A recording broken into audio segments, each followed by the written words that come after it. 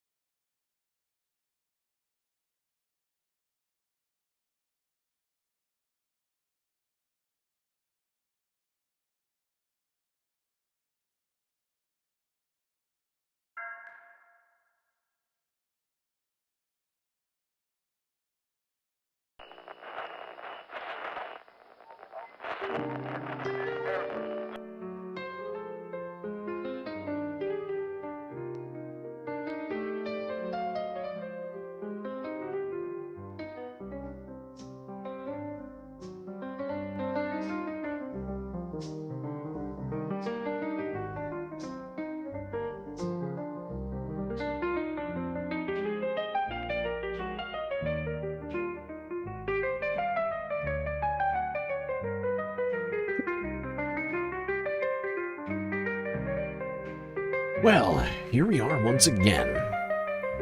Floating somewhere between Earth and space, just trying to figure it all out. We got a hell of a lot to talk about here tonight, Space Fam, so I guess we better get right to it. As always, do not forget to buckle up those seatbelts, otherwise you might go floating off to that deep dark void of space, never to be seen again.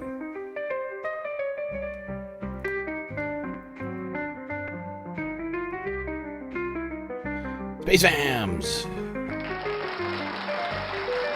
Beautiful to see you here on this Tuesday evening. I hope you're all doing well. We got a lot to talk about here tonight. But first, some shoutouts. Morbius, Young Chris, Jetmend123 in the YouTube chat. Styx Dragon Sharon also here. Randy Terpstra. Sweet Chewy. Rogue Gerb and Manda the Pivot. All here. Ready for some election night coverage, I suppose.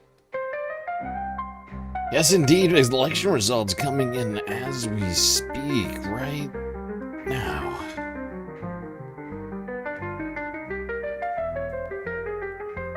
Boy, oh boy.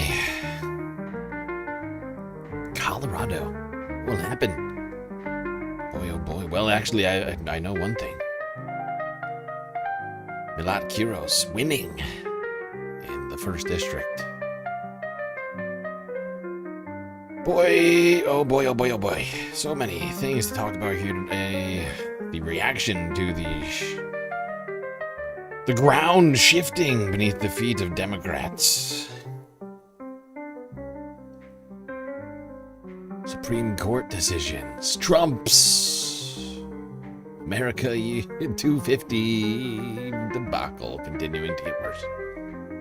And the United States now heating up in a way that is probably going to be bad. Well, let's get to it. The United States.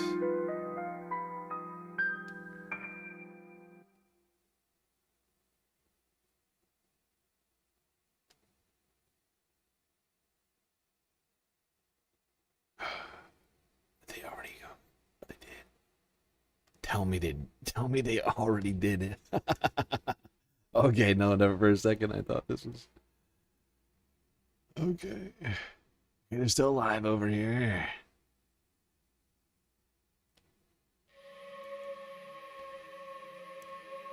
Now there, Bennett's getting a big, that's no sound. The first good news for Bennett all night. Now, Pueblo it's significant, but it's about 3% statewide, right? We say Denver,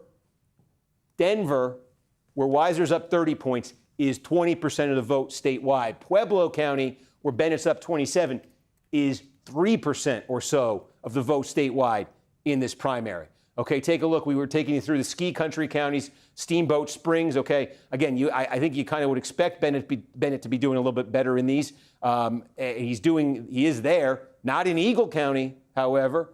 Okay, this is in one of Mesa County. This is the population center of the Western Slope, such as it is. Grand Junction is here. And again, look at that. Even there, Weiser with a 15-point advantage. So, wow. Those are, if you're Weiser. Wow. Okay. Real quickly here, I just want us to peruse the list that we had for this election. Together.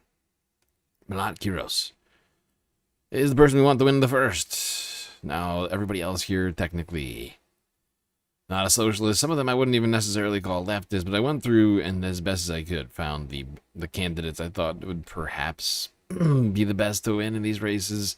In the 8th, I still don't know who the best candidate is here, but I put Shannon Bird with a double asterisk here, Alex Keloff in the 3rd, Eileen Laubacher in the 4th, and Joe Reagan in the 5th. We went over these candidates, a lot of them with flaws, but in these primary times, we got to make decisions. We're already seeing at least one decision on those races.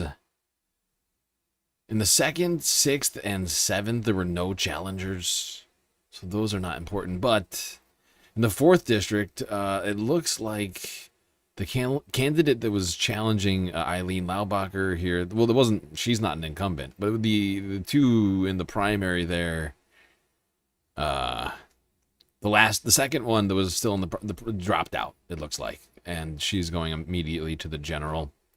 Immediately, if not sooner. But I don't know if anybody noticed this. Anybody see what I'm seeing over here in District 1? Who is this? Whose name is that?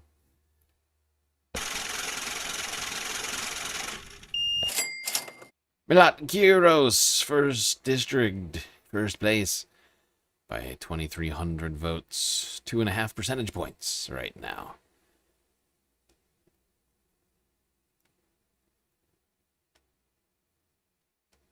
You are loving what you're seeing, and if you're Bennett, holy cow, you didn't give up the Senate seat. But got into this race with the benefit of being a senator, supposedly the benefit, and these numbers are suggesting that Weiser was able to turn that around on him. What did that mean in the Senate primary with Jefferson County? Hickenlooper, 15-point advantage here, 57-42.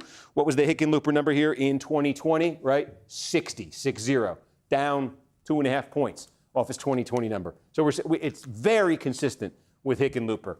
He won 59-41 in 2020. In most places, we've.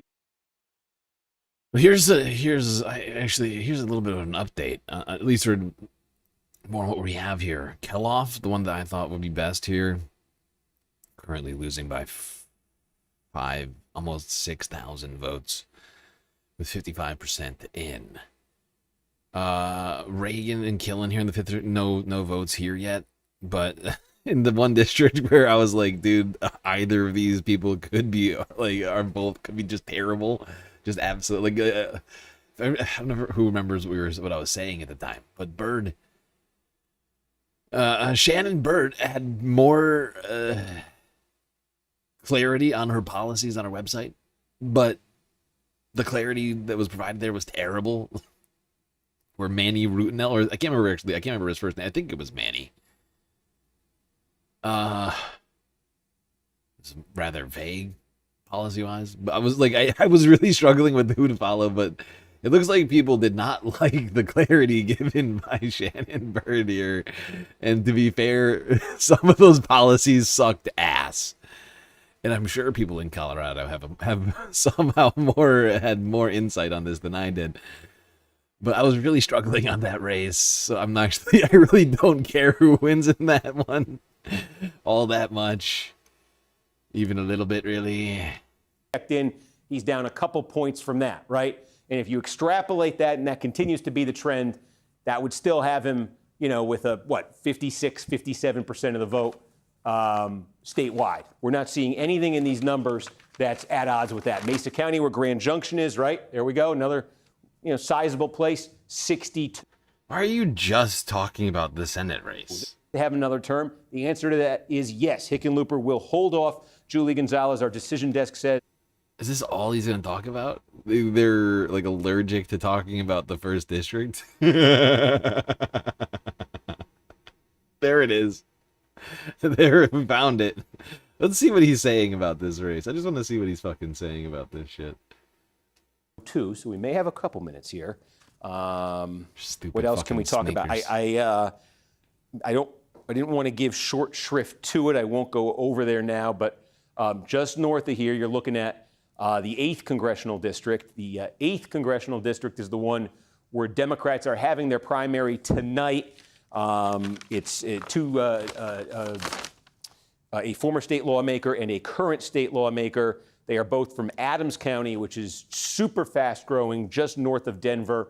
Adams County it's probably going to make up 3/4 of the vote in that district. Most of the rest of it is going to come from Weld County. That's where Greeley is. This is the 8th district right here.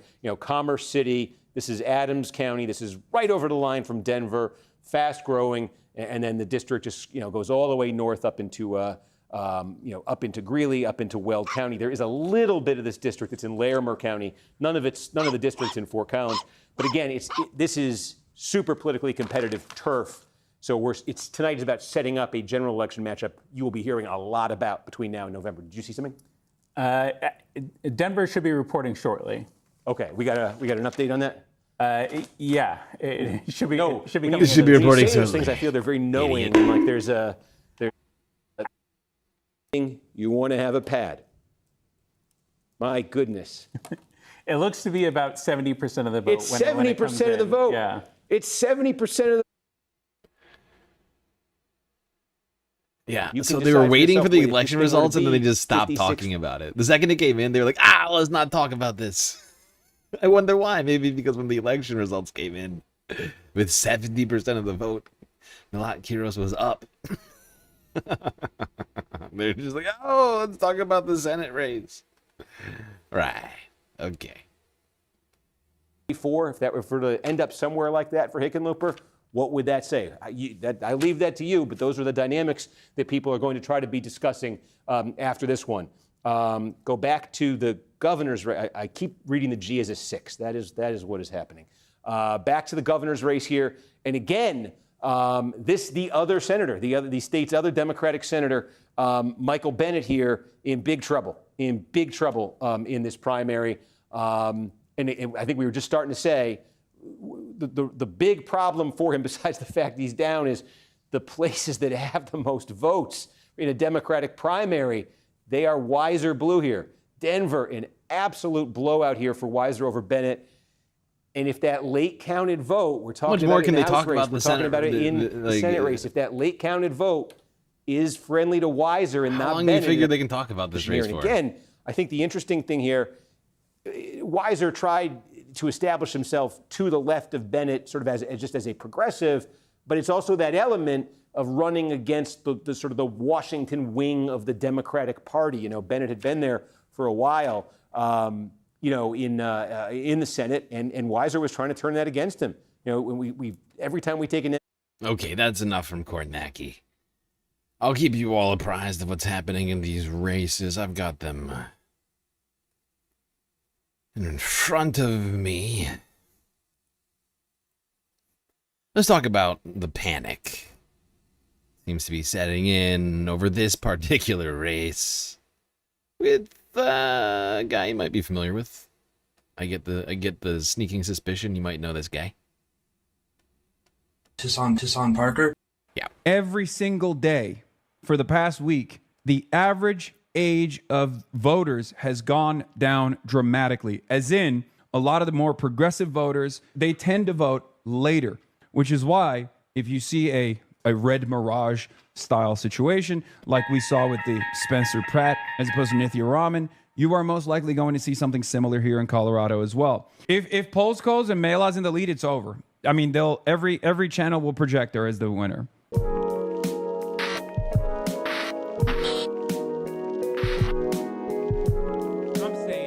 Let's get Appreciate it.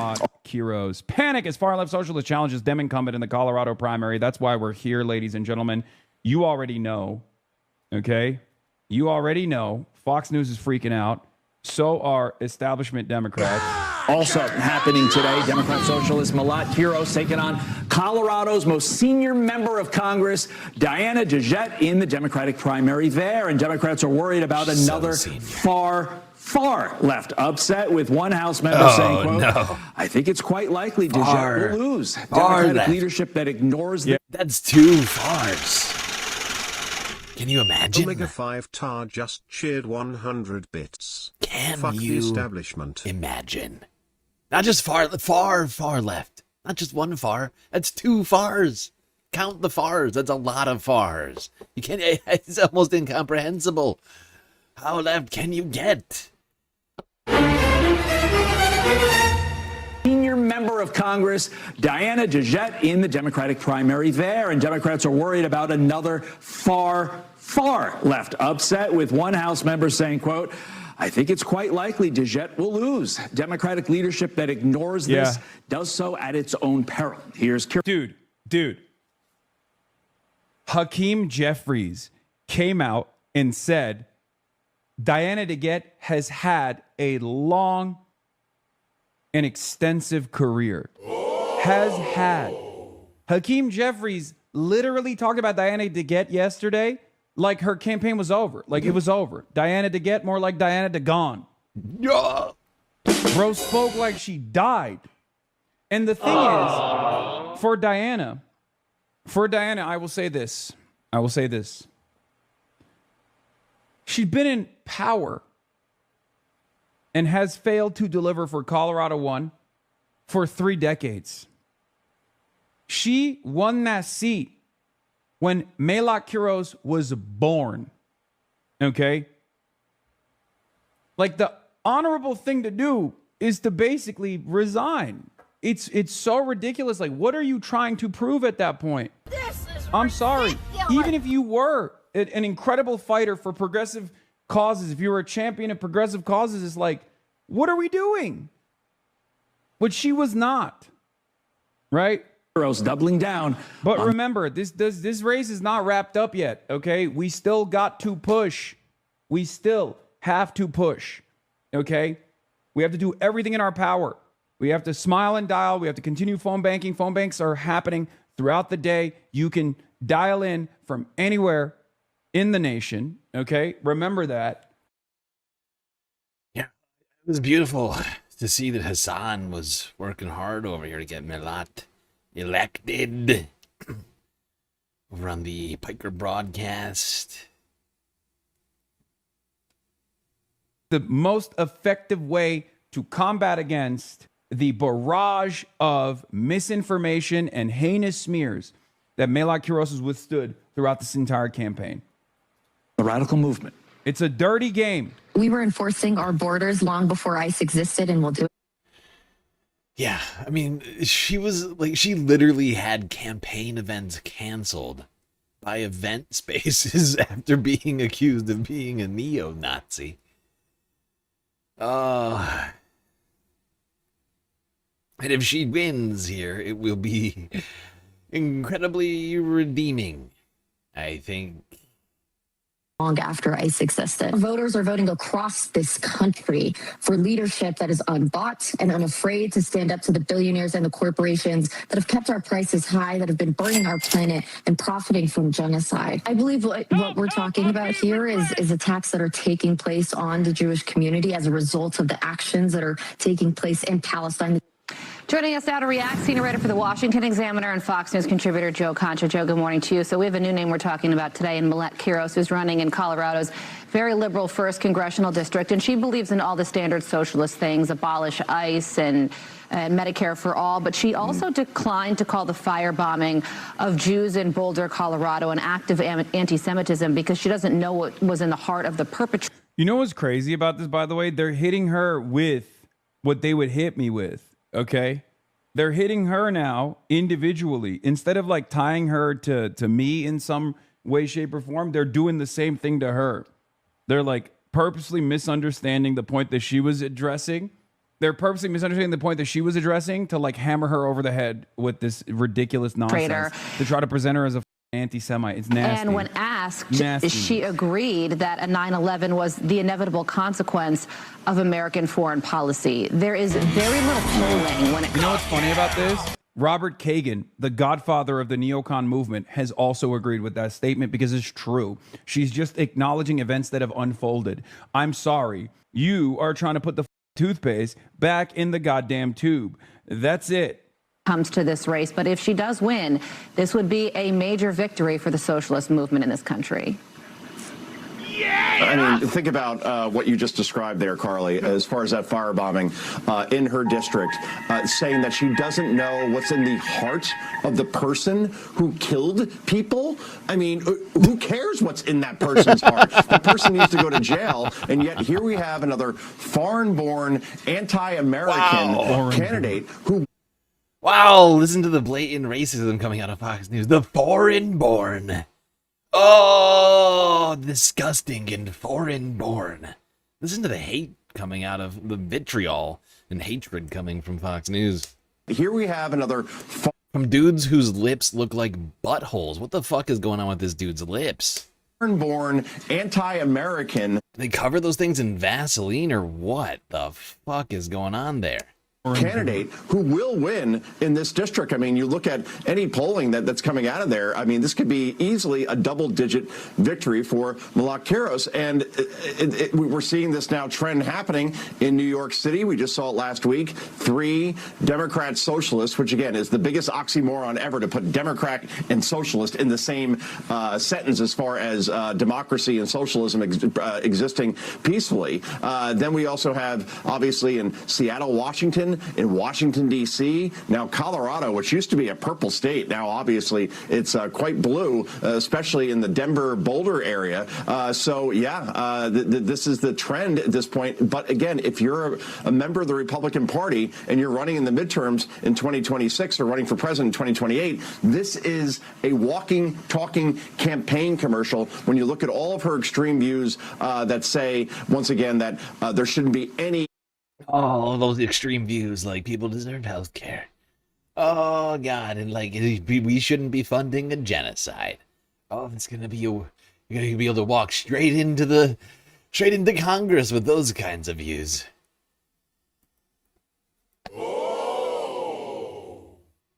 Military or financial assistance to Israel whatsoever. Terrifying. Wow, that's crazy. No, we shouldn't have any military or financial assistance to Israel ever. Wow, what a terrible platform. What's hilarious about that is that sentiment even carries weight with Fox News viewers at this point, right? Like, not half, but like, I don't know, like a third of Republican content, like the biggest ones, like, you know, like Tucker and Candace, fucking, what's his face? They've all honestly gone anti-Israel, and it's fascinating that they're still trying to defend this point, like so sad. Are they getting paid directly by AIPAC, or what's going on there at Fox News? What's your platform? What's the Republican Party's platform? More military and financial assistance to this foreign state? Why? Didn't Donald Trump run on isolationism? Didn't Donald Trump run on America first? Didn't Donald Trump run on no new wars? Israel's gotten us to a new war, a war that is directly translated to higher gas prices for Americans, more inflation for Americans. Why the would they want that? This is not just an issue that Democrats care about. This is an issue that all Americans care about. This is something that transcends party lines. Okay? I will give you one thing, though. Kyle Clark, big day for the 100-plus Denver Democrats who planned to run for Congressman Diana to get retired, only to watch Malak-Kiros announce she wasn't waiting. A Kiros win would be seismic for Democratic politics in Colorado, where nearly everyone waits their turn and stays in line. This is... I'm staying in the race. That's exactly right. This would be huge. Every single race has now been called, by the way. The sides from her race. Every single one. Rutinel declared the winner in the 8th. Killen declared the winner in the 5th. Romero in the 3rd. It's the only one left here. And if the rest is just mail-in ballots, she will almost certainly win. With the current lead that she has.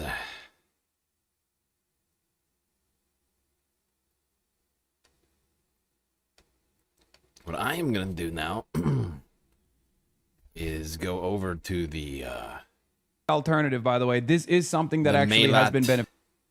Heroes for Congress live stream. What? That's right. Just found this a second ago while we were watching that.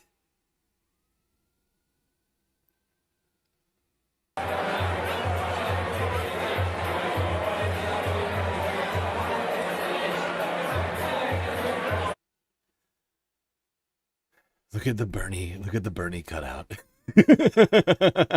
A giant sign says power to the people with the Rockies in the background. And then you just got the random Bernie cutout on the side. It's fucking hilarious. Fuck yeah. This is the Malak-Kiros for Congress. victory party. Well, at least that's what it looks like it's becoming here. See people dancing, waiting for an announcement on this race. Hoping for the best. As we are. I gotta mute it because it's all, just DJ is gonna be doing a bunch of, wait, is that AOC in a, is that AOC? And it is AOC in an astronaut. Okay, that's my second favorite cutout here. Actually, it's tied for first. That's tied for first. That's tied with the Bernie cutout. I don't know who did the photoshopping, but that's a really good job. It's actually convincing. That's actually quite convincing. Okay, whoever did that, great job.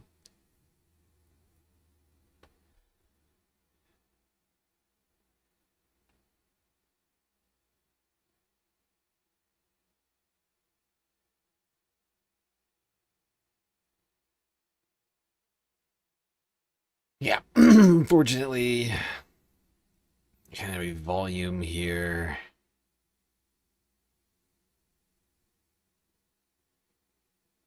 Right now, I'm just waiting because I'm just waiting and watching because I think we're gonna get the race called any second, right? Like, you have every single other race called at this point. They are holding off as long as they can on this right now, but they're gonna call it. Look, the entire Republican side completely called. Every single race over here called. Governor's race called for Democrats. Too early for this one on the Republican side. They've already called both Senate races. Hickenlooper and Baisley will be going in the general against one another. And attorneys general already called as well. Jenna Griswold, Michael Allen. It's just this was like two races right now.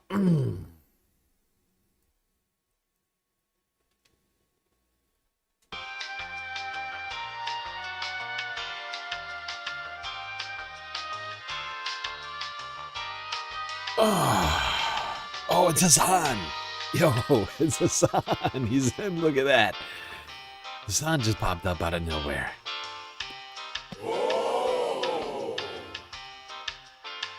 Hassan Parker. Dad! Daddy can do no wrong.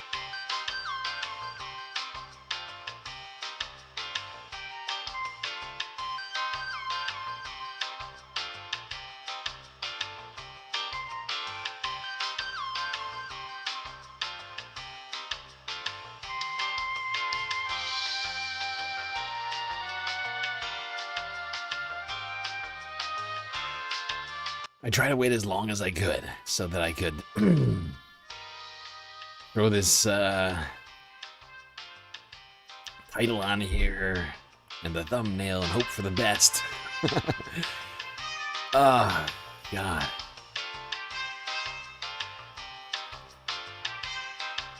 Any second it could be called. I just want to be here for the moment in the room.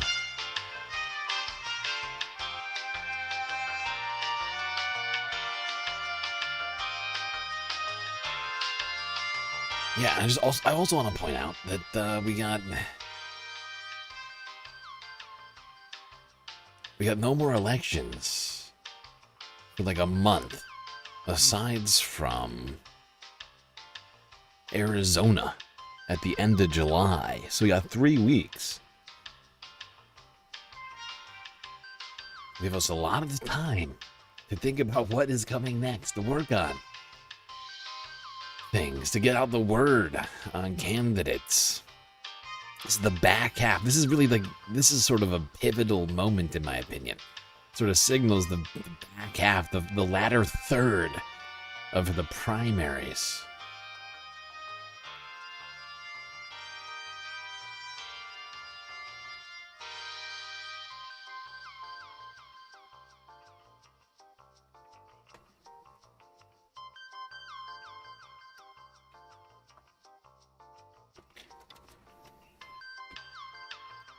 Oh shit, what's happening? Everyone's looking ahead now. I feel something. I'm feeling a shifted change in the room.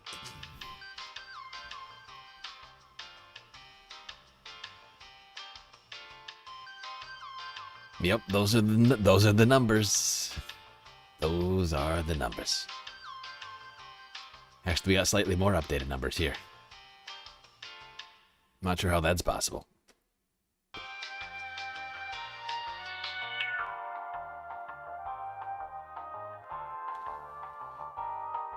Well, it's beautiful to be with all of you here at this moment. Something we've all been working on all year. I know some of you have been actively phone banking for Milat.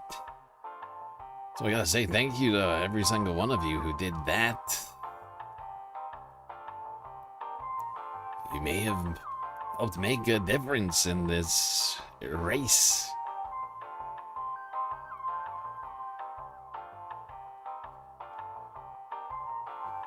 Cicero Fields with a 10-stream streak. Great job. Oh, by the way, Omega, thank you for the biddies. I don't remember if I said thank you for that. Fuck the establishment.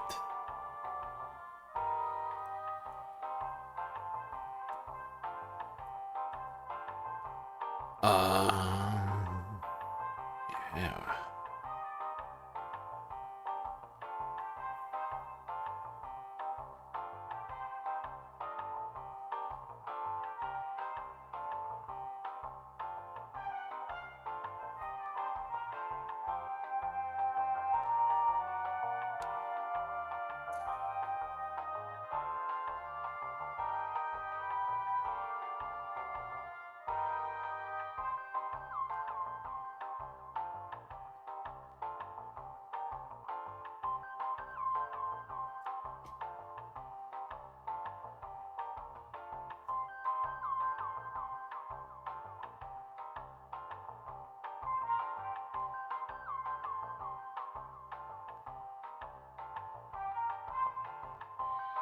What time is it in Colorado right now? Mountain time? I think it's mountain time. Just...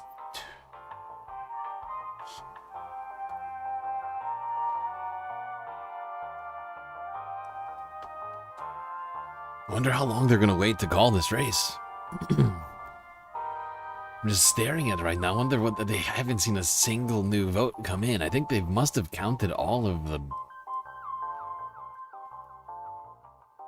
ballots from the day, like the in-person voting, and all that's left, I think, has got to be mail-in voting,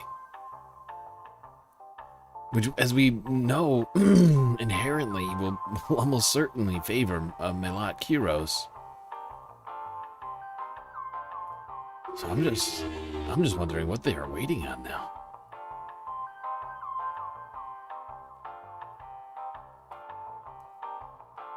We watched the Dre dossier earlier. Okay. I'm unfamiliar with that. I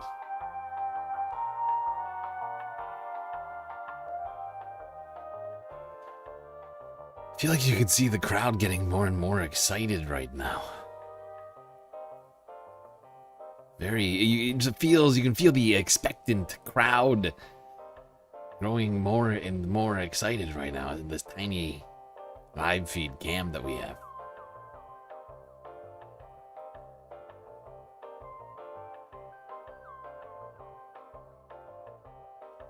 Honestly, Diana DeGette should just fucking resign at this point from the race.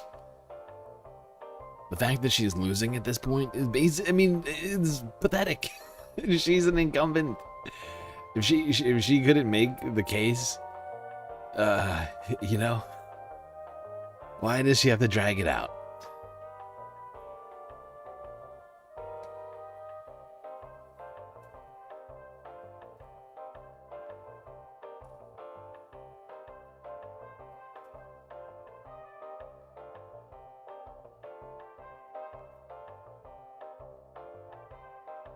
You can't see? Can I go to Hassan's stream? Is Hassan live right now? I could do that. Yeah. Yeah.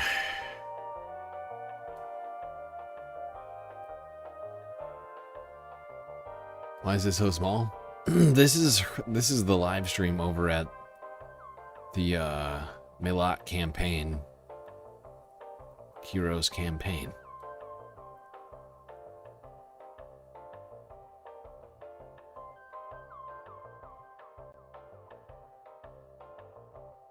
Although what I'm worried about is the sound. But I guess I can just try and mute the.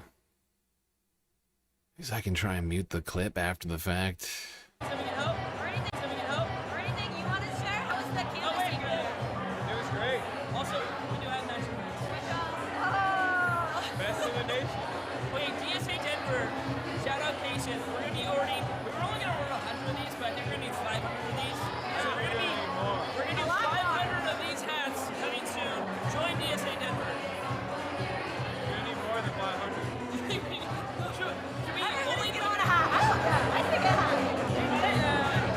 Should we limit it? Denver swag only to Denver though? No. You said fundraising. I mean, you know that Denver swag's better than New York City swag. I've said it. It's true. Wait, so yeah, but what did you guys do today? You came and you showed up with We went to one of the poorest districts and we went to one of the poorest neighborhoods in the district. The Jameson area. Okay, Yeah. Westwood, like Nebraska Park, I heard, yeah. Yeah, and it was unbelievable. I mean, people get really motivated when you tell them, do you like that monstrosity, that fucking data center back there? And they go, fuck no. And you tell them that and you get nothing to stop that. They go, who do I vote for? How do I fix it? Yeah. I literally, we got mad people to vote today just off that alone. Damn. So also in that neighborhood, look at this. In that neighborhood that you're canvassing in, Chella just was winning by 30% in this race. She wasn't DSA endorsed, but she was DSA recommended on her ballot guy. So also huge. Another thing is Iris Halpern down ballot is going to likely defeat Sean Camacho, who was this conservative person who took out Elizabeth, our first DSA back person. So, 2022. We're back. I will say 2022 DSA Denver did huge amounts. We came in, it was like a new hope. Right? In Star Wars, 2022, a new hope. 2024, the oligarchs came in and we lost like several DSA seats. Right? But now, 2026, Return of the Jedi. We're doing it. Denver DSA is dead. When is the next drop? The next drop? Yeah, 8:30. Oh, at 8:30. Okay. And then a lot will come sneak after that. So I will say, our working reporter is this guy named Paul Lopez. Paul Lopez is a lefty. He's a former back by like a lot of unions, great guy. He really believes in taking a dinner break between 7 and 8:30. So they'll count all the ballots till 7. They'll take a 45-minute dinner break, and then they'll count. So that 8:30 drop will only be about 10,000 votes. It'll be a small drop. So just be warned, but if you're friends with Mail-Out Insurrection, that'll be enough to call it. Yeah. That's what we've heard from the campaign is we're waiting till 8:30. So thanks for being in Denver. Thank you for being in Denver. Again, make us. Okay. I don't know if you heard that, but they are waiting until 8:30 to make an announcement. So we will hold off on sitting around. We'll come back to this. Let's just talk about the general freak out that's been going on in the mainstream media, in the independent media space, and otherwise regarding these latest primary races.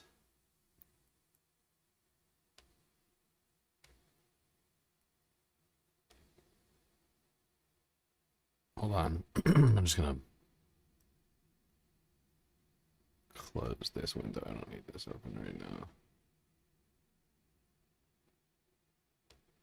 Here is, what's her name again? Friend of the show. Friend of the show, Jillian Michaels. And she and AI have figured out that something horrible happened this week. Chat, what happened and how am I supposed to feel about it? That's a really great question, Jillian. You're so smart for asking this question. Hey Siri, was there a political topic I should be upset about this week? And what would a conservative audience want to hear about it? Oh, you're actually...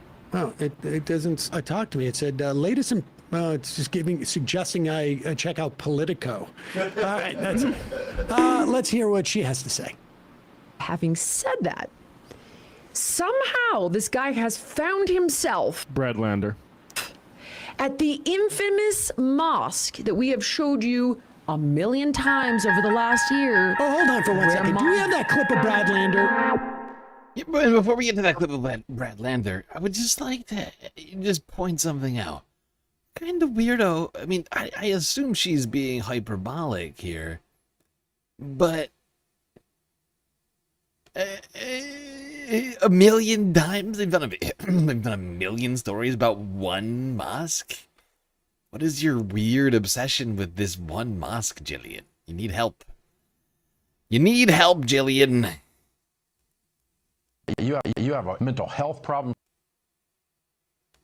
You sent me. I'll send it right now. Send it right now, because for people who don't know who Brad Lander is, hide your kids. This guy. If you don't know who Brad Lander is, it's because the Democrats have done a very good job of keeping him away from you, because scary dude. Very scary dude, and If you see him on the street, walk on the other side. yeah, here's Brad Lander,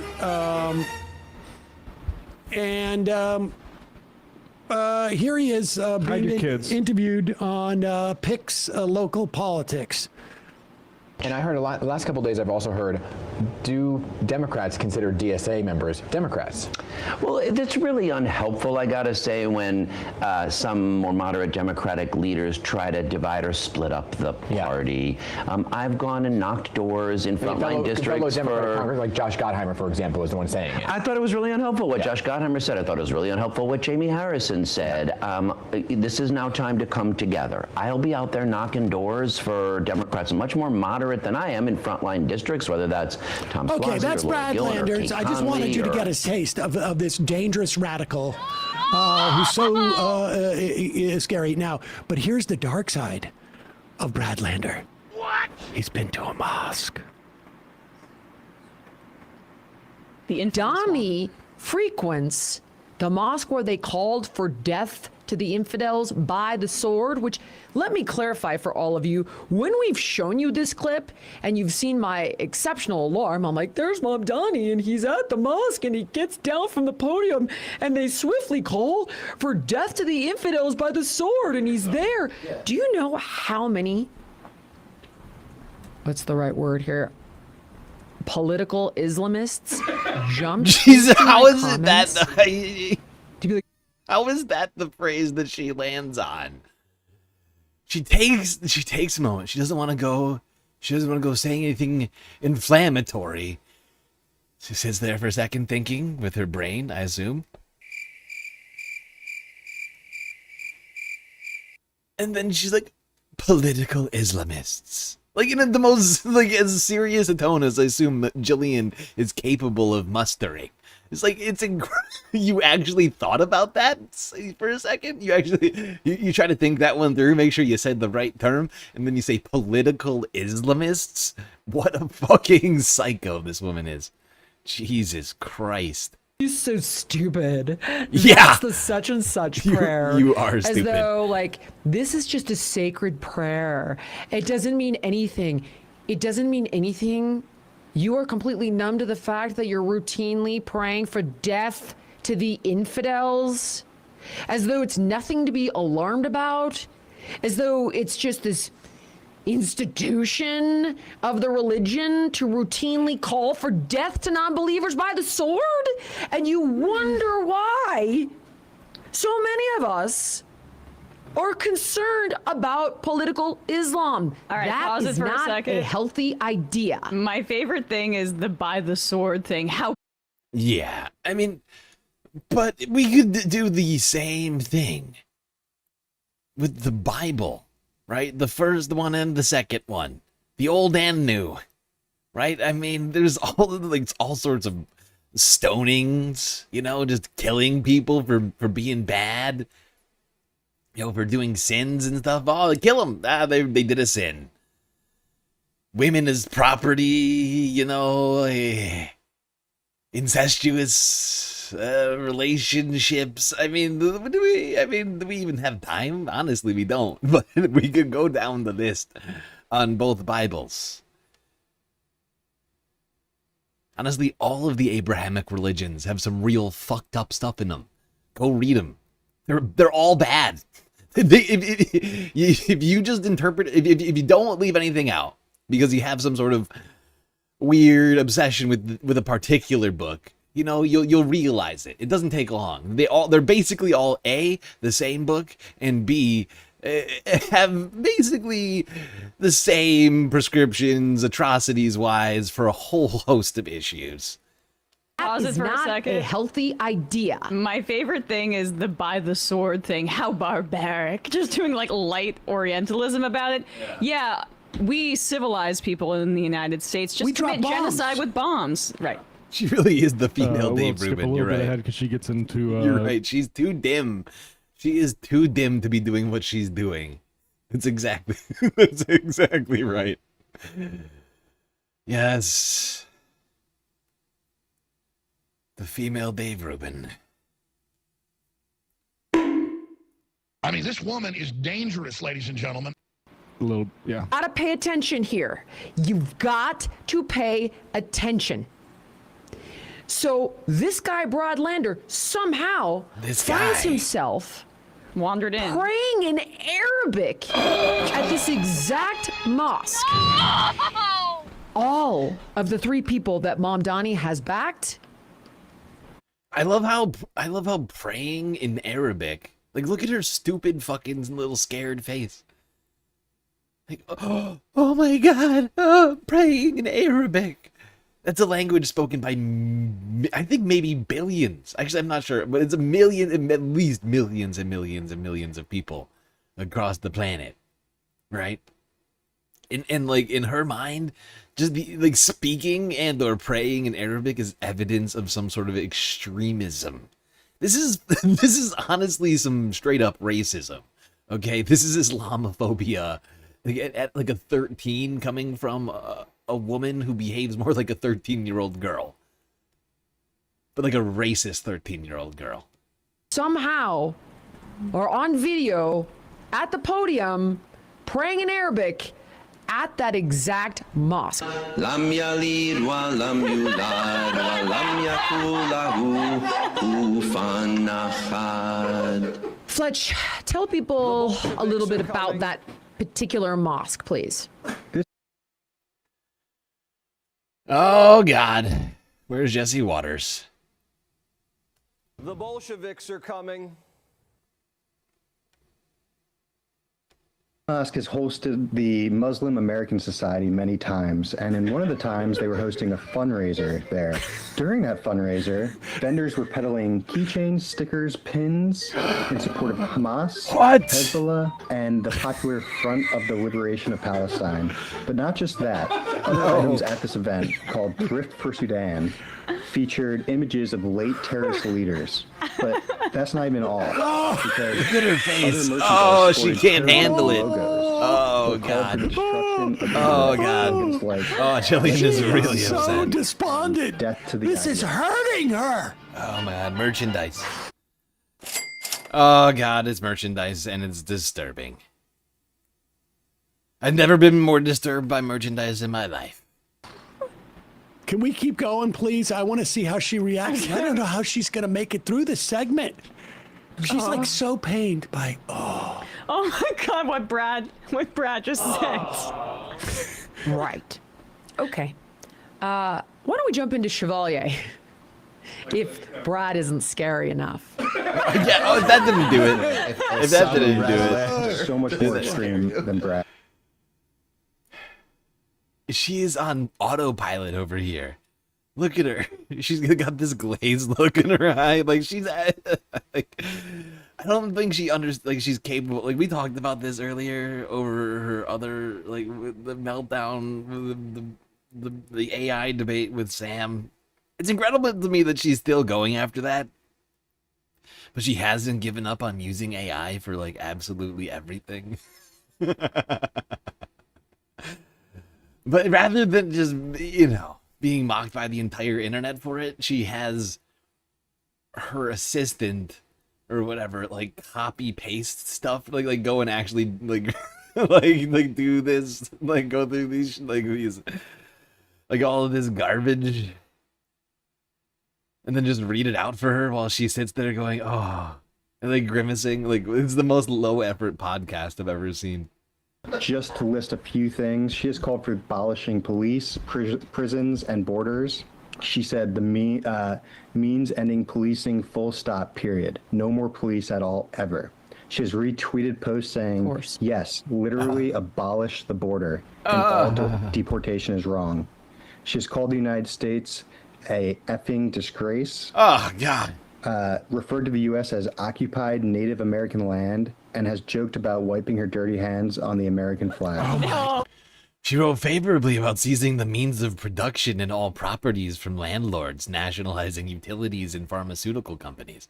Oh, that sounds very unpopular. Oh, no. Called Joe Biden a war criminal and said, fuck Kamala Harris. Well as that joke is too far. I was going to skip a little bit ahead here. They go. Whoa, wait. Let's go down to where she said Joe Biden's a rapist and a war criminal. Didn't Jillian Michaels probably say that 2 years ago? Oh, I don't know. She read it off of ChatGPT, maybe. Posts that say Israel doesn't exist, and she even wrote that black and Arab men fetishize about ugly colonizer women. They skipped over Biden. She has, posted many things, one being on a Tumblr account that has since been deleted, where she has defended a terrorist who in 2011 was sentenced to 10 years for plotting to blow up the Manhattan synagogue. She had said that she felt the deepest low, describing him as her brother, whose family she knows. She said, last weekend he attempted suicide in order to escape his circumstances. He saw nowhere out but death. This is the state our people are in. In addition, she has defended convicted al-Qaeda financer, writing of him and other terrorists locked up. Therefore, each day that they are locked up is a day that our hearts cannot be at ease. We cannot rest until each and every one is free. Their lives I wonder where this was written. Was that a free pass? Idiot. That looks like the Guardian's font, but... Well, I don't think right. Maybe, I don't know. But then they play this clip of her where she says the thing that Ilhan Omar got in trouble for, where she's like, some people did some things on 9/11, basically distancing themselves from people who would have done the terrorist attacks, but white people think it's actually them minimizing the terror attacks themselves. But I'll skip a little bit ahead here because they go through some clutch of prose a little bit more. Here is her kind of wrapping it up. That Islam started in Saudi Arabia and somehow, could it be colonizing, has spread to 50 plus countries. Israel uno, Islam 50 plus. I don't know. This is a very racist way to frame this, because there aren't 50 Islamic countries, right? There's 50 countries with Islamic majorities living in them. They're not all Islamic governments. It's like she's conflating two different things right now. Crazy. That sounds like the definition of colonizing different nations, but call me crazy. If you were like, I've had crazy. Yeah, you are crazy. You are crazy, dude. Go ahead. You need help. Feel the way that you feel. I'm not here to talk you out of it. This is not about Israel, though. Listen to what they are saying. It is about bringing down the West. It is about ending Western civilization. This is not hyperbole. This is out of their Can you mouths. pause it? I'm sorry. Because I actually meant to, when we were talking to Ta-Nehisi about all his piece, you know, there really is now this really disgusting shorthand from right-wingers, and it's increasing, and they feel like they can get away with it, where any person of color that is criticizing Israel, they are basically essentially using anti-Semite towards them in a way that, one, yes, distorts anti-Semitism, but is really geared towards anybody that may have experienced colonization, anybody that may have parents that are from a different country, anybody that's black or brown. And they are using that as a substitute to say, these are the people that want Western civilization, aka capitalism, aka our prosperity in, you know, the United States relative to the rest of the world, that they are a threat to that. And they're using it as a somewhat racist kind of slur against people like that. Western Absolutely. I mean, it's just easy. It's an easy way to pigeonhole people. It's a combination of pigeonholing and gaslighting, right? Because 99 out of 100 people, probably higher than that, are in this not actually, in fact, not anti-Semites, and just sick of watching a genocide happen being done with their tax dollars.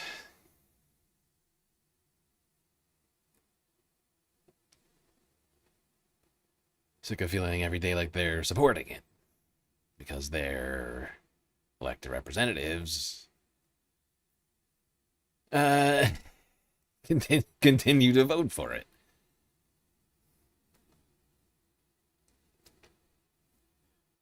Okay, now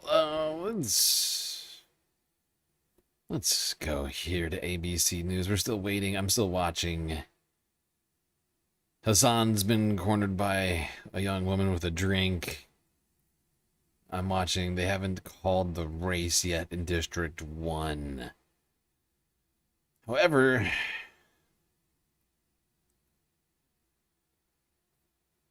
let's go here to ABC. Zohran Mamdani doing a sit-down interview. Talk about some of his wins, well, his endorsement wins. You've had a heck of a week. I mean, the election, the candidates you endorsed won down the line, and you knocked off 2 Democratic incumbent members of Congress. Is this like a unique moment in New York, or is this the beginning of a national movement?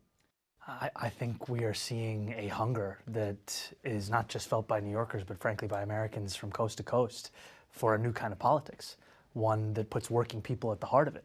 And I think for far too long, what we as a party have been able to say to New Yorkers who are struggling is simply to explain why they're struggling, not actually offer them a vision for how to make life better. And these candidates, Brad, Daria Lisa, Claire, they ran campaigns that spoke to working people and that said life in the nation's most expensive city need not be this way any longer. And I can't wait to have them as partners in DC in that work. This is absolutely what's been happening. That's a really good analysis of what's been going on in this country, especially as it relates to democratic politics. Right? Democrats have identified the problems people are experiencing over and over again, and then after identifying those problems, not presenting solutions or presenting piecemeal, half-assed, watered-down trash solutions, then taking it to Congress and letting Republicans and centrist Democrats water it down even more. Well, I mean, most of this is being done by the centrist Democrats. Who am I fucking kidding? But like, it is really, it's a really disturbing state of affairs that we have been in.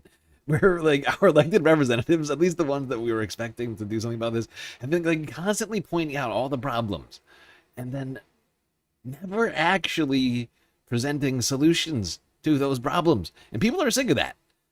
Like the people, you know, like in a way, it would almost be better not to know about the problems, right? If you're not going to help us, if you're just going to be like, look how bad it is, and then say, actually, let's keep things exactly like they are, think that rightfully so, people get a little frustrated about that. So do you see yourself endorsing candidates outside of New York, or? You know, for now, my focus is on this incredible slate of 3 congressional candidates, as well as you said, the 5 candidates I endorsed who ran and won, who are all going to be heading to Albany in the state legislature. But I do think, as you said, it's not just New York City where working people are asking themselves, why can't I afford my rent? Why can't I afford my groceries? Why can't I find enough money in my pocket for childcare, no matter how hard I work? And I'm so excited that these incredible soon-to-be Congress members will be helping to lead the fight across the country on making sure that working people are right there where they should be, which is the heart of the conversation. The reaction from Democrats has been something. You've had some prominent Democrats dismissive of what happened here. I mean, you had Senator Blumenthal say the effort to nationalize New York is going to fail. What happened in New York will be really irrelevant by the time of the elections in November. Hakeem Jeffries basically said the same thing, saying that this is not indicative of what needs to happen in November. What do you make of that? You know, I think that when you ask Americans what they're feeling in this moment, amidst...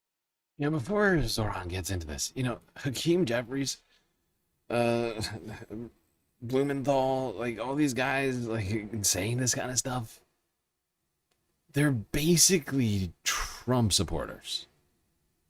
Like, just understand that when they do this, right? They're basically saying, as leftists win races in the primaries, where at the end of this year they will be facing Republicans in the generals, they're saying that's going to be irrelevant. They're basically saying beating Republicans is irrelevant. The same people who've been telling us beating Republicans is like the #1 thing we have to do. It's like the only thing we can do. We can't even talk about policy. All we can talk about is beating Republicans. They're basically saying, who cares? Vote Trump in 2026. Saying that this because it's already this is after the fact, where a bunch of very progressive candidates have won, not just in New York, but in states across the country. With California, Pennsylvania, we've seen it in red states and blue states. And they're they're putting their hands over their eyes and ears somehow and going, la, la, la, la, la. Not going to be important. Happen in November. What do you make of that? You know, I think that when you ask Americans what they're feeling in this moment, amidst reports of an economy that's strengthening, of a stock market that's booming, you will hear an exhaustion at having to try and make ends meet every single day, every single week, every single month, and that it's getting harder and harder.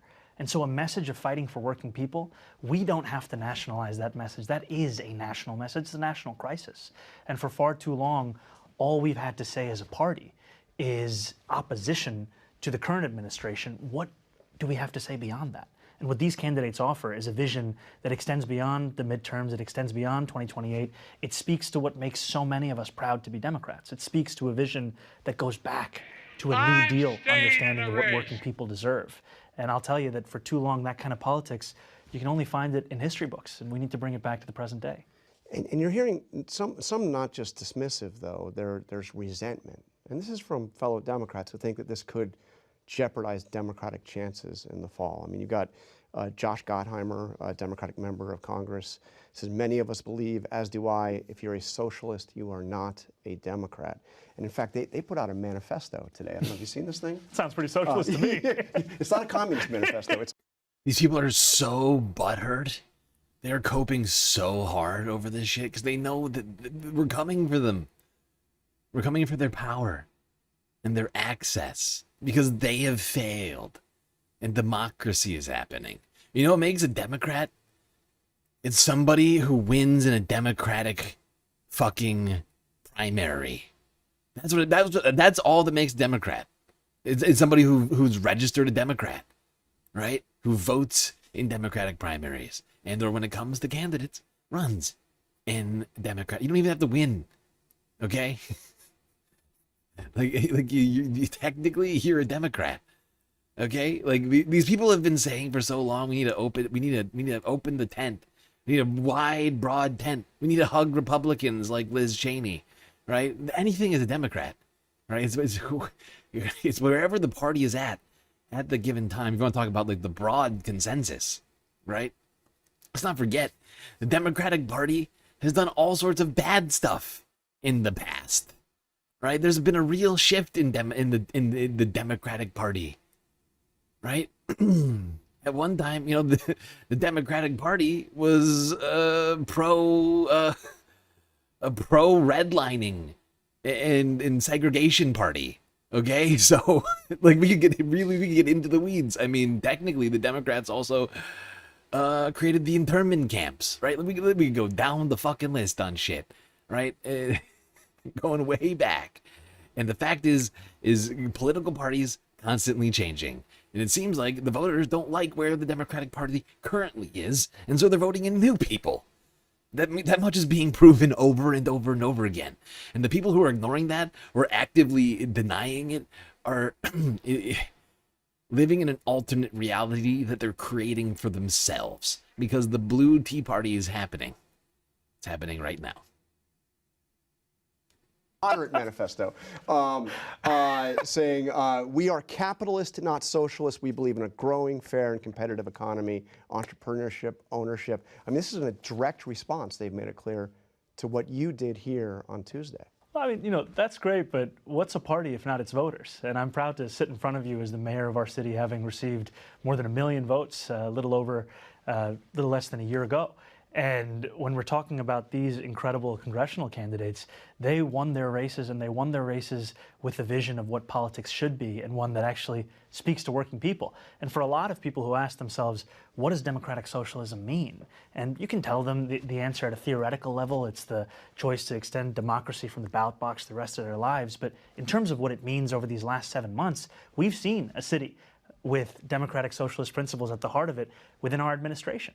And what we've delivered has been record lows when it comes to murders and shootings. So is it pragmatic democratic socialism?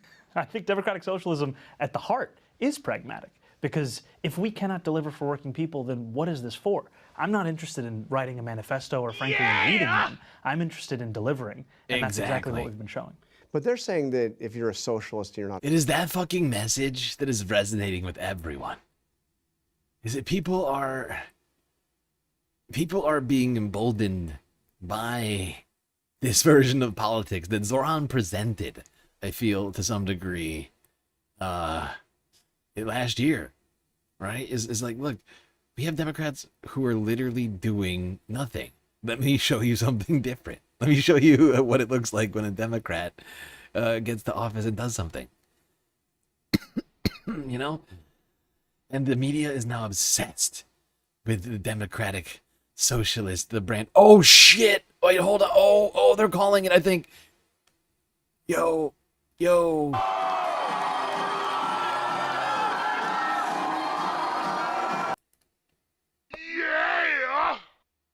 Full screen this bitch. Let's go.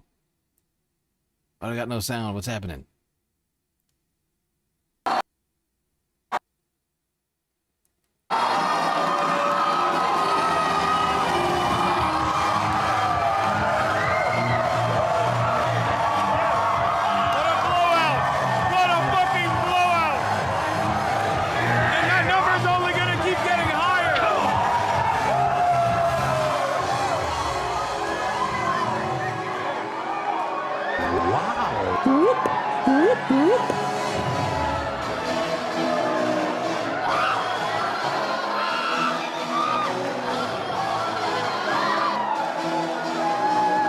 This is insane, dude.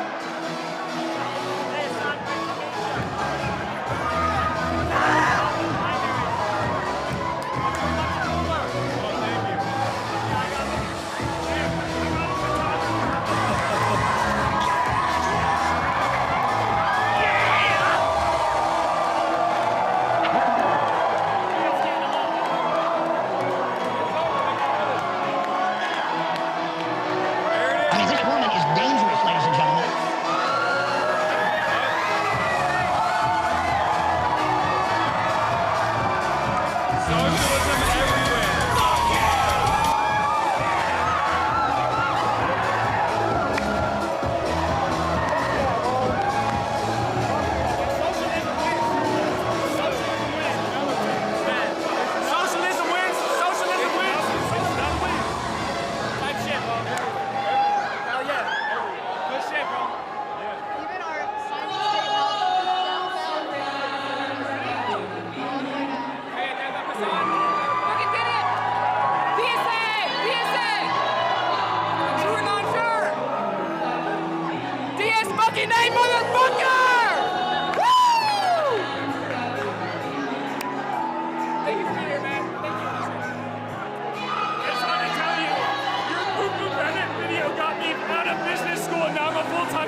organizer.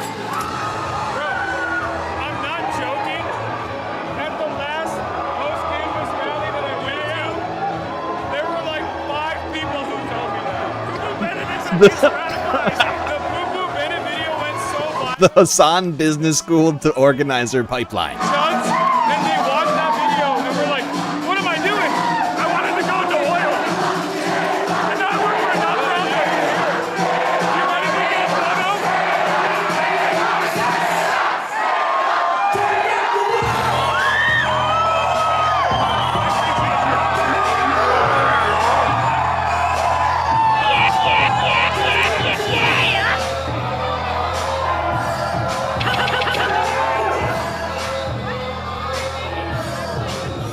We're legal.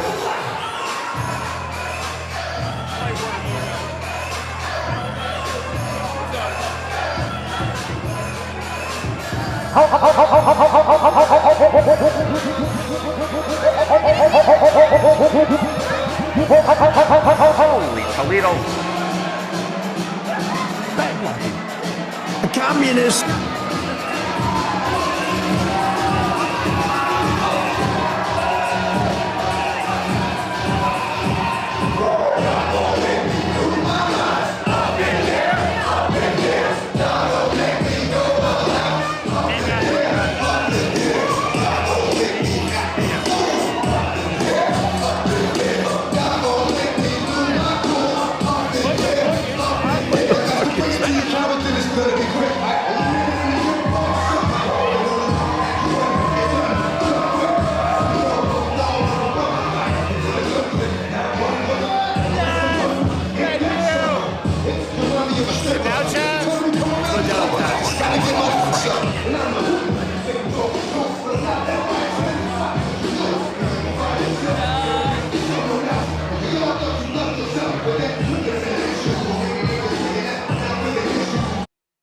Copyright, bro. Yeah, a lot of this stuff is going to wind up getting muted after the fact because of the because of the audio. But I mean, it's not gonna. It shouldn't cause any actual like we should be fine. We should be fine. It's just going to come up like there's all sorts of different things copyright wise that happen, but like in terms of getting taken down for music. Like live, unlikely. It's a very unlikely thing to happen. I've never seen it happen. We've listened to all sorts of copyrighted music on the stream before. I wind up having to clip it out after the fact. Some people like Jubilee, dickbags, like Jubilee, will take down streams, but music usually does not get a stream taken down. Yeah, baby. Celebrating the Malak Heroes W here in the Mile High City, Denver,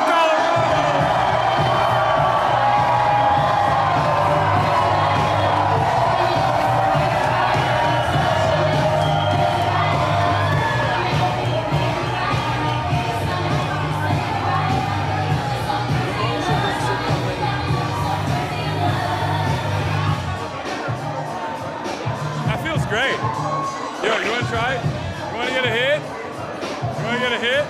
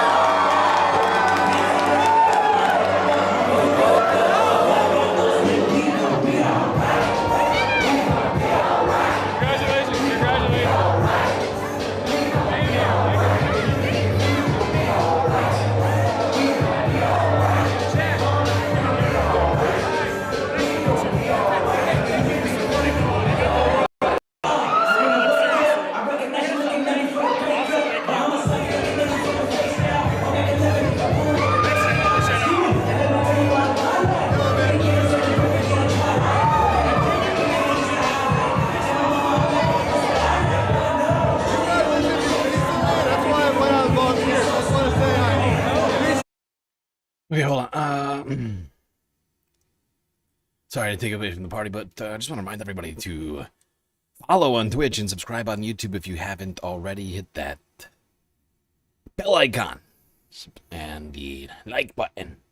All very helpful. And since we are independent media, your donations are incredibly important to us and keeping the stream alive. A lot of great ways to do that, even though we're demonetized on YouTube still. Twitch, bits, power-ups, subs, gifted subs, prime subs, Cash App, and PayPal. Throne, and of course, Patreon. We're going to stay with you. Hopefully, Malat speaks soon. Stream for half a second. His wife made this TikTok of me. The wife like that. Yeah, my wife made that. It's awesome. My fucking #1 ops, dude. Yep. My #1 ops. She doesn't even watch you on the lunch. She just saw the stream. We're going over all and she knew exactly what she had to do. So she made that shit. Awesome. Oh, more votes just came in. So awesome. More votes just came in. More votes just came in. This NBC still hasn't called it. 73% of the votes in. She just went up in the polls. She just went up. Now 4.5%. Now 4.5%. 5,000 votes in the lead against Diana DeGette. That's crazy. I feel like I'm taking crazy pills.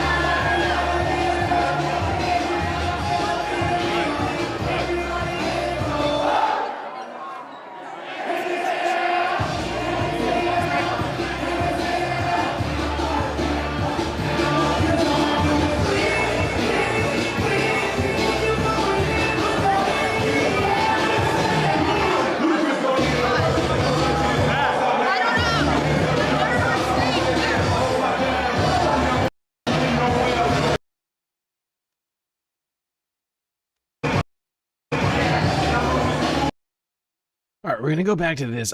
We'll just keep an eye on what's happening here. I'm going to mute the Hassan cast, stick it in the corner. Keep my eye out for Melat for when she does a victory speech here, because it does look like she's going to win this thing. It does appear she's going to take this thing down. Let's go back to our beautiful mayor. Zohran Mamdani. Democrat. I mean, is there room in the party for both of these views? Yes, here I am. Here are so many more. And I think what makes our party a beautiful party is the fact that it's a big tent. That we have. But you've also said it has to be a party with a spine. I love that he uses the big tent argument here, because it's the same thing that it's like Democrats have been claiming this for so long. And all of a sudden they want to close the doors. They've been claiming they want a big tent so bad. And now that it's here, they're all like, wait, no, what big tent? What does that include? Hold on. You say big tent, but what do you mean? It's like they didn't give a shit. Like, you know, like a couple years ago, hugging Liz Cheney and fucking what's his fucking face? Mark Cuban. That we have. But you've also said it has to be a party with a spine, with a backbone. Yes, So even it a tent has to stay up. Yes, so, you know, does it have to stand firmly for these ideas? Get in the that you're corner talking about like that Gaia. others are calling dangerous? I think it has to stand for working people. And I think it has to be willing to fight for working people. And I think that there are some who are offended by the prospect of a party that knows who it fights for and goes every day to work for that. Because what we've seen over many years is a willingness to not only explain away the status quo, but frankly even to look to benefit from the status quo. And that's not what working people are looking for from our party. As New Yorkers were going to vote, you said something interesting. You said the race for 2028 starts now, the presidential race. What did you mean by that? Well, a lot of pundits ask me about this race and what it means and how to think about it. And at the core of Tuesday's results was a message from Democratic voters across the largest city in the United States of America about the kind of politics they want to see. And we know that we oppose the cruelty of the federal administration. What is it that we stand for beyond that? So you can't just be anti-Trump, can't. obviously. You got to have something you are not just willing to stand up for, but that you're also willing to explain how this is relevant to working people. And I think this just comes back to the fact that I'm leading a city that's the wealthiest city in the wealthiest country in the history of the world. I could end the sentence there and say that life is great for 8.5 million people, but it's also a city where 1 in 4 are living in poverty. And for far too many Americans, those contradictions have become their day-to-day life. And we need a party that's able to recognize the strengths of this economy and understand that it hasn't reached enough people. Now, you know, there's been a lot of attention. One of the candidates you supported who won, who knocked off an incumbent Democrat, is Darlisa Villa-Chalier. She said some very controversial things, including calling for the abolition of prisons, couldn't say whether or not somebody who had committed murder should be in prison, called for open borders against all deportations, including those of violent criminals.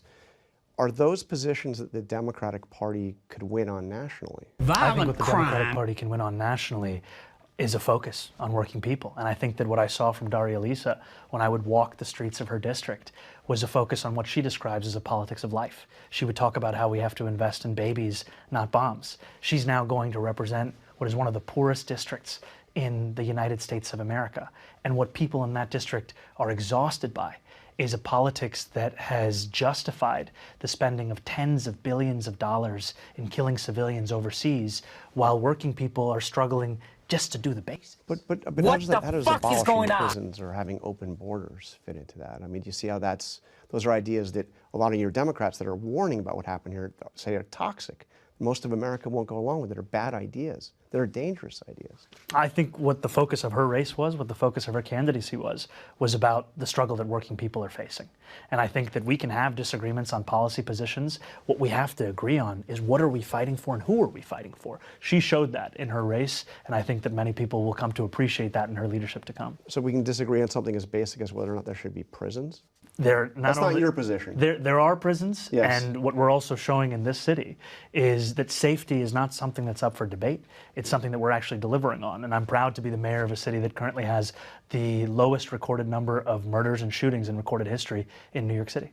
So there was also a take, it's not just Democrats, you've probably heard what President Trump had to say about you and about the candidates you supported, and he warned that if socialists win, communists, he calls you communists, but you will start living in squalor, there'll be no food, no housing, no military, no law and order, there'll be nothing, and he had a few other choice words. Anybody can seriously talk about law and order right now? I feel like even he's like realizing it now as he says it. You can't be that fucking dense and think that we have law and order right now. Oh, we have the Epstein cover-up. Trump. Where do we want to start on Trump's illegal actions right now? I mean, we have a president who's now been deemed a king by the Supreme Court, that he can do no crime and can do whatever the hell he want, like a fucking emperor. He started a war without asking Congress in Iran. Started literally kidnapped the president of Venezuela without talking to Congress about that. I mean, he sent ICE into the streets, murdering American citizens in broad daylight, seizing people without the constitutional authority to do so. I mean, where's the rule of law? Where's the rule of law? These fucking guys. By the way, he also said he still likes you. But what do you make of what he? I mean, the Republicans are going to make you the poster child for the Democratic Party. Let them. We don't have to ask ourselves what life looks like if a socialist wins. I won last November, and over the course of these last 6 months, what we've delivered for working people are the very things we were told were impossible. We've delivered free childcare for 2-year-olds for the first time in New York City history. We've delivered tens of millions of dollars back to tenants who were taken advantage of by bad landlords. We've delivered 165,000 potholes being paved. And we've done all of these things while also delivering the lowest recorded crime in our city's history. That's what it looks like to have democratic socialism. And what you're seeing is that New Yorkers experienced this for 6 months and made the decision that they wanted to see more of it on the national stage as well. Can a democratic socialist get elected president? I think a democratic socialist can get elected anywhere across this country for any position. What I think we need to bring is a focus on working people. And that's the direction that the party should go in terms of selecting a candidate for 2028. I think the direction that the party should go in is how best to fight for working people. I think we need to have a platform and a vision that doesn't sound as if it was cooked up by consultants, but instead one that you would say in response to someone who's asking, why can't I afford my rent? Why can't I afford my groceries? Why can't I afford my childcare? We need to make clear who we stand for, how we're going to stand for them, and that we're actually willing to fight for them when the going gets tough. Yeah, Hassan cooked over here on ABC. I watched more of this than I was going to, just because I was like I'm still like half focused on what's happening with Hassan, the Hassan cast, waiting for Melodic Heroes to speak at this victory party. It is coming together right now. I can feel it happening. Oh boy, Space Fams, this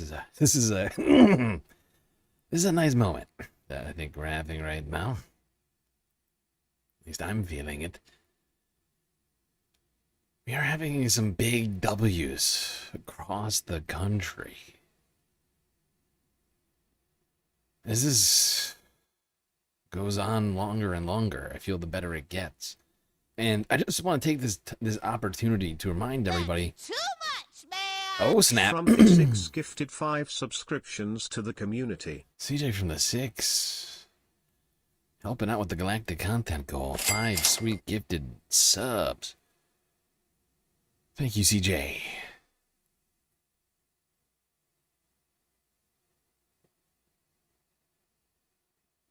What I was saying is right now we have to take this opportunity to redouble our efforts to take the moment to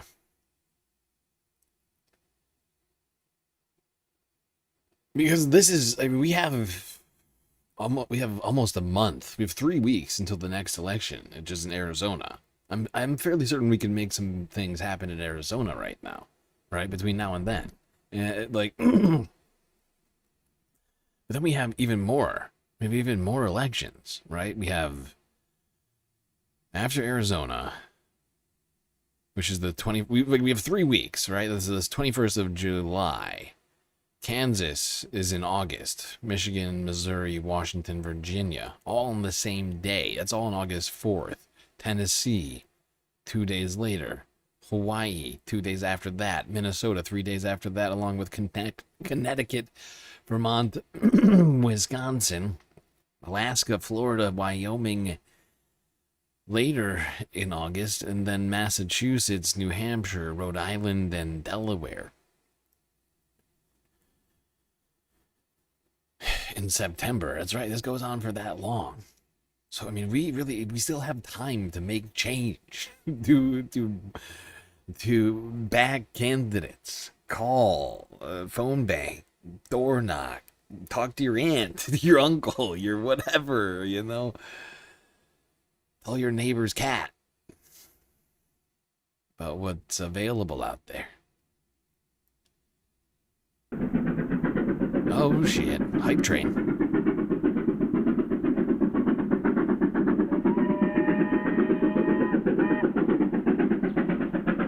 Hype train, baby, let's go.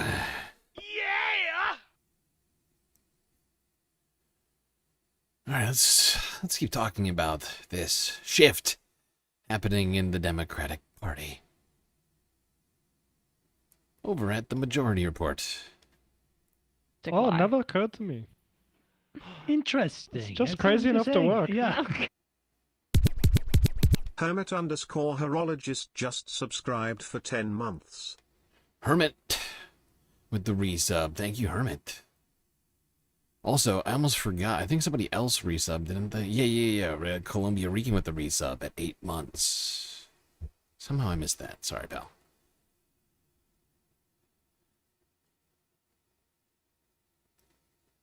We've been talking, obviously, about the implications of two of the more prominent primaries in New York State that involve DSA folks and this conflict with, in one instance, WFP and progressives, and the implication for, just because it's so tied in with Mamdani, the implications for how Democrats are going to run both in the midterms and then how Democrats are going to enter the primary in 2028, particularly the presidential primary, but all primaries. Here is Morris Katz. He's kind of the wonderkind who was behind the Mamdani campaign originally, but also is a consultant for the Plattner campaign. Plattner's stance on cutting arms to Israel is a big part of why there have been these smear campaigns against him. But I also think there's a lot of New York-based media that is taking out their anger about Morris Katz and his operation from the Mamdani era and carrying it over a little to Plattner. That's just my theory about it. But he went on MS Now yesterday to talk about some of the candidates that Zoran's endorsed. Well, this is also, I think, more broadly, his talking about how Democrats govern and need to run in the future. They had a populist vision for the party. And I think, I want a party that's big enough for Claire Valdez and Daria Leza and Sherrod Brown and John Tester. And I think that's possible. And I think that's, one of the things that's going to be on the ballot on Tuesday. 1 subscriptions to the community. Columbia Reeking, thank you for the gifted sub. Spreading the galactic love. Making some serious progress on that galactic content goal right now.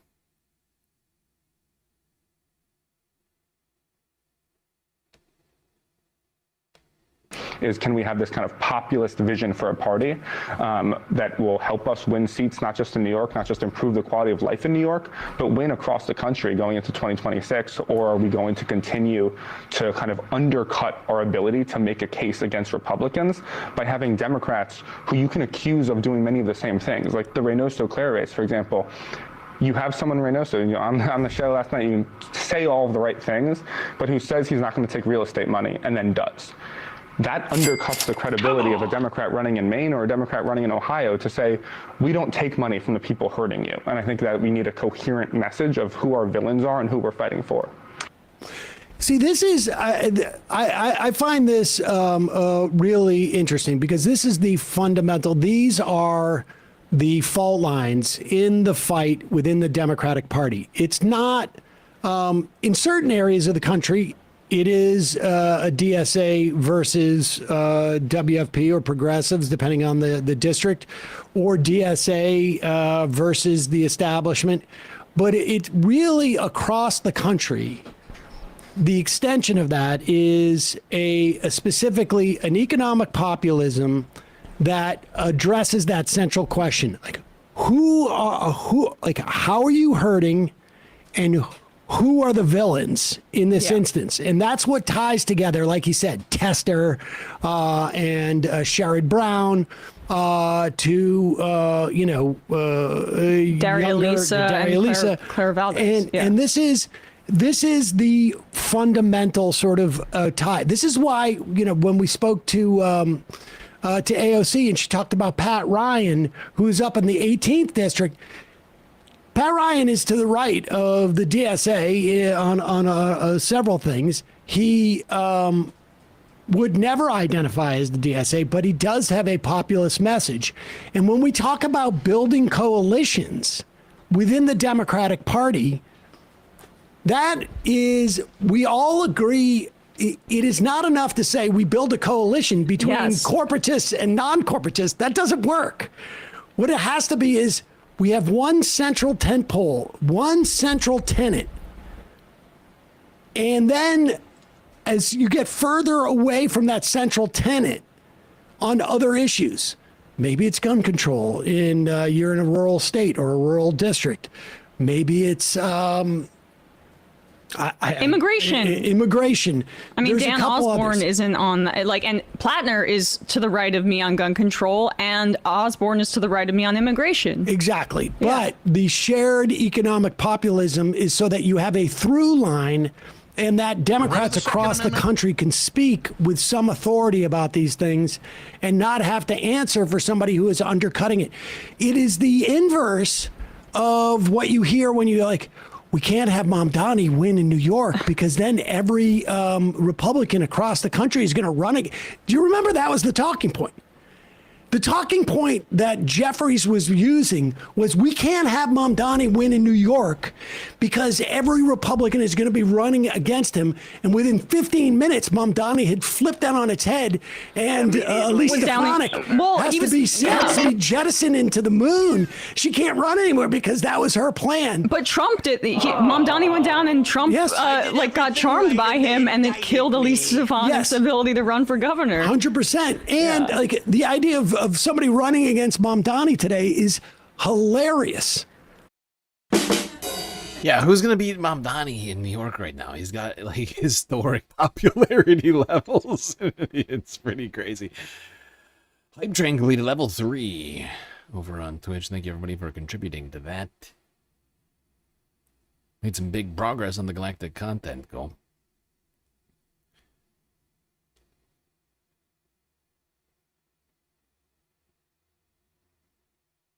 Skipping ahead a little bit. Has something to talk about. Katz has something to talk about. That is this economic populism. You can disagree with it, but the only thing that Brazil has to talk about is what we're not. Go ahead. All right, the roundtable is back. So fast, let me ask you about what we just heard before the break from Mayor Mamdani, saying that basically the Democratic Party needs backbone. Does the Democratic Party heading in his direction, Democratic Socialists of America? I mean, we saw another DSA candidate win the primary here in D.C. They got to the runoff in Los Angeles. Is that where the energy in the party is now? Yeah, and populist left candidates, Graham Plattner, Abdul Al-Sayed, a bunch of people who are doing very well right now. And the reason, well, you have to ask, there it is again. You have Faz saying, really, when we're talking about the Democratic Party, the idea is you need an economic populism that is going to go after the entrenched moneyed interests. That is the primary thing. There are other accoutrements that are regional, that are, sociological, depending on where somebody's coming from. But the fundamental building block that everybody must have is this economic populism and being able to identify the enemy.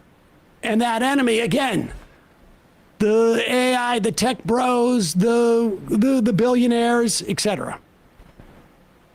Right now, and the reason, well, you have to ask why. Why are they doing so well? And part of the reason what Mayor Mamdani is saying is you have to have an agenda. So we're living in a period of scarcity. Donald Trump is saying $132 billion for Iran. That's great. We should spend that. Instead, we can't have Medicare for all. We have to cut Medicaid.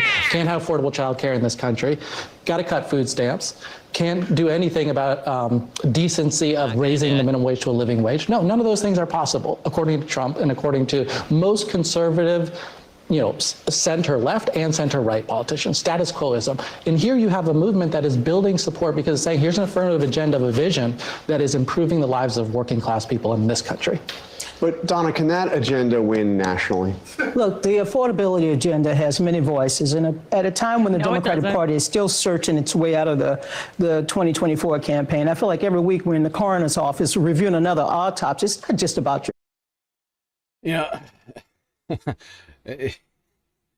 Donna, if there are multiple voices in the affordability agenda, there's two groups, right? If you want to actually make this claim, I'll go along with it. There's two different groups of people talking about affordability, right? About the affordability agenda. People with solutions and people who found out about the problem vicariously through the people talking about the solutions, right? I mean, it's incredible just how fucking tone deaf and removed they are from everyone else The fact is, Donna has been in fucking power for a long time. And it's just, there's just disingenuous people talking about it, and then genuine people about it. Right? Like, it's just those two camps. It's people who are actually talking about potential solutions for people's affordability problems, and then people saying, like, this, yes, there's an affordability problem. Like, they've moved one step to the left from where Democrats were running in 2024, when they were saying everything's great, and we don't have to do anything about it. They've moved from there to everything's not great, and we don't have to do anything about it. We have to continue to come up with piecemeal solutions that involve corporations and the richest people in society, and make sure their feelings, and especially profits, don't get hurt before we talk about whether or not you deserve to have anything affordable. Spine and your brain and your heart. It's about making sure that you have an agenda that inspires the American people, whether you live in Washington, D.C., Seattle, New York, that, yeah, they may be moving in that direction, but most Democrats are pragmatic. They're centrist. They're also bold in their solution. They understand that progressives want a voice within the party. But I don't believe that this so-called energy is going to carry us forward unless we can build coalitions. Okay. Oh my God, I cannot wait for the death of these political consultant class goons. Like, Donna is having an existential crisis live on TV in front of your very eyes right now. That's what's happening, right? Like, her job is to give this sort of milquetoast, centrist, pro-corporate nonsense, Republican hugging advice to Democrats. Like, that's been her job for like decades now. And she's been like adjacent to, and as a result, like, powerful herself, because her narrative has been like broadcast out to us like for so many fucking years. It's insane. And like, these people are washed at this point, and they don't even, and they're just now realizing it halfway through the primary, which tells you just how washed they are. They've been denying this shit for a long time. Okay. She's talking about, I almost want to replay this, because you have never heard so many words deployed to absolutely avoid describing anything. It is fascinating. The energy, like, we need something that goes across the country. He literally just said, from Platner in Maine to Tester in Montana. It's not the entire country, but you got to go like one more state, west there. Then bring in Vegas in California. But the point is that he is saying something. Now, you can disagree. Her response, but they're more pragmatic and more moderate. What does that mean?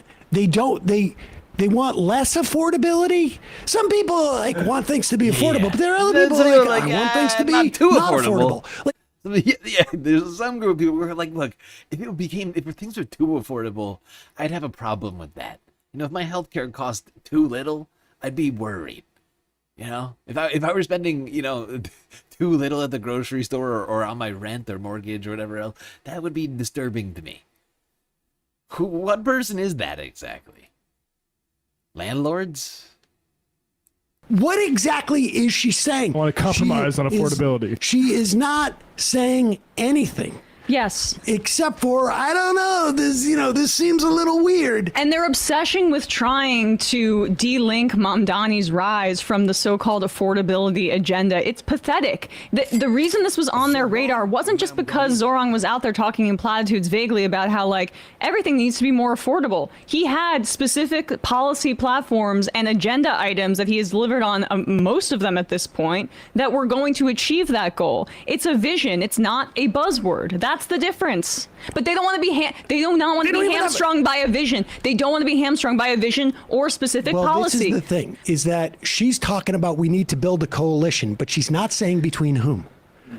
Like you have Faz and Katz on that other show are saying we need to have a through line. You're going to have different flavors of this food, let's say, but that the fundamental building block is this economic populism, and then you build a tent because maybe you have somebody again who don't agree on immigration. We're going to have to compromise. We're going to have to compromise when it comes to guns. We're going to have to compromise maybe one person's for ethanol because of where they're from, etc. But the fundamental underlying aspect of this is this notion. Call it the affordability. Yeah, I mean, call it affordability, call it pro-working class, bottom 80% or bottom 90%, right? Like, basically, like, if pro non-billionaire, like, I mean, however you want to define it. Anti-corporate, pro-America, really. It's just is pro-American public. Like if you really, it's the actual America First agenda, right? It's the actual serious America First agenda, where it's like take care of the problems at home in America first before doing wars, and maybe actually just don't do wars at all. Right? Maybe reappropriate the military budget to solve some problems here at home, right? Right? And it's also agenda, but that doesn't exclude helping other people, though. Just not helping them with bombs, like helping them with food, helping them with like developmental aid, medical aid, stuff like that. But not helping them with bullets.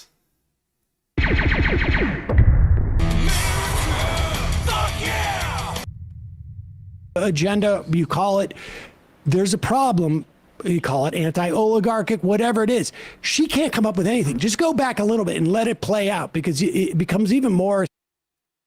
Yes, actually, that's right. Yeah, the Americans first, not the America First agenda, but Americans First agenda. The people, not the concept of fucking nation state, hegemony, and all these other sorts of things. The concept of the people themselves. Help! Help! I'm being repressed! Like pronounced. So bold in their solution, they understand that progressives want a voice within the party. But I don't believe that this so-called energy is going to carry us forward unless we can build coalitions, and coalitions that can earn us the votes of the American people. Oh, we got to build coalitions that earn us the votes. Okay. This is fine. In this post 2024 period. All right, this is where we call it. This is where you fucking call it. Dude, I can't remember who says it, but seriously, how is it possible? How is Chris Christie the only guy that the GLP one does not work on? He's somehow gotten larger over there. I shouldn't fat shame him. It's not, but he's just such a terrible human being. And all these assholes have the money to get a hold of this stuff.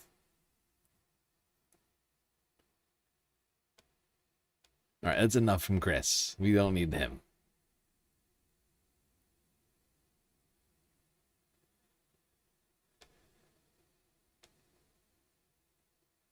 CNN is calling the race. I'm waiting for NBC to call the race, because they're kind of the ones everybody goes by. You know what I mean? Like, because of Kornacki, like everybody just goes by the NBC numbers. But yeah, no, I'm seeing what you're putting down. Let's not get ahead of ourselves, more ahead of ourselves than we already are. I'm already declaring the race in the title ahead of time. Let's just hold off a little longer. Let's go here. Talk more about this surge. This blue Tea Party surge. Looney Tunes 9000 just cheered 100 bits. Jesus Orange Christ. circle emoji. Il mio team di social media mi ha detto di non postare questo Why are ma you al doing this diavolo to me? con loro, ma lodero ora, fancolo tutti I miei haters. meravigliosa fiera lo scorso Why? fine settimana. Anche I socialisti democratici sfegliati continuano a prendermi a calci in culo così tanto ho così tanto bisogno di aiuto. Okay, that's it. I'm sorry. Can we not do this? Let's not do super chats all in a completely different language. Thank you, Rogue. Okay, that genuinely stresses me out. Like, I have no idea what's being said in there. Like, you could be saying all sorts of horrible shit, and I'm like, like, why? Like, can we just stick to English? And that message was ridiculously long. So I'm just sitting here for like a minute listening to something I don't understand, and that most people here probably don't understand. And it's like hijacking the fucking stream. Like, I love you, but come on.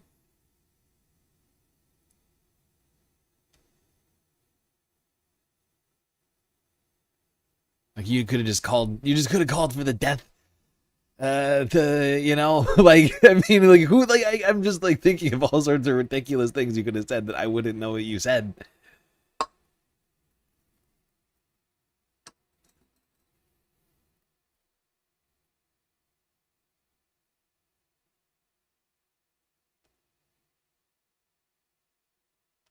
As Columbia Rican says, don't stun lock the stream. Don't stun lock it. All right, let's stay on this topic. Talk about leadership in the Democratic Party and, of course, the numbers. And guess what? Those numbers are not good. Awful, awful, awful. Weak, weak, weak. Democratic discontent. People in the party not so happy with the party, including its leaders. Listen to Senator Alyssa Slotkin. We need new leadership in the White House, the House, and the Senate. And on both sides of the aisle, that includes Democrats. If people can't understand that the game has fundamentally changed and they can't adapt, then they need to let others lead. With us now, CNN Chief Data Analyst Harry Etten. That's pretty direct there. We need new leadership in the Senate, says a Democratic senator. They have a Democratic leader in the Senate, Chuck Schumer, right? They have a Democratic leader in the Senate, in Chuck Schumer, but I think Alyssa Slotkin is channeling Democratic voters on this one because it's no longer the overall electorate that doesn't like Chuck Schumer. Look at this change among Democrats themselves. Chuck Schumer's net favorable rating with Dems now versus the last time Democrats were going for that Senate majority. In early 2020, look at this. Chuck Schumer was 40 points above water, very much on the positive side of the ledger with Democrats. Look at this. Look at this change. This is nuts. Johnny B off on the side going, my goodness gracious. Now he's a point underwater with... Holy Toledo. Wow, wow, wow. From massively popular to underwater with Democratic voters. If this isn't a sign that Chuck Schumer needs to step down, at the very least from leadership, if not from his position, like his like Senate seat, like, I don't know what is. This is a ringing unendorsement from Democratic voters.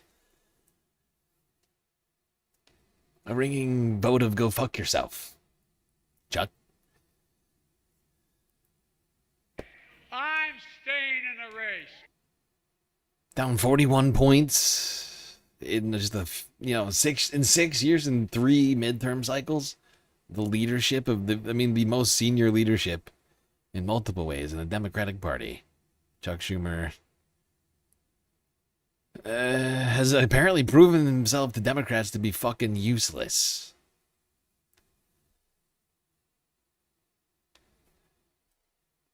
The fact he's still holding on to power is ridiculous at this point. But some people are just giving up entirely, which I encourage. Hi-Fi Pizza, new nickname for James Carvell just dropped, the Crawdad Crypt Keeper. I prefer Palantir's James Carvell, but that one's good too. I can't believe how hard he went on that. Here is Eamon Mullideen, since we mentioned that, with Ta-Nehisi Coates Eamon played this clip of Carvel reacting to the election of DAC, Darlisa Chevalier, and Coates' reaction is pretty on target. Israel and American foreign policy towards Israel. Let me play for you what Democratic strategist James Carville had to say and get your thoughts to it about the candidates here in New York City. Take a listen. I don't think that the congressional Democrats should seat her as a member of the Democratic Party. You can't kick out of Congress. She was voted, but she doesn't have to be in a Democratic caucus. I don't have anything in common with Ms. Chevalier, and I really don't want to be in the same party she's in. Your reaction to that, Tana? Honestly, this was one of my favorite quotes of the week. With James Carville saying he doesn't want to be a Democrat anymore. I'm not a Democrat anymore. I don't even want to be the same party as her. Then leave. Just leave. Just accept that you're ancient and that you've become a conservative over the last 30 fucking years. You've only been relevant one time. Like, this dude's never had a prediction that was helpful to anybody except from like one time in the 90s. And then we've been forced to listen to this guy for the last 30 fucking years. And it's nonsense. Like, this guy is washed like all these other motherfuckers. And I invite them to leave the Democratic Party. Okay? It's not theirs. They've been thinking for a long time, and fair enough. Like, we've allowed them to control the Democratic Party. But that's over. Right? That's over now. And they're realizing it. They realize they don't have a place anymore. They're fucking old and frankly conservative fucking views. Okay? He belongs over here with Kayleigh McEnany. No, wait, no, that's not Kayleigh. Whatever this fucking woman's name is on Fox News. You know, like, I invite him to stay on Fox News and never to go back on CNN or any of these other fucking networks, okay? He doesn't belong. Like he just said. He just openly admitted it. That's why it's my favorite quote. James Carville just said he basically just said he doesn't belong. He doesn't belong. He's the old guard. They refuse to pass the torch. They have refused. This generation of Democrats, James Carville represents the generation of Democrats who have refused, the boomer Democrats. I'm staying in the race. Who have stayed in the race, who have refused to pass the torch, who have looked at the younger generation and their ideas with disdain, with Bernie and progressives and leftists, and for the last 12 years are their fault. The two Trump administrations, the U.S.'s support of the fucking genocide, like all these things are basically all their fault. The affordability crisis. I mean, they lost those races because they refused to accept the facts. They refused to accept the fucking tide was like literally we've all been drowning because of it. Yeah. Your reaction to that, Ta-Nehisi? Wow. You do this to me every time I come on an interview. Like something that leaves me completely speechless. Because look, the problem with that is like, look, whatever you think of future Congresswoman Chevalier, she represents actual voters. Okay, she represents actual voters. And what James Carville is saying is that those voters should be disenfranchised. That he is so disgusted with whatever opinion she has that those voters should be disenfranchised. And I don't get it, man. I don't like, you know, that is a district filled with black and brown people. They made their choice and he just doesn't respect it. You know what I mean? Which to me says, exactly. You know, not so much, you know, it's not so much a statement on Palestinians. It's not so much a statement on Israelis. It's not so much a statement on, you know, anything that future Congresswoman Chevalier has said. It's a statement on how he feels about black and brown people. And the fact that they are useful to him when they vote the way that he agrees with. When they don't, kick him out the party. I don't have much to donate, but gonna make this one count. Is it me or is James Carville wearing kids' clothes? Just like I said, is he wearing he kids' looks clothes? like he gets his clothes Yeah, he's from like, Teddy Fresh. dude, he's trying to be fucking Zuckerberg, dude. He's constantly like he thinks he's like he continues to think he's relevant in multiple ways that he is not, right? Like, he thinks he's, you know, like, he still thinks he's like 35 or something. You know, dude's like 90 fucking years old. He looks like a piece of leather that's been left out in the sun too long on the fucking Labrador Peninsula or whatever. But I don't know where he fucking lives. The fucking over on the Cape. It's just it's insane. It's fucking insane. Like, why does these people still think they're fucking so relevant? Like, I'm just a regular guy. Look at me. I'm just wearing a t-shirt and a hoodie. I'm the one I'm being disenfranchised as an elderly man who refuses to change. Don't deserve representation. I'm trying not to say. I'm trying to be polite. It's not good. It's not good, Eamon. It's not good. It's not good. It's not good for democracy. Let me, if I can, maybe close out by asking you to kind of give us a. I don't think we need any more of that. I mean, the amazing thing is too is I'll remind you, James Carville has received exactly 0 votes in his lifetime as a Democrat. What? He has run for, well, I don't know if he's not run or not. Maybe he has run, maybe he has received a vote, but he has not held. Yeah, I'm not aware of any James Carville runs for office. He's always just been a guy telling people who thinks that he's got it figured out politically. And like I said, maybe one time, like in one election cycle, he got it right. And for getting it right one time, like, he's been rewarded for decades. And that shit is so played out. Everybody's sick of that. Like, they're sick of the establishment, right? Like, Trump proved that in fucking 2016. And again somehow in 2024. But it's literally because of people like James Carville.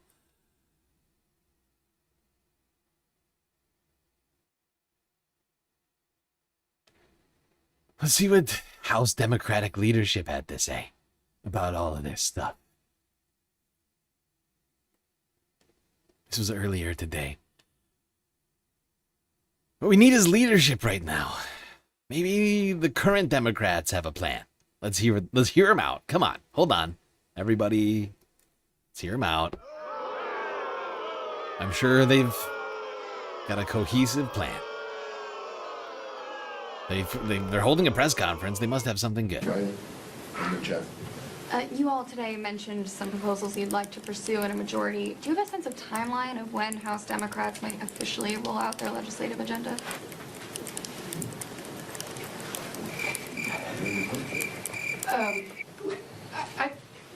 We are making sure that every member of the caucus has had input, been talked to. The leader has established work groups. We've met with every ranking member of one left today. We've met with every caucus. And I think there'll be some consensus that we'll all talk about among ourselves before we leave for summer. You'll see people doing events in August, and then the work will continue into the fall about what, one, we got to win the House. Everybody's focused on that, and that's the number one. And then I think you'll see it start to consensus and gel. So, according to House Democratic leadership, they won't be releasing an agenda until they've won the midterms. This is exactly the kind of leadership that is losing incumbent Democrats races in the primaries over and over again. It's incredible. Look. Well, we're gonna figure some stuff out now, and then we're gonna go on vacation. Then we'll come back. August will happen, and then the fall will happen. And then people will get elected. We got to win first. And then after that, and only then, will we come up with a fucking agenda. This is ridiculous. It couldn't be more feckless. Just pathetic uselessness. What a display of utter incompetence and meritlessness. Oh God, it's incredible. This is today. So like, this is earlier this morning. You have people like Milot Quiros and Democrats in New York and all across the country, leftist ones, like out here coming with an actual message, an actual agenda. They're like, look, we will get on that in like somewhere between 4 and 6 months. Okay. Or actually, I'm sorry, 5. Wait, what month is it? Somewhere between 5 and 6 months from now, we will let you know what the agenda is. Okay. So stop asking. Please stop asking. We refuse to tell you what we're about. This is why they're losing primaries. How do you win a primary if you have no agenda? Like, how do you win primaries if you're just sitting there twiddling your thumbs and saying, vote for me? Like, I mean, it is pathetic. Hard to watch, not gonna lie. It's tough. It's tough to imagine more incompetence. I struggle to think of a way to display more ineptitude in this moment where the lines are being drawn. You're like, look, we'll get back to you, okay? We'll get back to you in writing. We'll email you. We'll CC you in an email later with our response. 7 months from 7.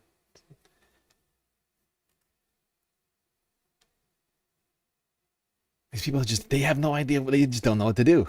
They are in the moment where they are lost, but they are not giving up. I'm staying in the race. Here is Tom Suozzi. Oh, visionary. The problem solver. Problem solver. On Fox News, the moderate Dems push back. I mean, this is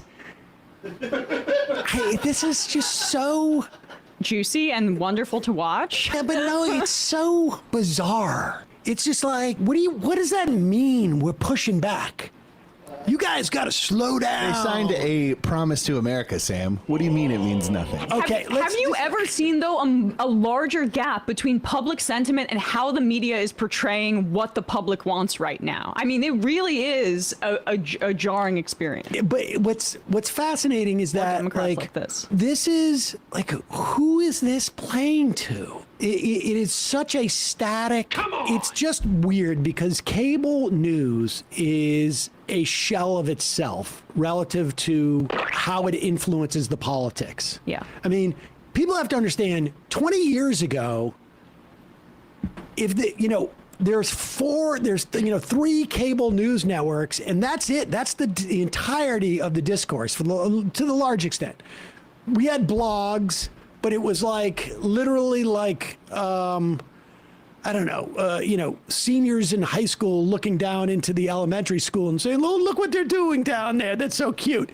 And really, even I would say the blogs were more of a canary in the coal mine rather than they were driving any type of narrative. I mean, there were moments, and it was, but orange circle emoji, cable news now, my like social media team told me not to post this, but the hell with them. But I must interrupt your regularly scheduled Vox social media postings with another episode of Trump News Network Online on Truth Social. Watch now. Thank you for your attention to this matter. President King Donald Trump. Happy now, StreamLord. What are we watching? Watch now what? I'm confused. But thank you for the bits. Moderate Dems push back on Democratic Socialists, even though it's from Fox. We've seen the same thing on other channels. It's just bizarro. But let's listen to Suozzi. You know, there are certain things that I believe in that are not being reflected in the current environment, especially with some of these races on Tuesday. And as we said in our pledge, you know, we're for capitalism, not socialism. We're for safety, not lawlessness. We're proud of America, not ashamed of America. And we need to be promoting those things. And, you know, the far left and the far right, you know, they're all very well organized. But those of us that don't support those far left or far right principles need to do a better job organizing and getting our message out. Okay, that's my point. Yeah, and honestly, not having a ton of pride in America in 2026 is just good sense. Like, it's just good sense at this point. We have a checkered past and a checkered present, right? A very, very checkered present, right? And a lot of failings. You know, and the nationalist impulse that Tom Suozzi and people like him still have only come from the fact that they are still doing very well, right? They are still doing much better than most people. And they're still, you know, proximate to and or in power.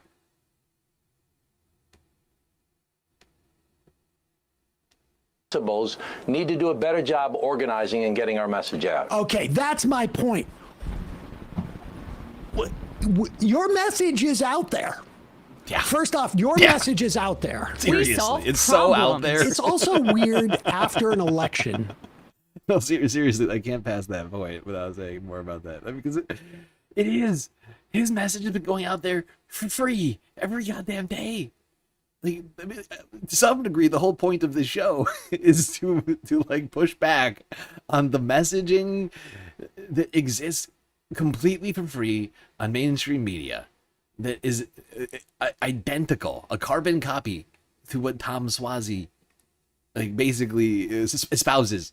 Right, this sort of centrist, like the entire mainstream media is just taken over by centrist talking heads, and like we're kind of here like to challenge that because it's the thing that commands the entire narrative ecosystem. And he's like, look, we just got to get out there. We need to redouble our efforts. We're just gotta stay in the race. I'm staying in the race. Out there. We solve problems. It's also weird after an election, one where, you know, everybody is definitely going to win in the general election, all those people who were elected, where you have people complaining about what people voted for. Yep. And without a story on that, like, we got a story as to why people voted for Trump. Why more people voted for Trump than Harris Let's last go to night. this diner. I mean, but we have a story. We have a narrative. And that narrative is there's a certain amount of bigotry, there's a certain amount of xenophobia, and there's a certain amount of frustration in terms of, stagnating wages or towns that are going under and all of that milieu. And people have varying stories of that narrative. But where's the story here? The story that Tom Suozzi has as to why these people won is social media, organizing. There's no other, like... Certainly not the ideas. No, there's nothing concrete, right? And it is true that they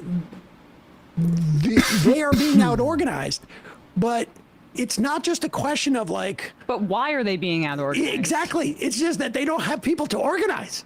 There's nobody who's coming. People just, there's no way. I mean, people forget. Mom Donnie. But this is the failing of Democratic leadership, right? I mean, if at the beginning of Trump's term, like he said he was going to, right? You'd had Chuck Schumer actually fighting, like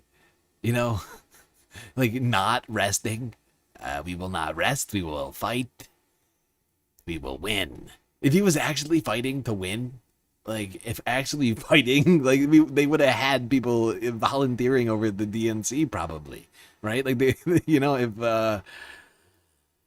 would have been, they're the DCCC DMFI fucking candidate, like volunteer signups and stuff, but everybody was over at the fucking DSA. Everybody was, looking into how much it costs to pay dues to the DSA. And that's because he was presenting nothing but platitudes. Had 50,000 volunteers in a race that he won with, like, what in terms of that primary, was it 250,000 or was it 400,000? Doesn't matter. Like, yeah, he has volunteers who represent, like, if you just go home, volunteer, and talk to the people in your house and convince the people literally in your apartment, we're gonna win. Yeah, it's science. Yeah, that's what's happening up in Maine too. You've got over 10,000. Platter's got over 10,000, close to 15,000 volunteers in a state where it's like you've just already got like a significant percentage of the people you need to win. Yeah, why didn't Janet Mills get that? It's not the biggest place. The problem is that the problem that is being solved, that he thinks is being solved, we're saying this because he's the chair of the Problem Solvers Caucus, right? This centrist. People don't agree on the problems. People think that the problem is the billionaires and the genocide, and that is what is motivating them to go out and organize, and that's why you guys can't get organization. So this is going on television, frankly, and it's another version. I know this is on Fox News, but we played this from Scarborough the other day too, where like there was a part before that clip where they're talking about this moderate win in this district in New York, and like this person is a veteran. How exciting is that? And it's just them saying to themselves, we're relevant still. We're relevant still. And like Fox News audience, the Democrats are, you know, taken over by socialists, but the capitalist center is still relevant still. That's what this is. I'll be right back. I gotta grab a drink. Like how Republicans come and say, we don't support Trump. These guys are going to be as impotent. Here's a fun quote from Swazi and Axios. Economic insecurity, climate change, and immigrant injustice are all real problems, and alternative solutions must be offered. It's time for a great deal of hard work to out-organize the extremists on the right and the left. And it's like, what are your actual solutions to economic insecurity, Swazi, or climate change, or immigrant injustice? Because when I hear these people, particularly about immigrants, it's like we should grant all the premises of this freakout that's led to the occupation by ICE of our cities. The people don't trust the center to solve the problems. But so the question is, they trust the people who aren't insisting they're problem solvers. Or the left, yeah. I mean, like, here's a game you can play at home. When you watch a politician on television, assess whether they provide solutions or just indicate vaguely problems and sentiment with the. And this is a trick, and it was very effective for a long time. Barack Obama won Iowa in 2008 when there was serious reservations about his candidacy, particularly amongst black people. We're very afraid that it was impossible that he was going to win. He won Iowa, and I remain convinced to this day, if you go back about a month out from Iowa, the polls started changing when he started referencing Social Security. And he didn't come up with a solution to Social Security. In fact, ultimately we found out later that his solution to helping Social Security was going to be to curb the increase in cost of living increases for seniors. But what he did is he just basically signaled an alarm about Social Security. Yeah. Social Security is important. It's under threat. And we need to do something about it. Yeah. Yeah, it's those platitudes. This is ridiculous. It's those platitudes. It's in that generality lies it's in the details. What's it called? The devil's in the details, right? It's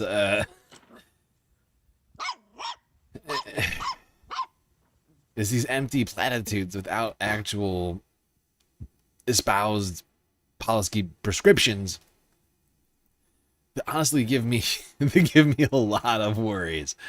When I see those, it gives me like heartburn or something. Like I don't really have a heartburn problem, but like I feel like that does whatever. Like, you know, like it makes me like it just makes me feel gross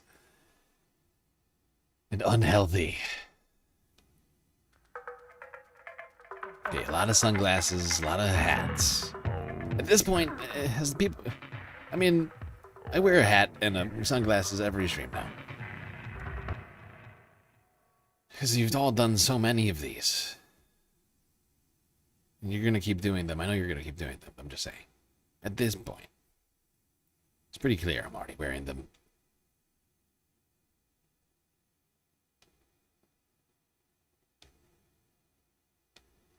But yeah, I mean, the incumbent Democrats are so unwilling to change.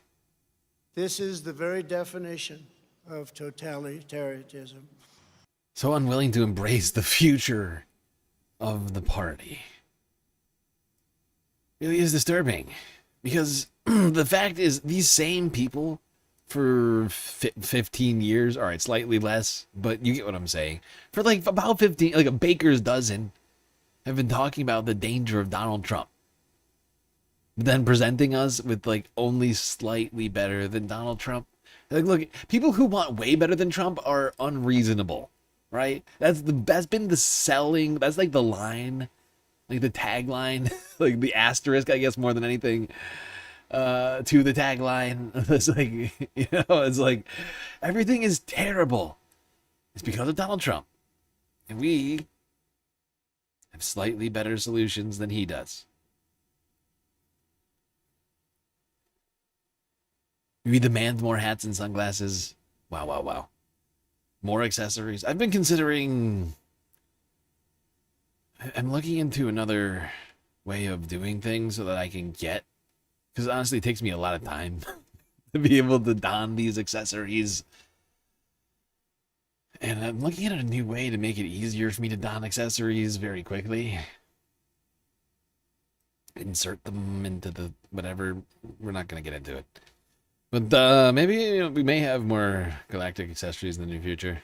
We'll see. More galactic outfits. I'm always wearing this shirt. It's getting a little gross. Like, I need to switch shirts at some point. You do laundry. I mean, I wash them, but, like, you know, this shirt can only handle so much.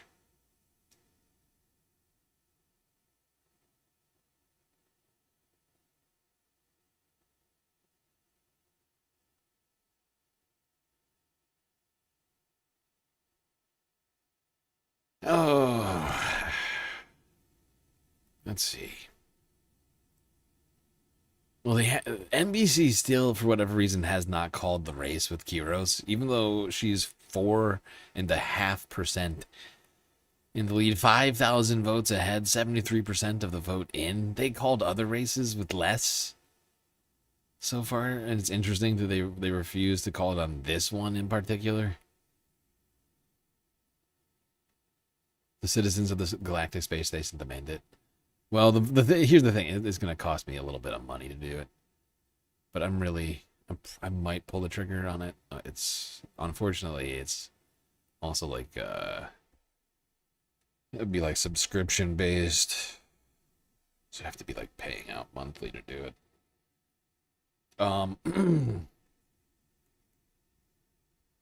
New shoes too. All right, you all need to settle down.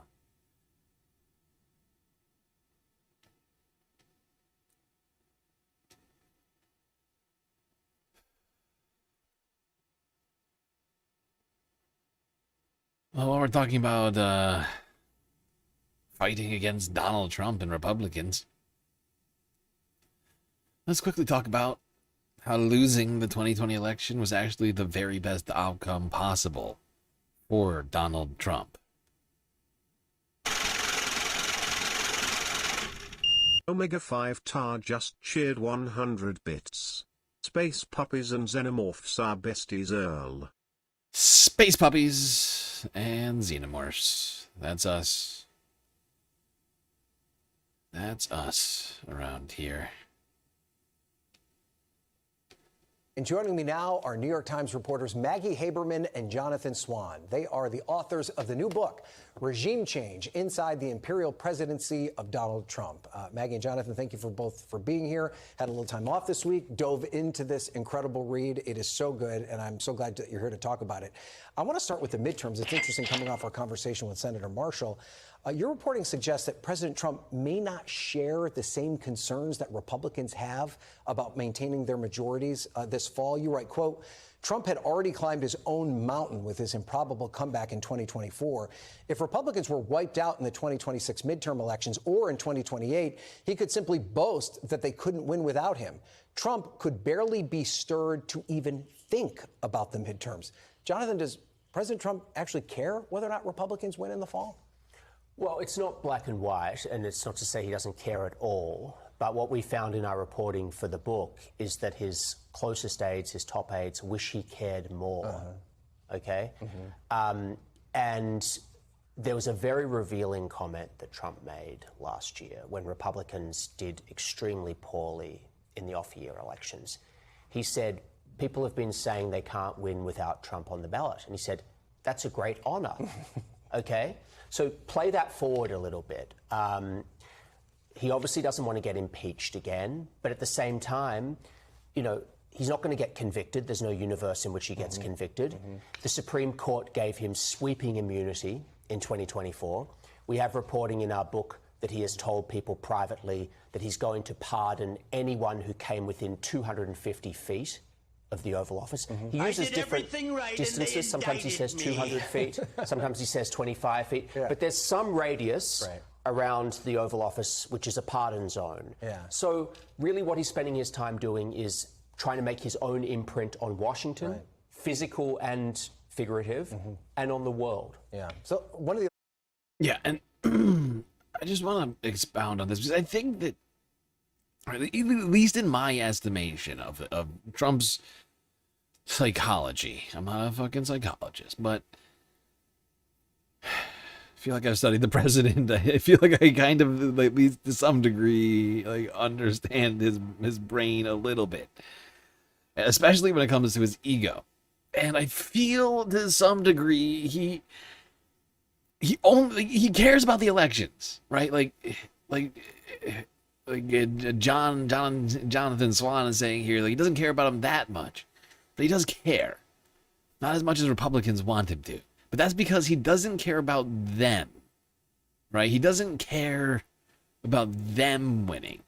He cares about collectively winning because he feels that it like would represent him, right? And it also simultaneously, doubly serves the purpose of deciding whether or not he will have power in 6 months, right? Whether he'll be able to enact his agenda in the same way as he is right now, right? And those two things I think are important, is the perception of a W, right, of winning, and the perception of power. Like, I think those two things are all he cares about. And he would simultaneously welcome Republicans losing races that like defied him or whatever, so long as those two things remain true. Striking portraits in your book is of Vice President J.D. Vance. He appears to be someone, at least on some level, willing to tell President Trump things he doesn't necessarily want to hear. The best example, of course, being Iran. You write, quote, Vance believed a regime change war with Iran would be a disaster.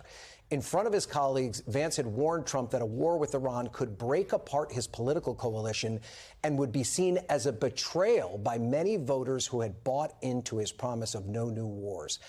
How did Vice President Vance's willingness to push back ultimately affect his standing with President Trump? So it's a really interesting dynamic because he was not the only person who opposed this war in Trump's world, to be clear.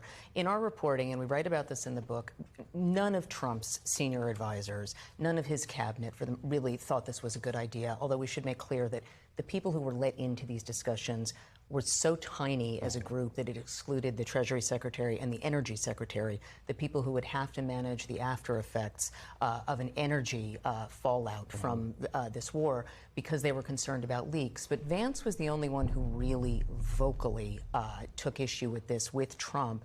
And it irritated Trump. It cost Vance with Trump. But he was the only person who was really sort of rattling the cages. There were other advisors who did make cases against this. We should note that Dan Kane did lay out the scenarios for what could happen. Munitions depletion, which clearly the U.S. is seeing right now in a real way, despite the fact that the administration keeps insisting otherwise. The fact that Iran could close the Strait of Hormuz. So the president will keep saying he wasn't warned. He absolutely was warned. But Dan Kane is not Mark Milley of Term 1. He is not engaging in these angry arguments with Donald Trump, and you do sort of see that play out. But there is an interesting dynamic between the Vice President and the Secretary of State, Marco Rubio. Many view them as one of his potential successors. In any way, did the Iran debate maybe tilt? Okay, I'm going to skip some of this Iran talk. We don't need this whole thing. Sorry, I'm still distracted because they still haven't called the fucking race. I keep staring at the numbers, waiting for that check mark to come up. I don't think they're going to call it tonight for whatever reason. I mean, it's already almost midnight.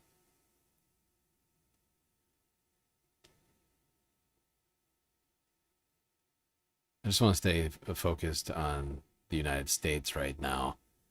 We got plenty of Middle East stuff to talk about later tonight, as long as we complete the galactic content goal, which we've done huge progress on tonight, I would point out. We're basically, I think, more than 2/3 of the way there already. Half of the way on, a little bit more than half the way on subs. Bunch of bits in there. Yeah, I think we're over 2/3 of the way there. Still got an hour, more than an hour to complete it, an hour and a half. Complete the galactic content goal, all sorts of ways for you to do just that and help support the galactic stream at the same time. Twitch, bits, power-up subs, gifted subs, prime subs, Cash App, and PayPal donos. You know what? I'll let Throne donos in on today as well, where you can contribute physical items. It's like going shopping for me. You know, you can just peruse the items on that list that range between like $6 and like $30. Great way to know exactly how your money is being used. Eventually, these items arrive at my door down on Earth. And I get to enjoy them in real life. IRL, if you will. They used to blow up different Hezbollah operatives and others. And President Trump's decision to move on from the Epstein files, that launched a series of top secret meetings in the Situation Room. Maggie, what do those moments reveal about how Trump's top advisors handled that crisis? So you have to set this picture here, Ryan. This had been something that top officials in the Trump government, J.D. Vance, Kash Patel, the FBI director, Dan Bongino, the deputy FBI director, they had spent years talking about how there was a secret cabal of pedophiles. And once they were in charge, they would open this up and make this visible. Trump, to be fair, had never actually really quite gone that far. He had talked about it more in 2015, but it kind of went away. He certainly didn't reject it, though. He said, "I'll look into." Yeah, I mean, it was, and as he often does, he sort of leaves it on as an option. And there were a number of senior officials in Trump's White House who didn't understand what a driving force this was for the MAGA base, for Trump's own base. Trump wanted nothing to do with any of this. He didn't want anything out. He was snapping at people who would talk about it. And then he started attacking his own supporters and saying this is a hoax. So we write about a series of meetings in the White House Situation Room, which is intended to deal with national security crises, with foreign wars, with sensitive matters, but not usually matters about Epstein PR crisis comms. And there were several of these, but we zeroed in on a few. These start, the ones we write about, right after the White House has used all of its political capital on the one big beautiful bill. I'm sorry, but there's just a piece of this that I want. I don't need this whole clip from NBC. Is it here? So many great points that you raise and so many inside conversations that you guys reveal. It's this idea that perhaps losing the 2020 election ultimately ended up benefiting Trump. What you write is the indictments, the convictions, the assassination attempts, the 4 years of exile that allowed him to shed the restraining forces of his first term, to assemble a team of true loyalists who'd spent years studying the levers of government and plotting how to seize them. All of it had paradoxically made Trump stronger, more ruthless, and more commanding than he could have been otherwise, the most powerful president of our lifetimes. Trump himself has kind of hinted at this, right? That maybe losing, well, he would never say that he lost, but not retaining the White House in 2020 had made him more powerful. Was losing the 2020 election the best thing that ever happened to Trump? I don't even think it's disputable. I mean, if he had won that election, he would have been hobbled. He was already pretty unpopular. COVID was raging. Inflation was raging. Instead, Biden was the one who ate all of those conditions. And now, the whole point of this book, the title Regime Change, is we're watching presidential power expressed in a way that we haven't seen in our lifetime. When George W. Bush took America to a war in Iraq and Afghanistan, it went through Congress, the branch of government that under the Constitution authorizes war. Well, I just don't, the rest of this is unimportant, but that is a great point from Jonathan Swan. And, you know, I've thought about this in the past, but, like, he vocalizes it in a way, like, that, like, just sort of gets my brain fucking going over here. And, like, he's absolutely right about this. Like, inflation was going up. He had promised, like, it's like there's all sorts of, like, dichotomies at play here, like, sort of, like, hypocrisies that, like, Republicans have gotten away with because of the fact that Democrats got into office. But, like, inflation was soaring going into Joe Biden's fucking presidency, right? Then the war in Ukraine happened. Whether or not that would have happened, Trump, of course, doesn't think that's the case. I'm not so sure about that. But, like, the fact is, like, he had promised more stimulus checks, right? More COVID, more COVID stimulus checks. And Joe Biden just followed through on them. He didn't even do as many as he promised, but, like, they were both going, like, one way or the other, there was going to be stimulus checks. Trump was going to do them, but Republicans blame Biden for inflation. They claim, like, I've heard so many times that the stimulus checks that Biden did, like, are the reason for inflation, but not Trump's. And that's only because the inflation started kicking in after Trump lost, like, really started kicking, like, after he lost the election, essentially. Like, as he was, like, going in, as we were going into the general, like, not the general, but, like, the, right, like, the, yeah, it's just crazy. It, like, he got away with basically all of the negative effects of his presidency being shouldered by Democrats. They came to office and had to deal with trying to put together the government and, like, but, you know, like, all these other sorts of things that Trump had fucking ruined under his presidency, and they got blamed for it. Like, granted, they should have and could have done more, but, like, he didn't take the heat for that. He got to come back and somehow win another election, even though he clearly didn't deserve it, because people have a short memory. And that's why, like, claims like that was Biden's fault for inflation, like, for, like, the existence of the Ukraine war, and for, like, Donald Trump. Because let's not forget, like, the Trump checks, right? Like, those were bigger than the Biden checks, technically, if I recall correctly. In monetary policy, like, under the Federal Reserve, was being done under a Trump appointee, right? Like, Jerome Powell, while it was under the Democrats, like, he just finished out his term under Trump just now, right? Like, literally, like, a few months ago, right? We just got done talking about it.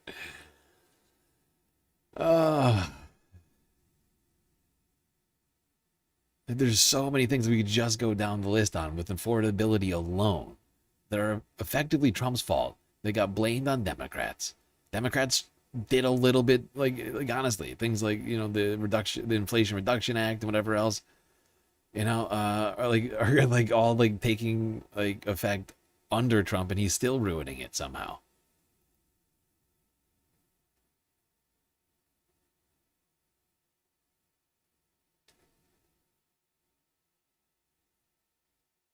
Like all the stuff in there about like chips manufacturing. He's like ruined with tariffs, like the trade war and all sorts of other shit. Now,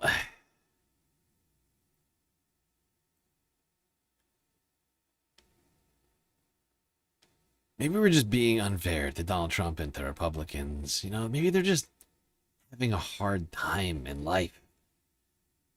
Maybe they're just going through it.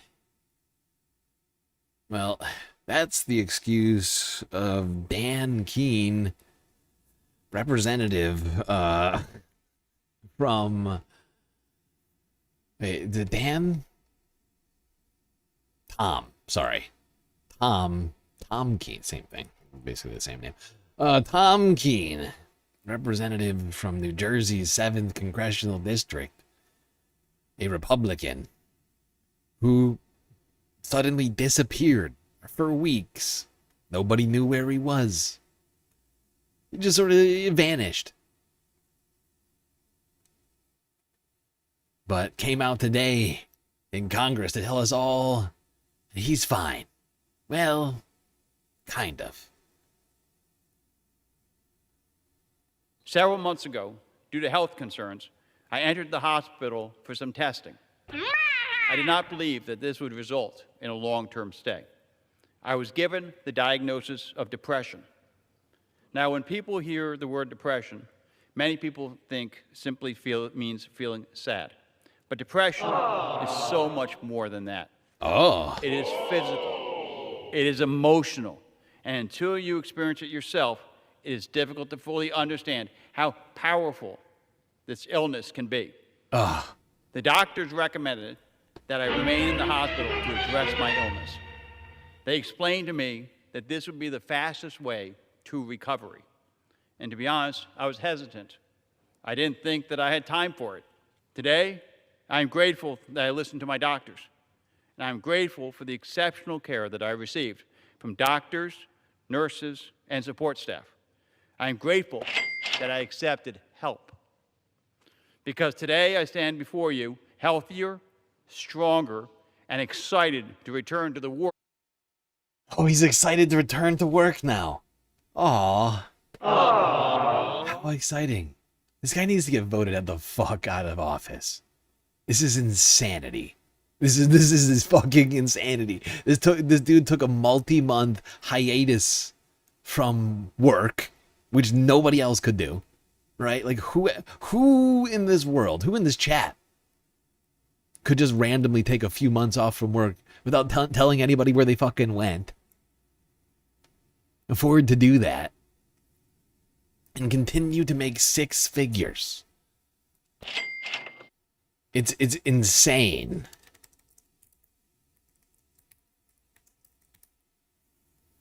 Like, how much do Congress people make? Was it 300,000 now? Is it up? Is it higher?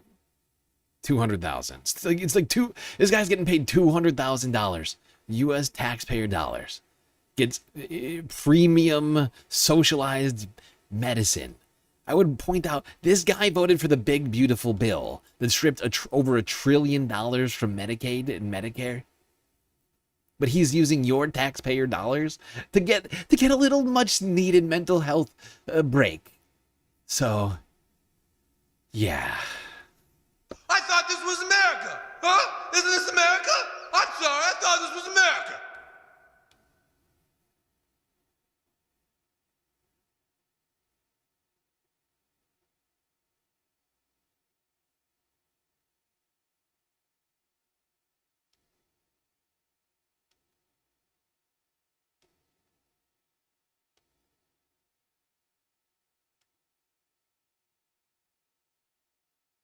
People who goes to the hospital for depression? People who are forced to go to the hospital for depression against their will.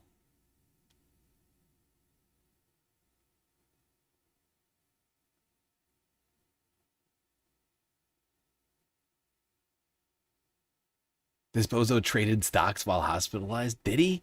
What a sick fuck. Is that true? This is just a chat over on fucking Twitch, but if that's true, that's fucking wild. Oh, he wasn't too depressed to trade stocks. Wow, wow, wow. Affordability. Affordability.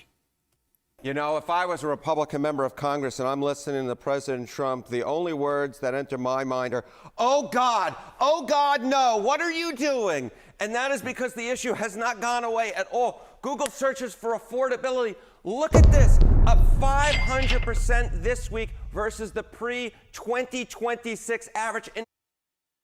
Yes, indeed. Holy Toledo. Holy Toledo, Batman.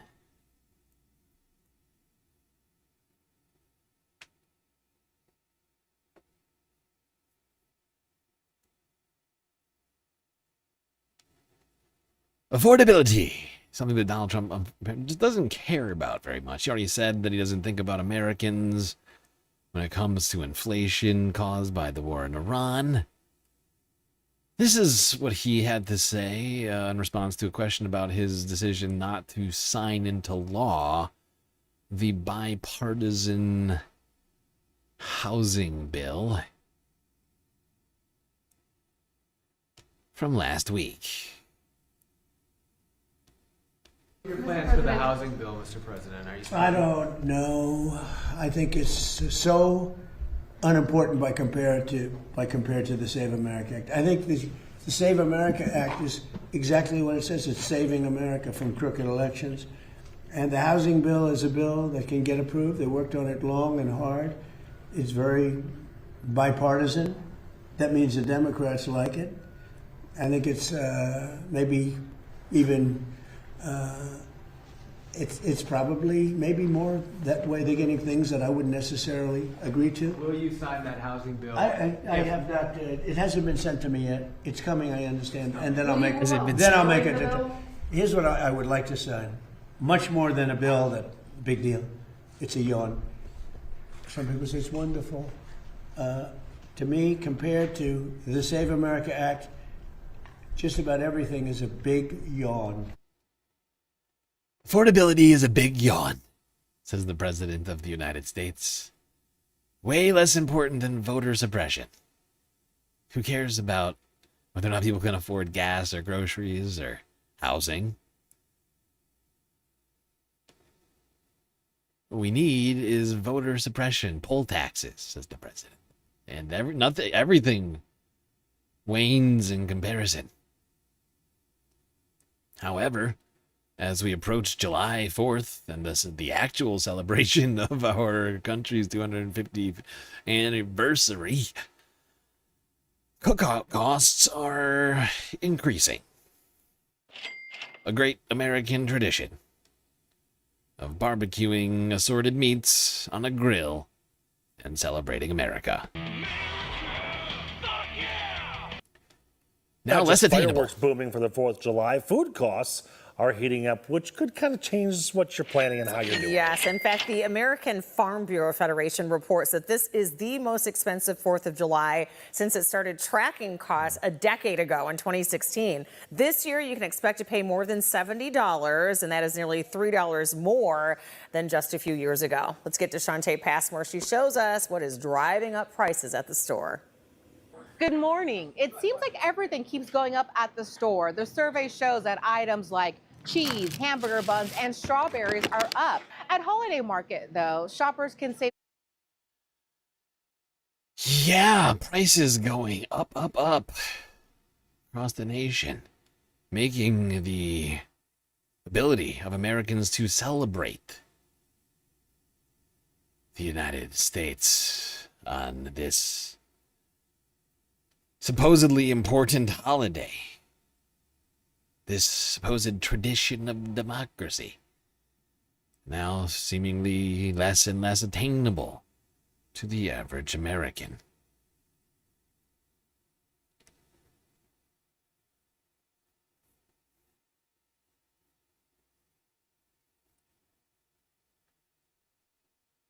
$3, that doesn't sound high enough. That's just over the broad basket of items, right?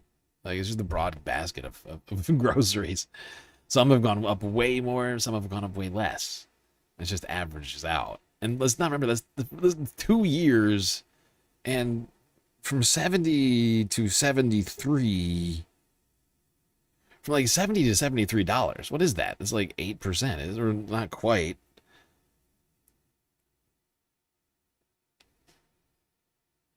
Do the math real quick. 70 over 73.5. It's like 5. It's like 5%.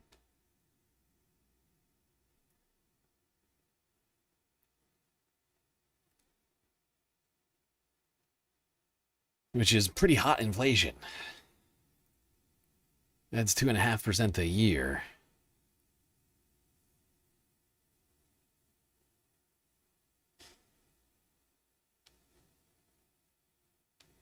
This is Democracy Now!, democracynow.org, the War and Peace Report.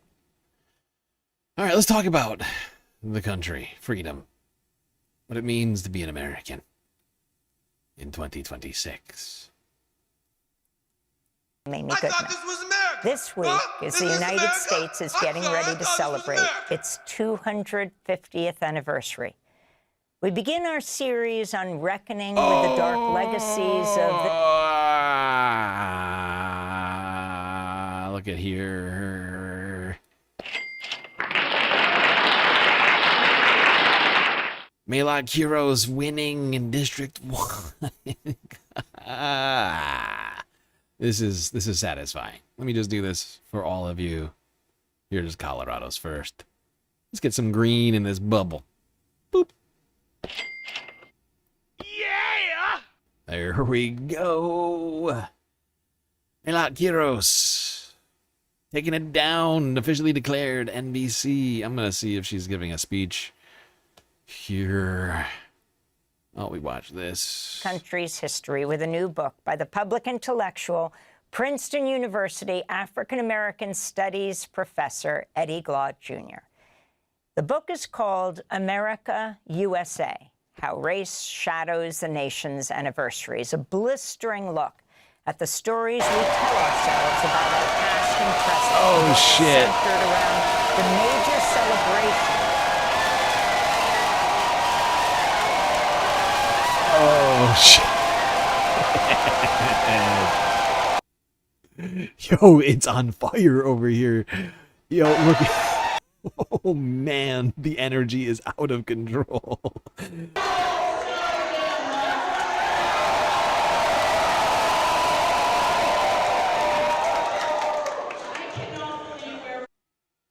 Holy fucking shit, it is off the fucking joint in here. Oh boy.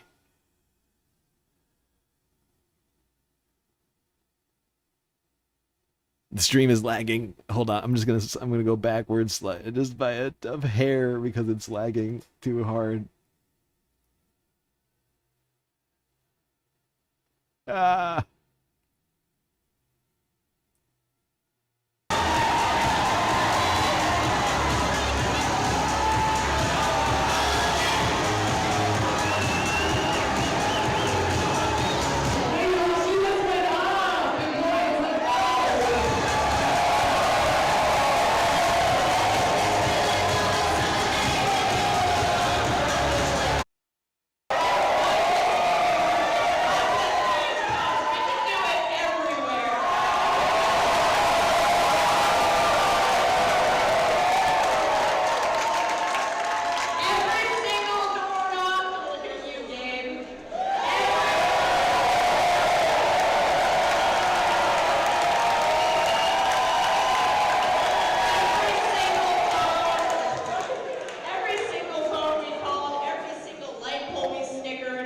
Can I say off the joint? Look, I'm excited, okay? I can't think of words right now. This joint is off the chain. Whatever, like my brain is broken right now. That was so much yelling.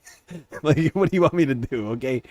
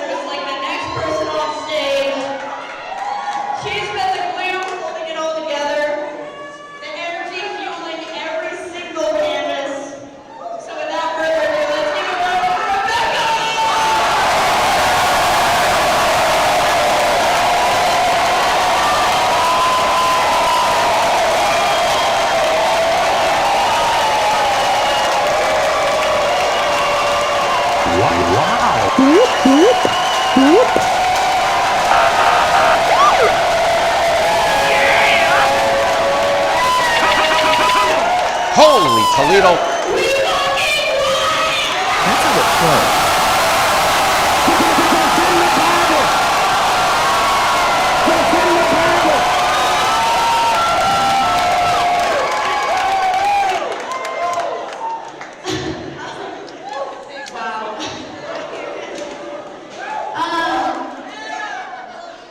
This field program started with around 50 petition circulators.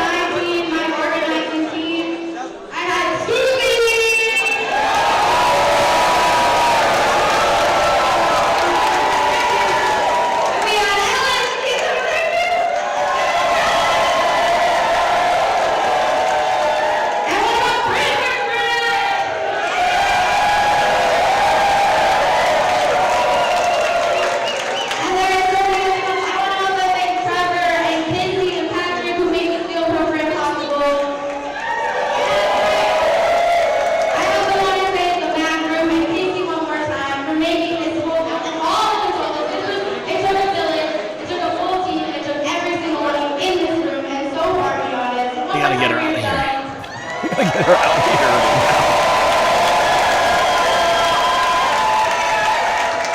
And most of all, I would like to thank a lot of heroes.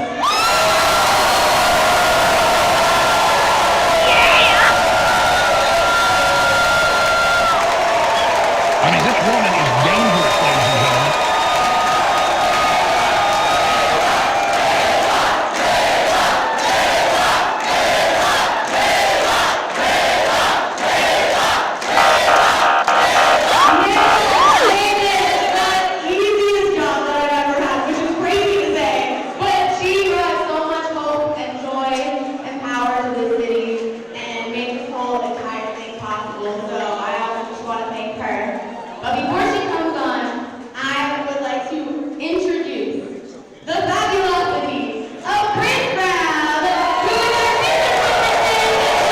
Communist.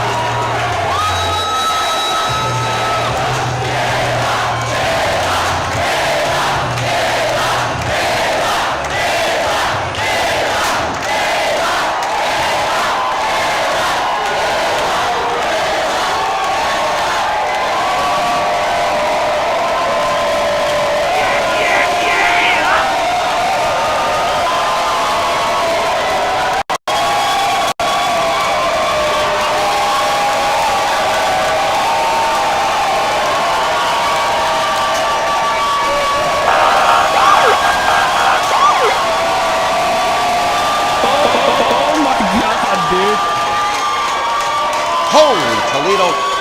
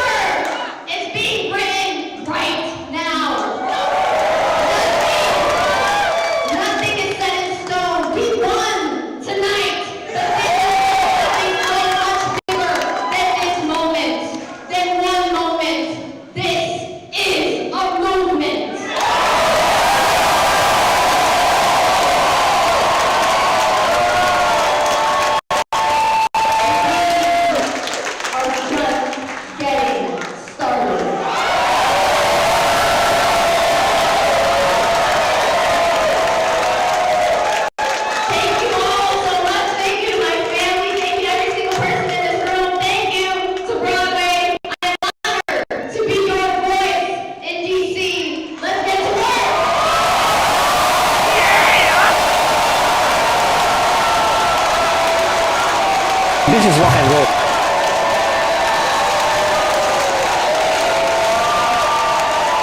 She spit on him. She spit on him.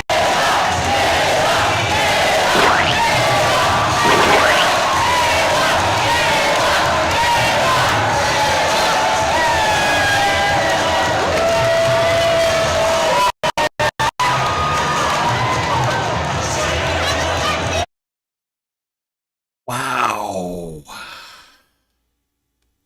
Wow. What an evening this has turned out to be. You know, this is a moment I think we all need to capture in our minds right now. We need to take this time and think about what comes next. Take this energy forward in our fight. This is, like I said, I think a pivotal spot in this midterm primary cycle.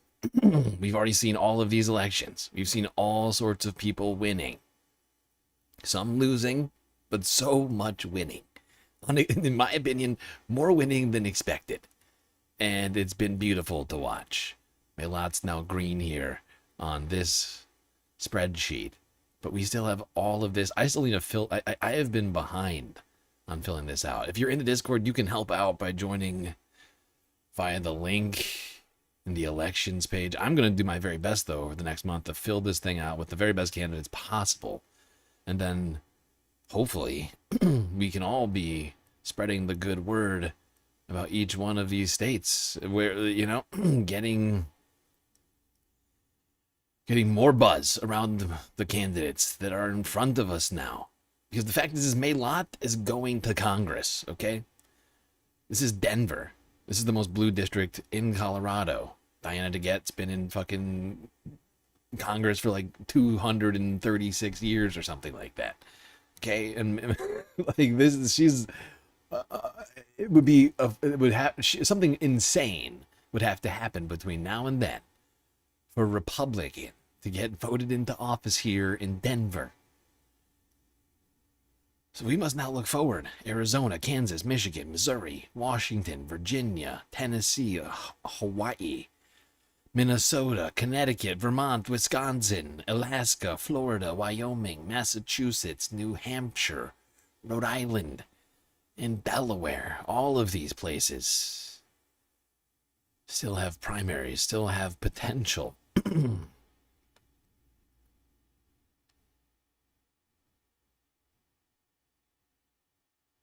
We have to soak in what we just witnessed, what we've been witnessing in these recent elections. So much winning.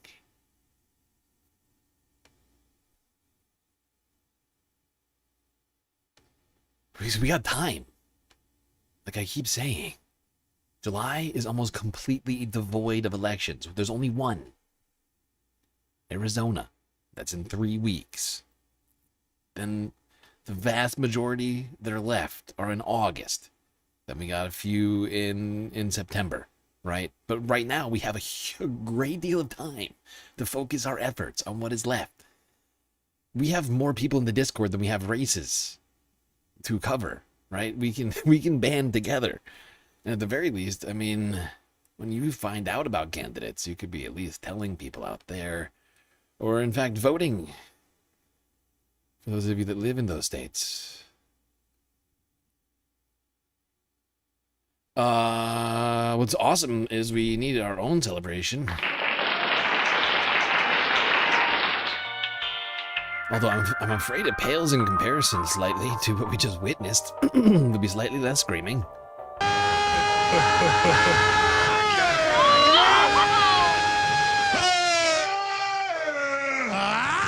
Whoop! We completed the galactic content goal. Well, that was happening.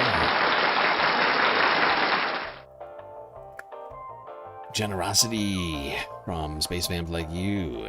So hot right now. Donation over on PayPal.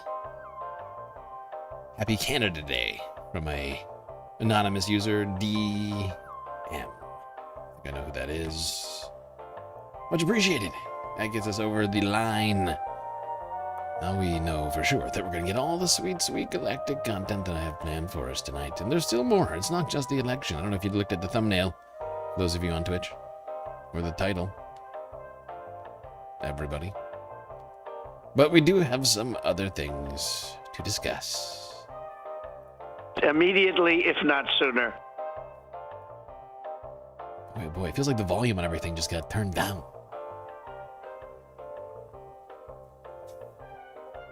All right, people. Confetti party going away. Time for us to get back to the stream. And all the other things we got to talk about here tonight before this puppy ends. Wow. You know, I thought to myself when I made that thumbnail, you better be right, StreamLord. Or people are gonna look at you real weird. And I'm glad I was finally right about one thing. Granted, I was ahead by 30 minutes on the prediction. but today I decided to err on the side of optimism instead of eternal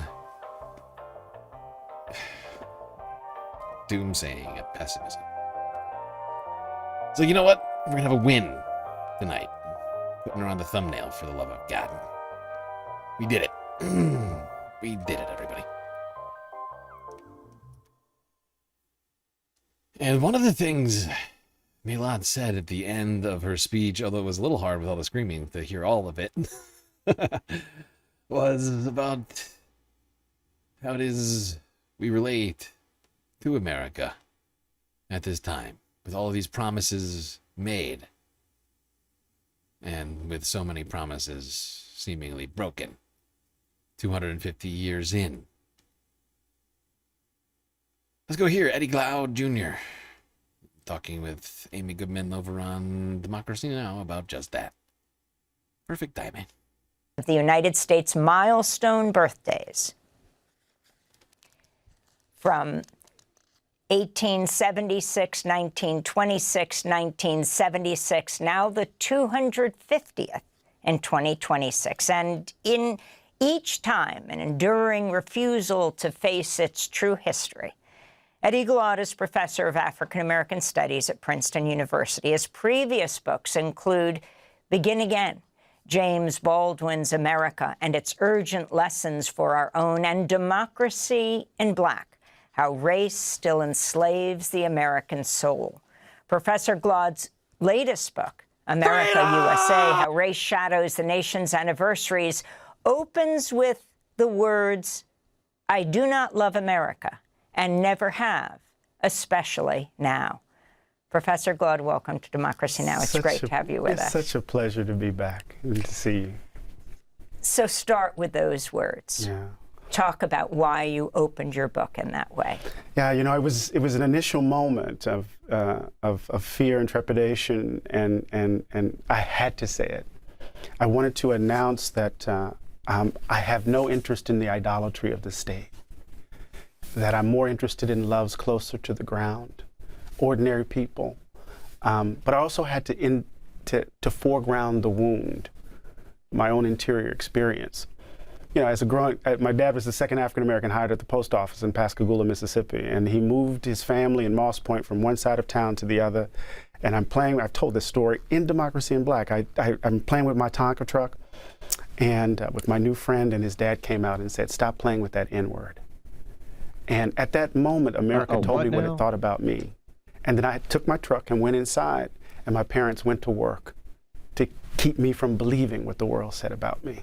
How did they do that? Oh, they put a crown above my head.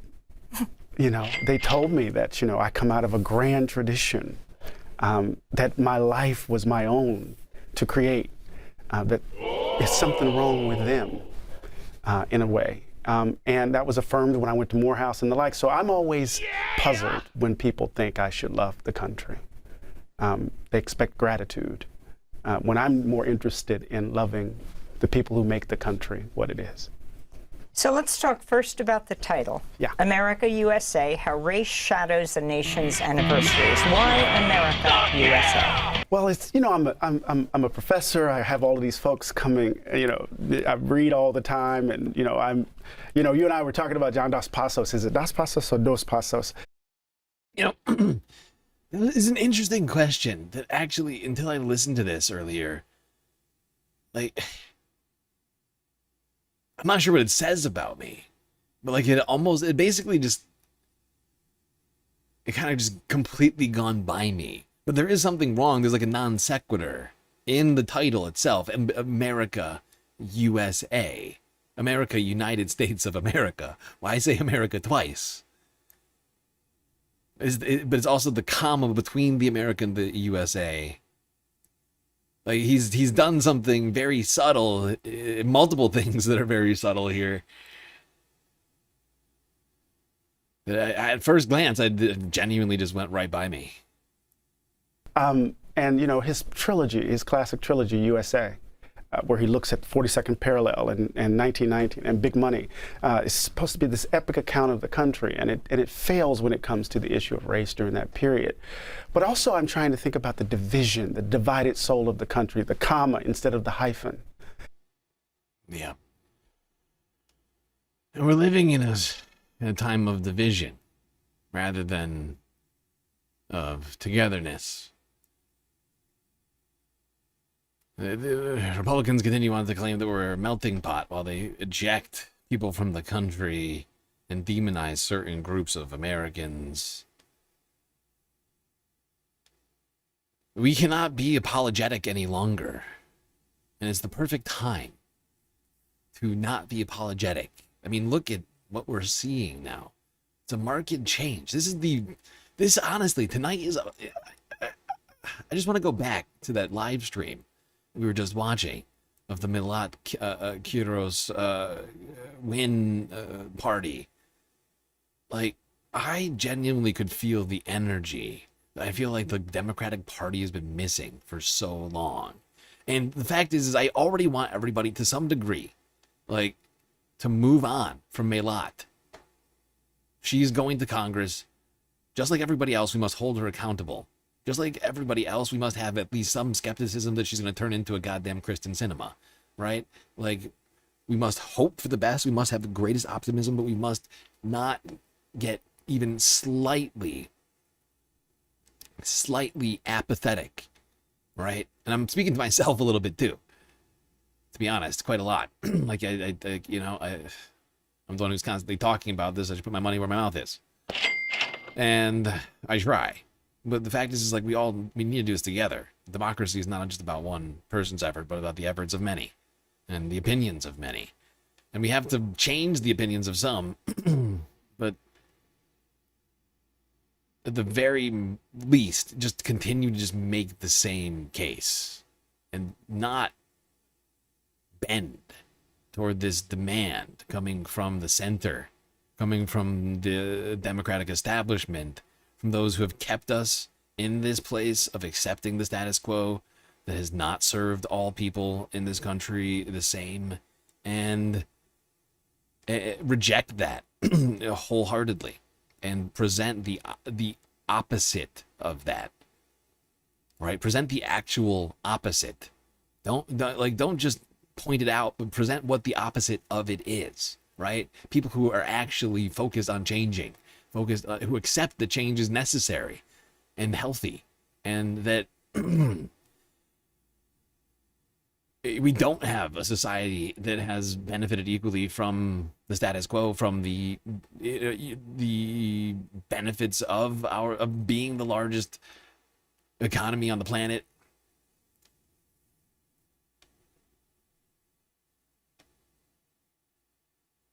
This is validation. She just took out an incumbent Democrat who was going to win her race.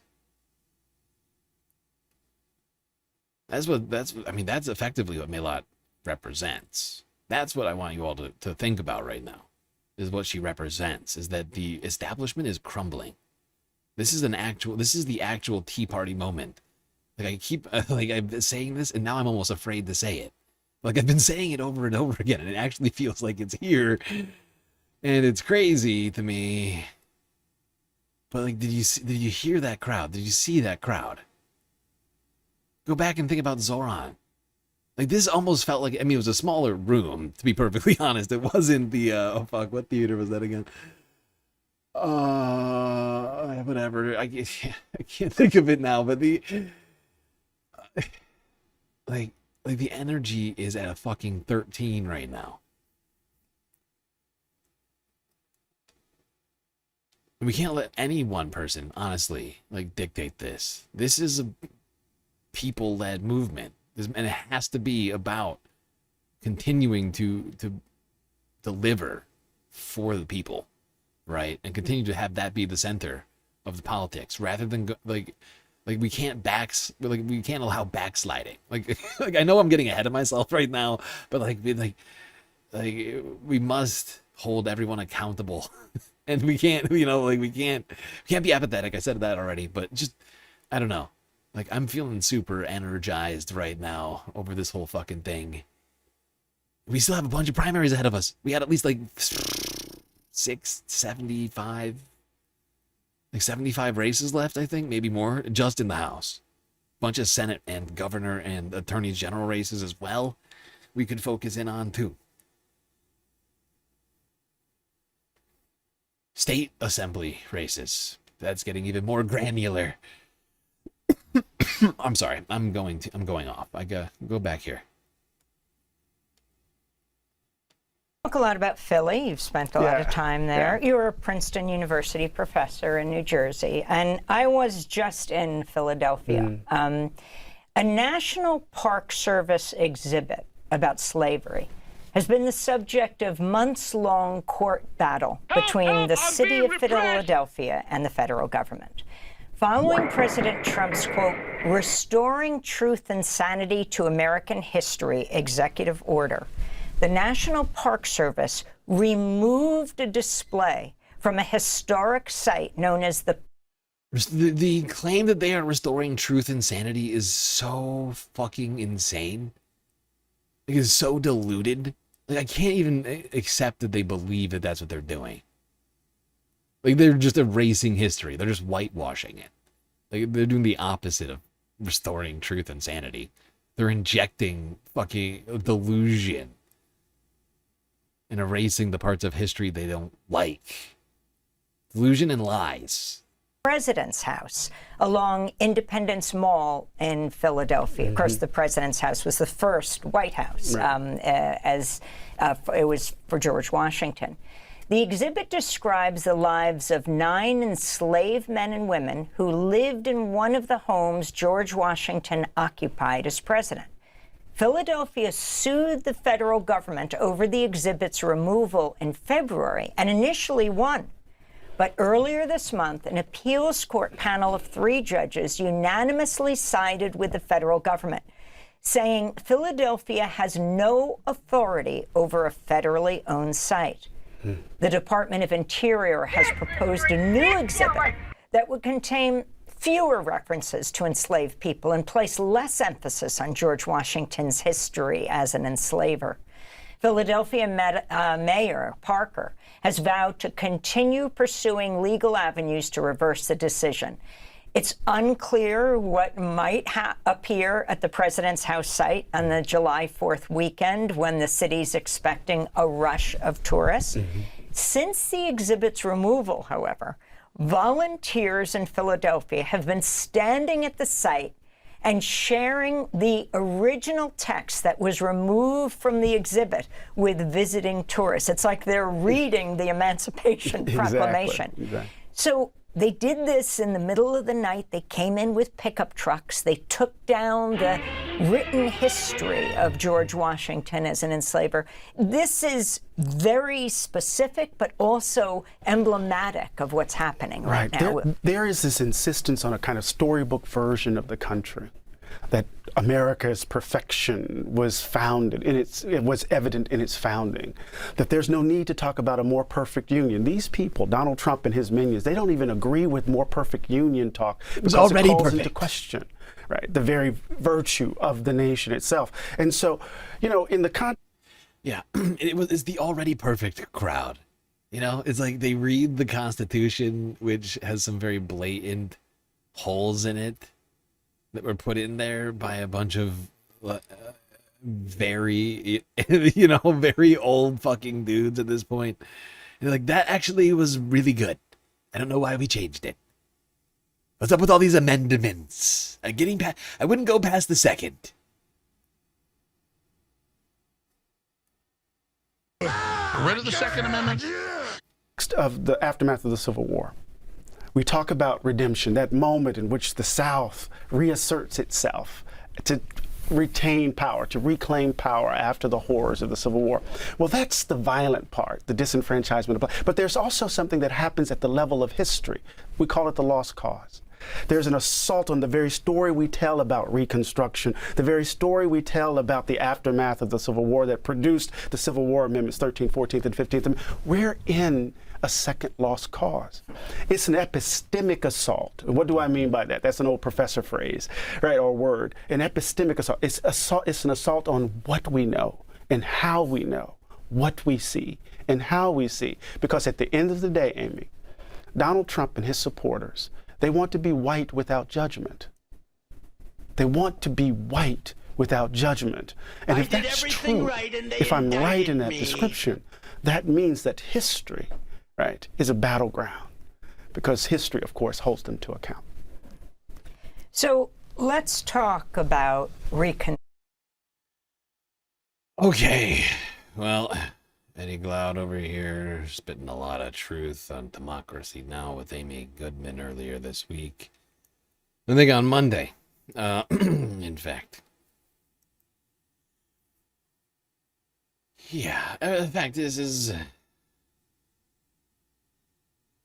what is effectively a white administration, white nationalists administration, is trying to erase the experiences of non-white Americans.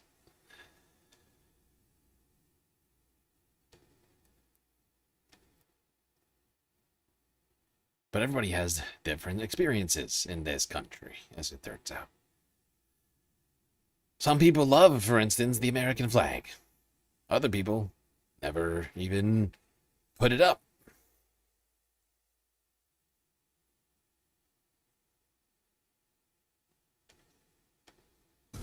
Business is booming at a suburban Detroit custom flag shop, thanks to the nation's semi-quincentennial. The 250 flag is very exciting.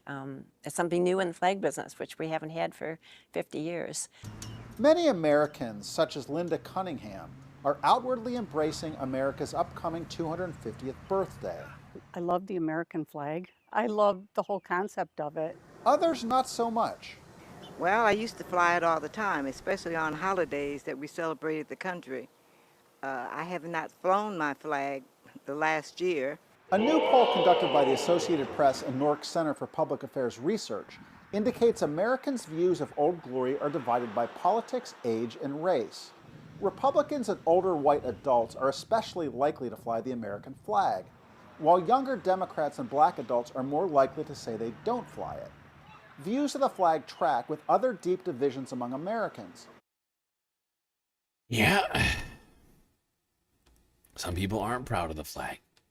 It's not because they don't want America to be great, because they have deep internal divisions over their sense of patriotism, over what this country stands for, and what it has done perhaps to them and or their families. Right? Whether it's black Americans who were brought here on slave ships, immigrant families, descendants of immigrants whose families have been the what do you call it? Like the recipient, like on the receiving end of American hegemony and military actions across the globe, or internally racism here across the country, right? And that's why I think a lot of people look at the flag and, and some find it to be, like some have no reason, right? Because for many white Americans, the country has done well for them. It hasn't repressed them. Why wouldn't they be proud? And I'm not even here to shame anyone for being proud of the country, right? It's just, the problem is that the people who are supposedly proud of this country are shaming other people for not having the same feelings that they do about the country, right? Where they are, like Eddie Glaude Jr. just said, waging an epistemological war against the rest of America and trying to force us to believe a certain fucking thing. That the country is, in its current form, great. With Donald Trump acting like a fucking emperor, right? Like, and that's kind of an unreasonable expectation when you just lay it on its face. Because they don't do that under Democrats. It's wildly hypocritical. It's incredible that nobody ever fucking calls them on it. When fucking Democrats are in power, what are Republicans all of a sudden, like, not criticizing America and saying that, oh, America is falling apart? Like, that's exactly what they do. That's all they do. Whenever Democrats are in power, like, Republicans are like, oh, America is falling apart. It's a communist country. We can't, oh, God, it's all over. America's a shithole now, just like Somalia. Oh, yeah.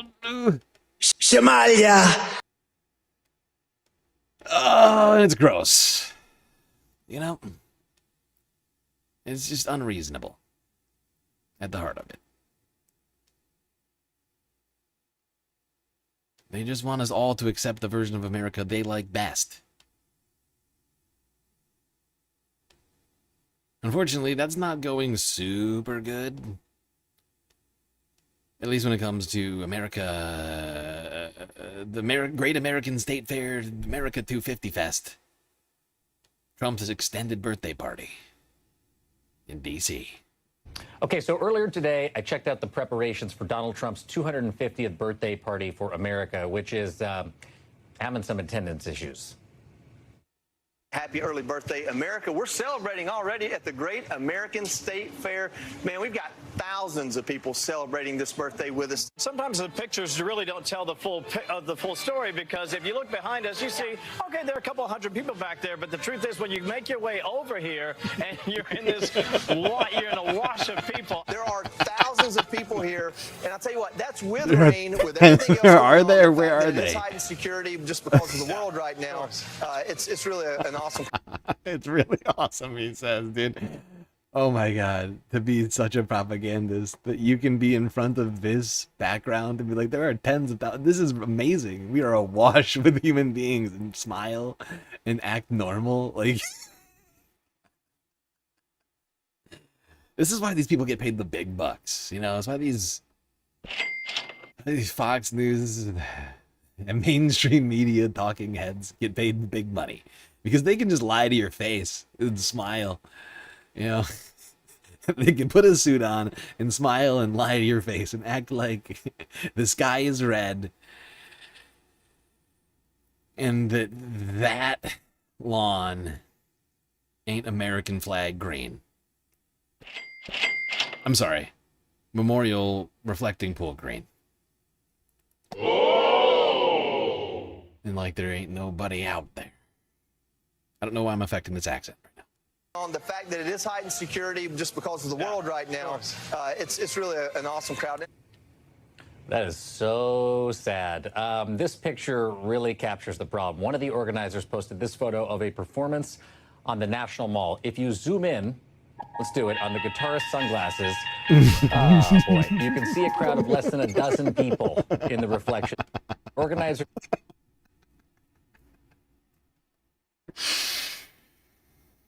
These photos are so mint. Oh my God, they're so good. Jesus Christ. Like, fire photo. You can count the people in the audience in about 1, 2, 3, 4, 5, 6, 7, 8, 9, 10, 11, 12. I think that's 12. I might be overestimating. I might be the victim of of what's it called? Refraction. That might actually be less than 12. Let's give them 12, though. Let's call it a dozen. It's a dozen people. The rest of it is Memorial Reflecting Pool green.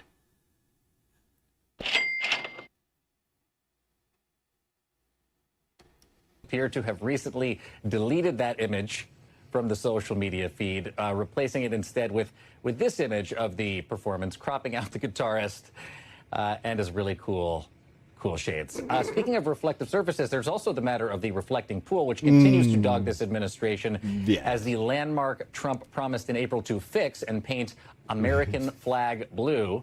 It now remains very, very, very... I'm sorry. I just like to take everybody, just for a moment, just draw your attention to what's on the screen here. Here's a sign. If you just pay attention in front of, what's his name? Oh, I can't think of this fucking guy's name. Just this MSNBC journalist.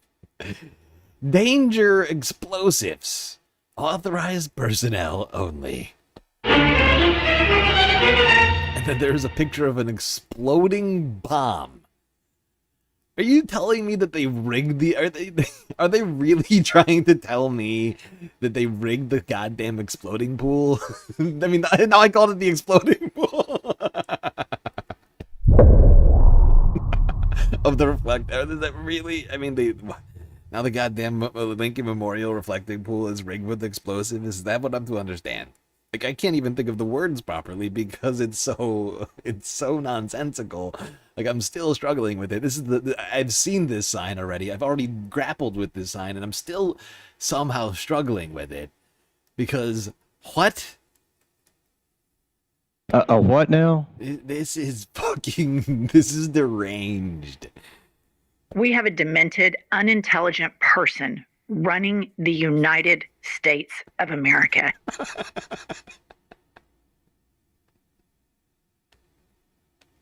Like, this is the epistemological war on the truth, right? This is the war on reality Trump is waging right now.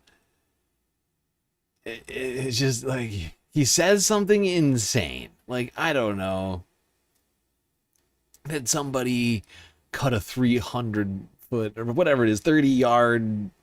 I can't remember exactly how long he said it was.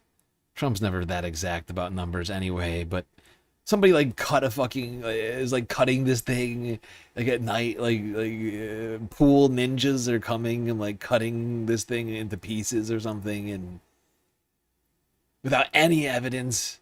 But so long as he just... like, so long as the federal government just, like, acts like it's true, like, do you see what I'm saying? Like, they're like that. Like, whenever Trump says something untrue, they just double down by, like, mobilizing the federal government to do the thing, to make it reality. Like, every day is a new episode in a show called The Emperor Has No Clothes, and, like, this is just like The Emperor Has No Pool. Right? It's like a new episode every fucking week, right?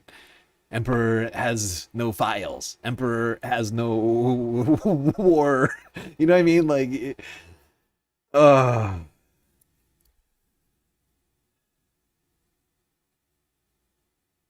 it's out of control. But so long as they pretend, right? So, like, they put a fence up, put the National Guard at the memorial pool, and put up signs saying, like acting like they're taking it seriously, like there is some sort of threat to the pool, right? Like, then at least for some people it will exist, right? It's just a propaganda war. There's just, like, it's the war, it's basically at this point, it's the war on the demented brain of the Trump supporter in 2026. Who's still hanging on for dear life in the cult, no matter how hard they get rocked by that bucking bronco that is the Trump administration 2.0. Those still left hanging, which is tens of millions of human beings.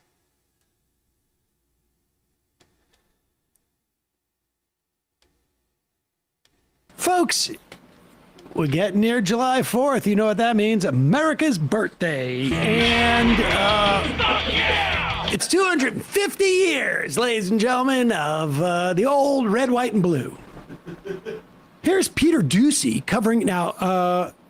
I hope you've heard of the American State Fair.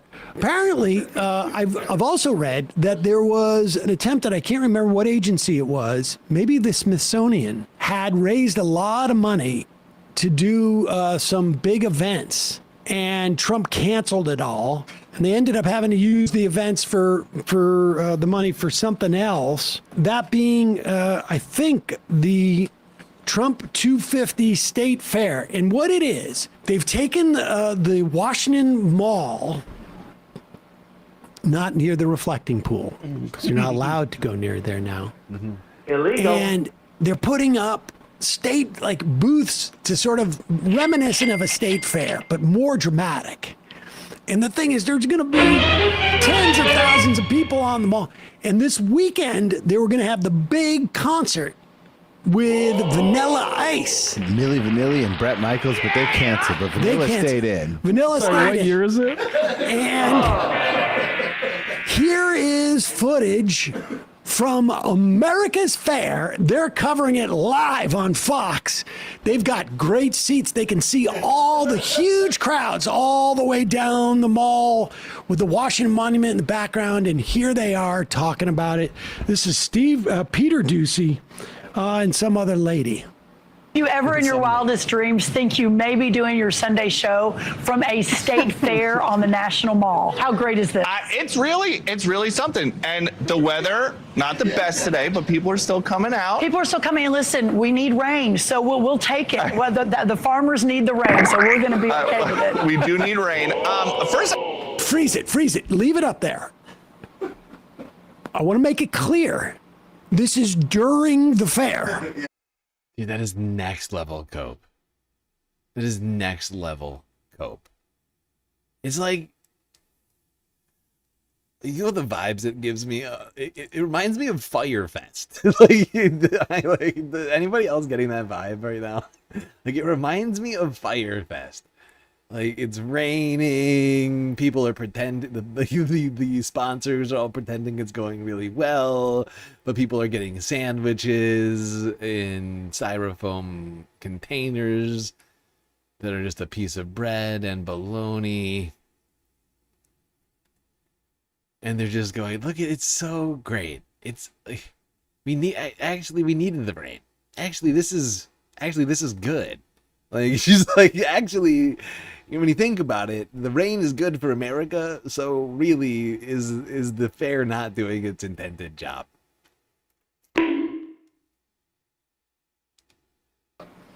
The fair is happening now.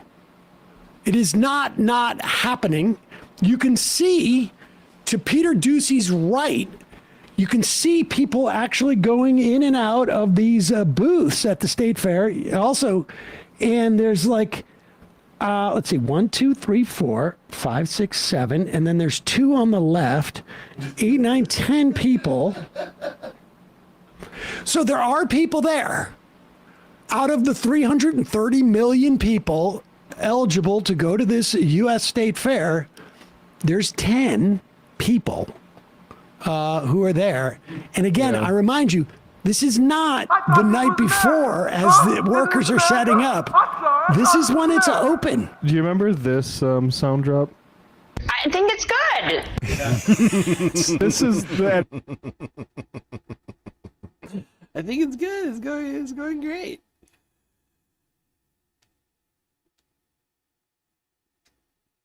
Oh, it's painful. It really is painful. Actually, we're not done. We're not done eviscerating this goddamn festival and this celebration of mediocrity. By the way, it gets progressively worse. It gets progressively worse, okay? And we're not, after, we have another clip after the majority report, which is why I'm trying to rush through this, but it's honestly delicious. It's too delicious to just rush through it. Like, we have to really get the full on the ground experience of this catastrophe. Peter Ducey gave off when. Yeah, let's play this again. It's, partly out of patriotism, of course, but let's not forget our tax dollars were used for this. So not not appreciating it, or appreciating might be the wrong word, not taking the time to witness this monstrosity. You're just letting him spend your money. You're not getting the full experience, right? I think that in a way is wrong somehow. Like you can't look away because your money got spent on this. You get what I'm saying? Like, don't do that.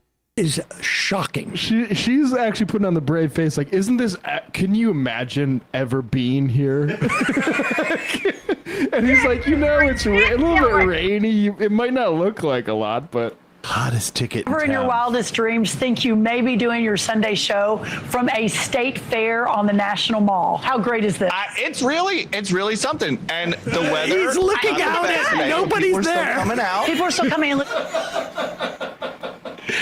All right, but maybe this is the angle. Maybe the angle that is meant to be the one showing all of the tens of thousands of people in the background. Wait till You the sun understand? comes out. That angle that we just saw, that's the money shot angle. Right? That's the one they set up so that Lee we can see Corso. the huge crowds. That is from Fox News. And here is more of it. Yeah, you gotta wait till the sun comes out. Their party really starts up. Oh my god. This is so painful to watch. Oh my God! This is so hard to watch. My God! Oh, a juggler? Oh my god. Should we? The mic. Pause it. The mic feedback at that moment really added to the ambiance. I gotta hear that one more time. Oh god. Should we?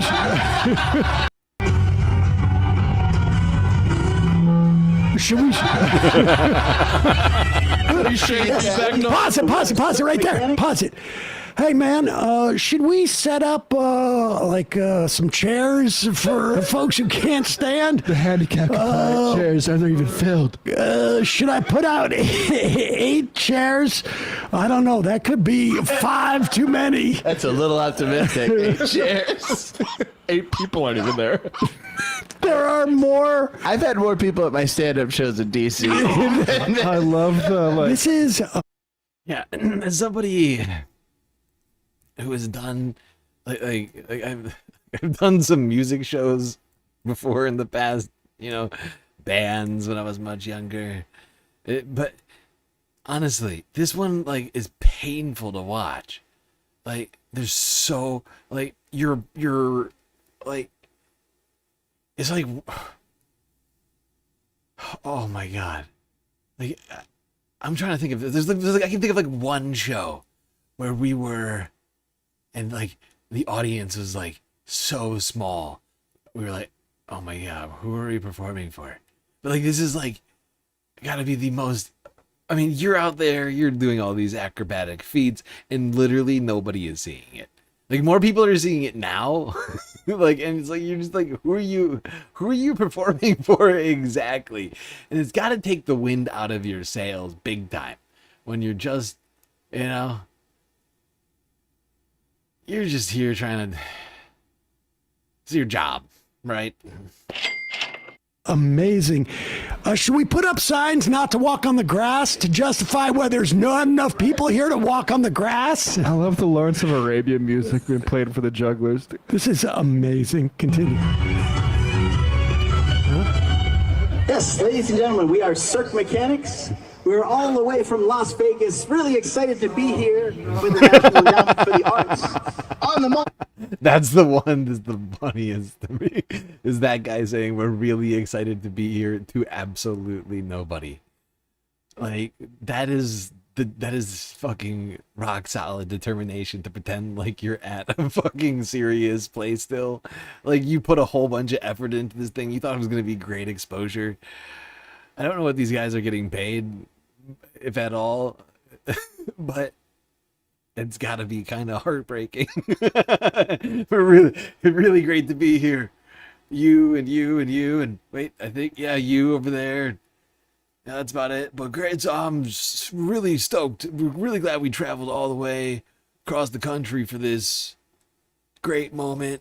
For the 250. This is amazing.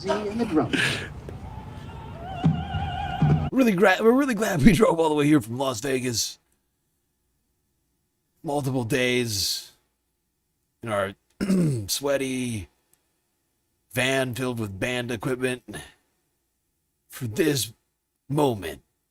There's less people there than there would be there on a normal day. All right, wait. Pause it. Pause it for 1 second. Right there. Okay. Let's figure this out. Look at the shadows there. Yeah. This is not 6 a.m. in the morning. Like almost solar That is noon. almost like noon. Yeah. Right? Yes. And you can see it's sunny. It's not a rainy day like it was on when Fox was broadcasting. This is nuts. There is nobody there. I added an 11A, which is just one more footage of this, and this was the peak final. All right, let's keep playing this one out because I think it's almost done, but that is just crazy. 250th. We're going to start it off with Ozzy and the drum. Yay! Says that one person.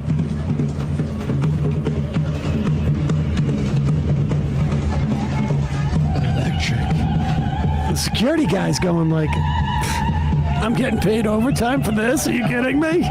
It's a little bit weird to hear the opera singer over the surf-style drums. You know, and I just want to say, this is exemplary of what I've been saying this whole time.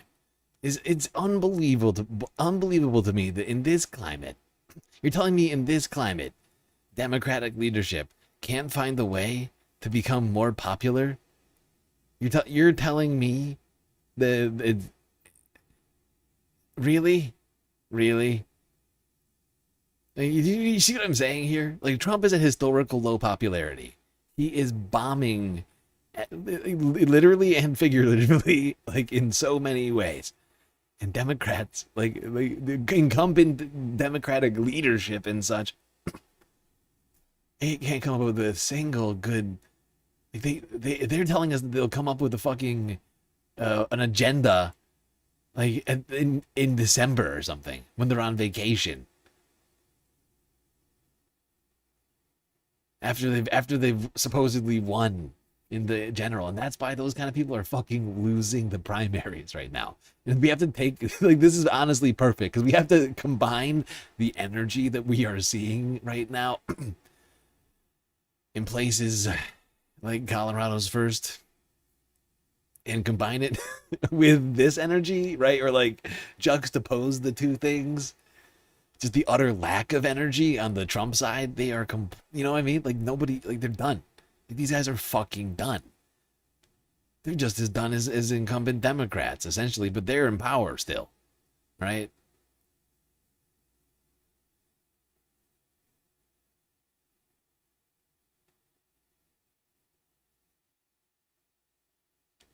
Okay. They said this was the grand final hour of the state fair or something. Okay, all right. So, folks,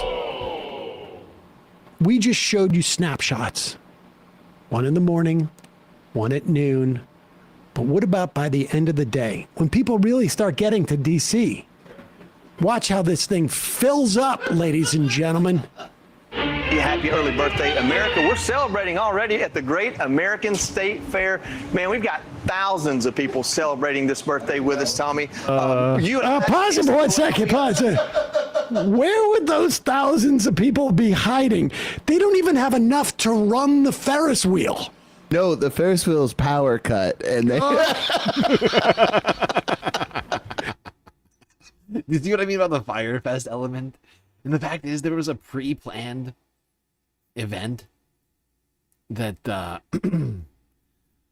was actually supposed to be a celebration of all of America, and then Trump made it about himself, and he didn't think that they could do a good job, so he decided to do it.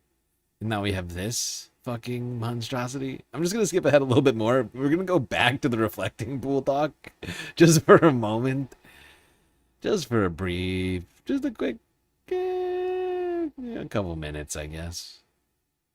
But this is part of it. right? Like, he himself has said that he wants the reflecting pool to be American flag blue for this stupendous moment in American history. Just down from there,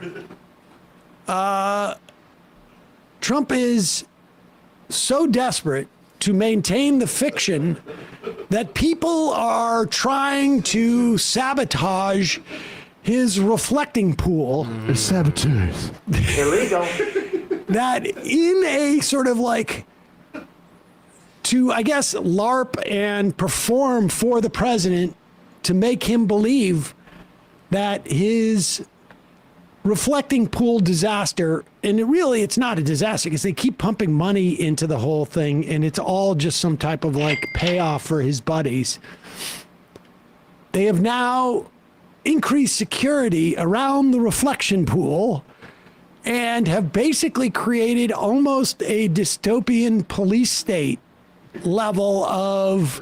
Just gave Palantir an extra $10 million to do this. An absolute madman. This is from No Turtle Soup 17 on Instagram. This is what's going on at the reflection pool. It's a tense situation. Loitering is not permitted in this area. Please proceed to identify The fuck, dude?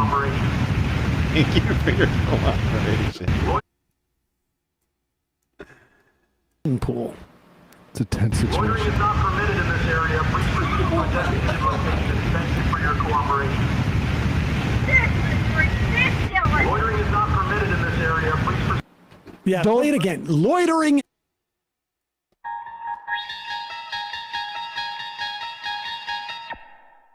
I mean, this is insane. He's turned the Lincoln reflecting pool into an Orwellian nightmare. Surrounded by, just like covered in security cams, like swarming with troops and surrounded by barbed wire fence.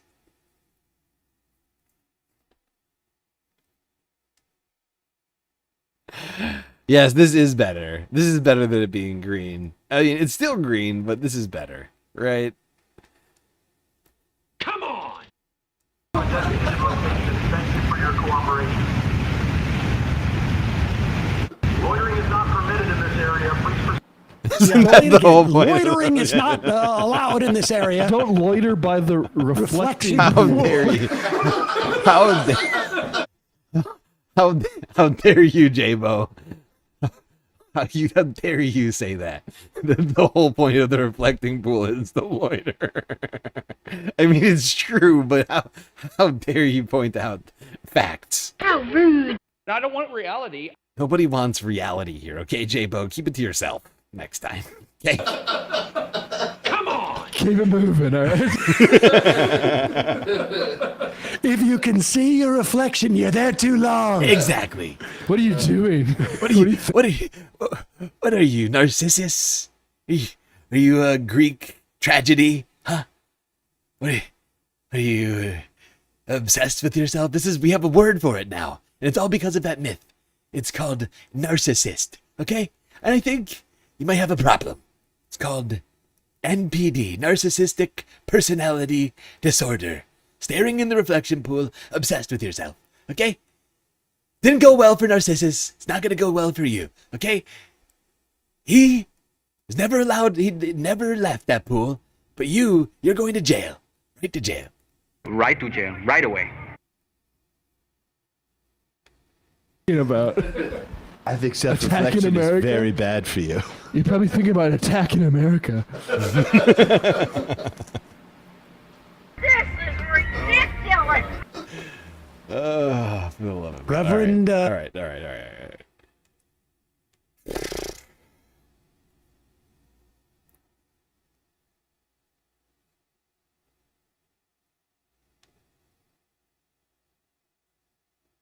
right, almost done with the goddamn reflecting pool. Oh, what a special time. What a special time to be alive, right, Space fans? Although for once I feel just vaguely optimistic about something. I'm not sure what yet. I have a sense a vague sense of optimism.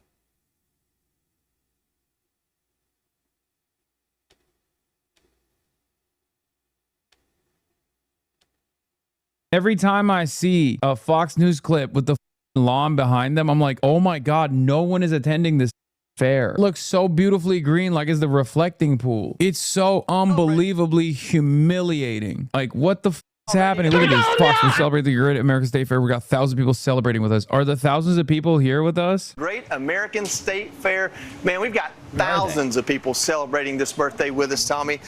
You and I had a chance to go out. We got to see some of the exhibits. I'm sure you got what I got, which was a lot of people going, hey, love to watch it on Fox. I hope a lot of them left the mall, went home and turned on their TV. The copium is hilarious. Boy, oh boy, I mean, there's not a lot of people out here. I hope the people that aren't here watching this on TV. I mean, they got the dial on the copium tank fully open. It's just filling the entire Fox News studio right now. It's like laughing gas or something. Except instead of laughing gas, it's some sort of other substance that makes you say obviously untrue things or very sad, pathetic things. Hold on, there's a few spots we gotta get here from Hassan.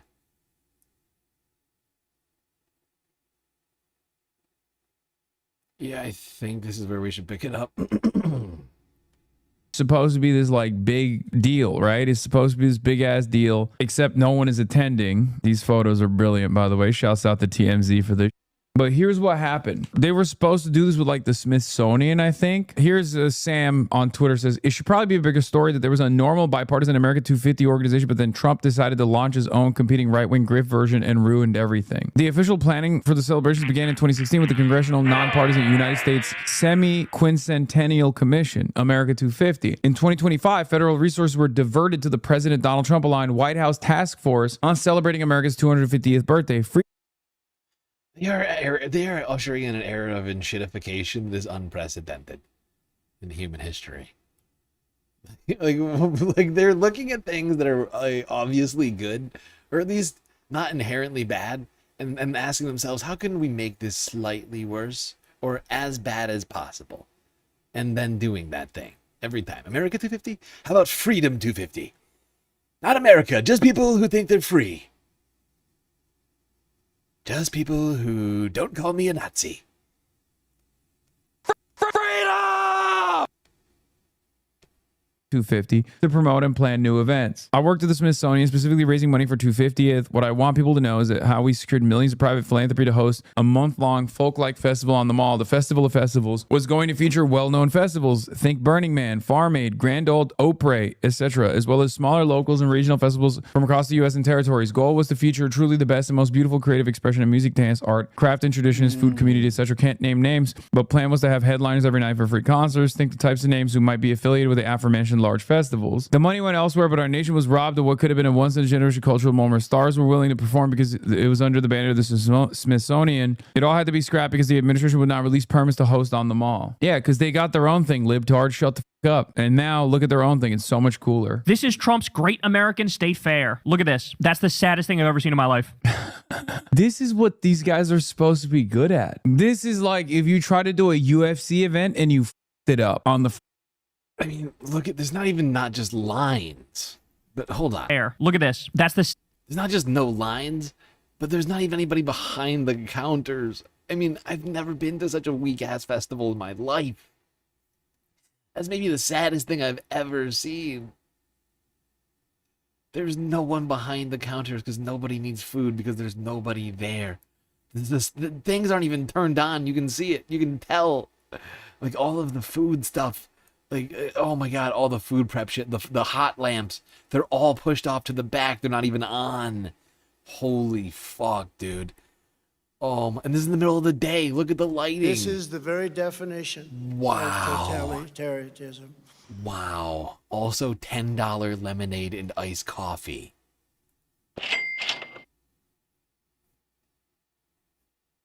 Help! Help! I'm being repressed! Saddest thing I've ever seen in my life. This is what these guys are supposed to be good at. This is like if you try to do a UFC event and you it up on the front lawn, right? This is what hogs are best at. Throwing together fairs. How did you the fair up? This is your culture. It's like if you came to me and you asked me like, I don't know, whatever gay little book I like to read and I didn't have it. You asked me my favorite anime and I just gave you nothing. If you were to ask me like, what's my favorite type of non-binary barista serving coffee? Kopi Luwak. This is our wheelhouse. We're libtarded. This is what we do best. If a libtarded president was doing non-binary barista show and they f***ed it up and all the baristas were binary and straight, we'd be freaking out. We'd be Oh my god. Okay, hold on. We don't need all of this. Hassan making an interesting comparison there. This is the part I actually wanted. Here it is. I was slightly behind it.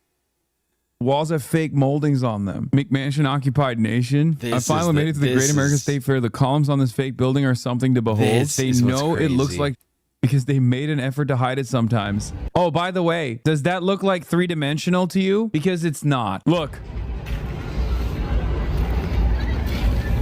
Dude. It's not three-dimensional. Dude, how awesome is that? It's so dog. It's so dog. Dude, when I saw this, I was like, you're kidding me. You're kidding me.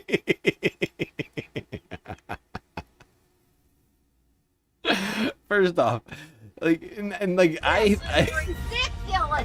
think I have a theory now about this whole situation, right? I think you've all, at least most of you, have been watching the streams lately since we started talking about this in Sunday, but whatever day it was that we started talking about this stupid fair, but like I've been saying this whole time that it's fucking insane that they put up this thing at the America 250 Fest, right? At the Great American State Fair celebrating the last 250 years. They put up this proposed like Trump arc to like memorial to his greatness, right? Like his supposed greatness. You get what I'm saying? Like the goddamn arc to Trump. They put it up, a thing that doesn't even exist in reality and has nothing to do with the last 250 years. Aside from the deranged wishes of the president, like the current president, like there's no reason to celebrate this at America 250. I think I actually presented a bunch of other things that would have been more sensible to celebrate because they would actually have something to do with the history of America because they actually exist. And they're not just a fever dream. But you can basically list anything. You could literally put Hassan Piker up, and it would be more representative of America than of this non-existent thing. And what I think now happened, because it makes no sense, right? Like, you just, on its face, it doesn't make any sense. Like a statue of Abraham Lincoln, of Obama, Bill Clinton, or even literally like a statue of Donald Trump himself would have made more sense than this thing. But because they can't do that, because that just looks like deranged idolatry, they were like, like Trump demanded this, right? And like this is the best that they could come up with on short notice. Am I wrong? Like, does this not feel like that? Like the sort of thing that Trump was like, awesome, we need the arch. We need the arch, okay? And they're like, okay, we make that happen, sir. We'll make that happen. And they just like put up a couple of compressed, like, what do you call it? Like compressed wood fiber. What is that called? I can't think of the name of that wood right now. Like particle board, like a particle board, and like they went to Kinko's and they just started printing on the big printer, and I mean that's what we have now. And they just stuck some goddamn molding to the outside of it to add to the effect. It's fucking crazy. Like, I can't believe what my eyes are looking at. Like, I can't believe that they thought that this would play and like nobody was gonna rip their like rip them apart over this. How? This is the dumbest thing I've ever seen. It's not three-dimensional. Dude, how awesome is that? It's so dog. It's so dog, dude. I'm sorry. Everything that Donald Trump does turns into dookie. Yeah, they stapled the textures, bro. Look at this. United States, world's first fifth world country. These buildings of the Great American State Fair are just covered in printed sheets that are literally stapled on. Oh my God. Staples. I don't want to touch it. Oh my. You know how they feel about touching things around. I don't know who this woman is, but she is based as fuck. She's cooking over here. I don't want to touch it because you know how they feel about people touching things around here. Oh God, she's so right. Right to jail, right away. Illegal. Look at this fucking staples, creases. It's so incompetent. The level of incompetence is beyond anything I think we've witnessed in recent history. It's incredible. Stapled on. Staples. I don't want to touch it because you know how they feel about touching things around here.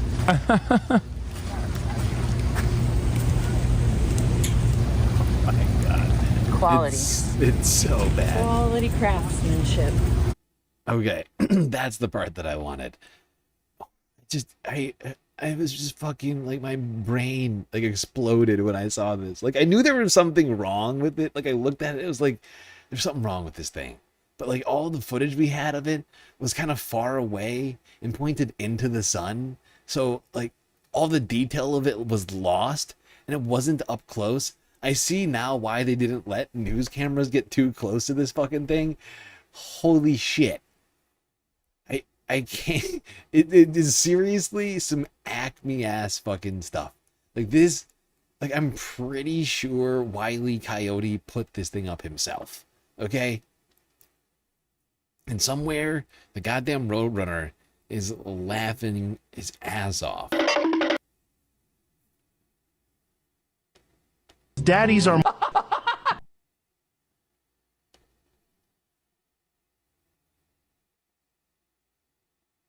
It's just mind-boggling.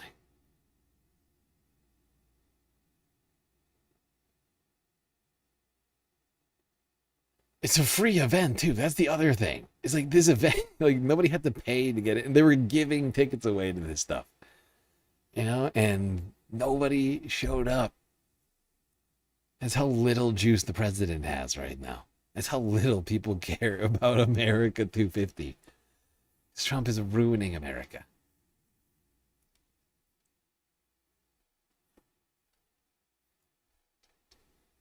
Only the biggest weirdos in DC and from across the country are going to this thing.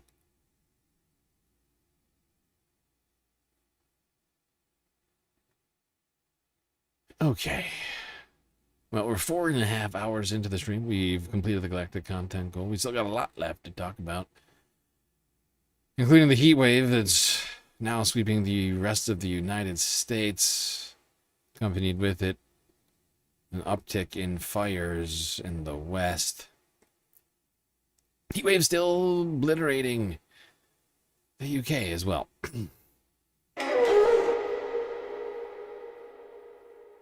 Acetone Uptempo. Thank you for the follow. Good reminder, everybody, you should follow us on Twitch, subscribe on YouTube, hit that bell icon, like button, and stick around, because we'll be right back after these brief messages. That's right, first Galactic, and honestly, we're probably just going to do one again tonight. Galactic Intermission. We are back after these brief messages.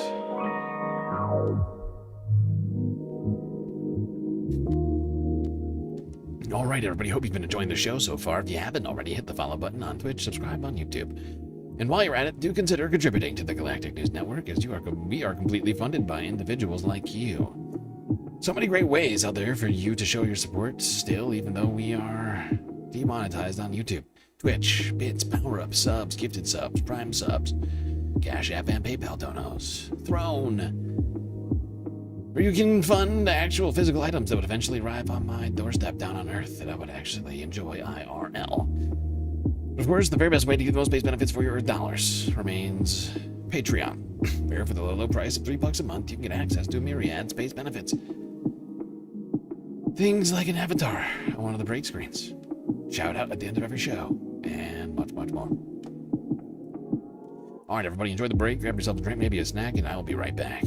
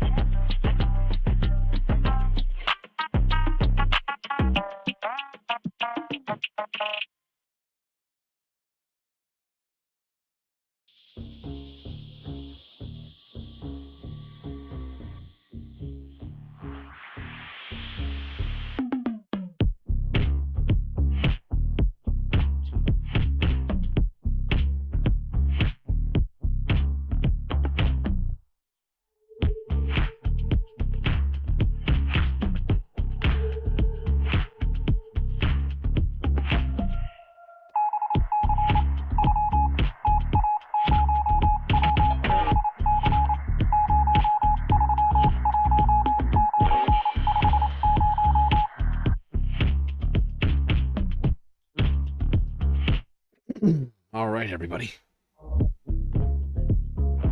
The break is over, and the stream is about to start once again. So get back in those seats. Otherwise, you're gonna miss it.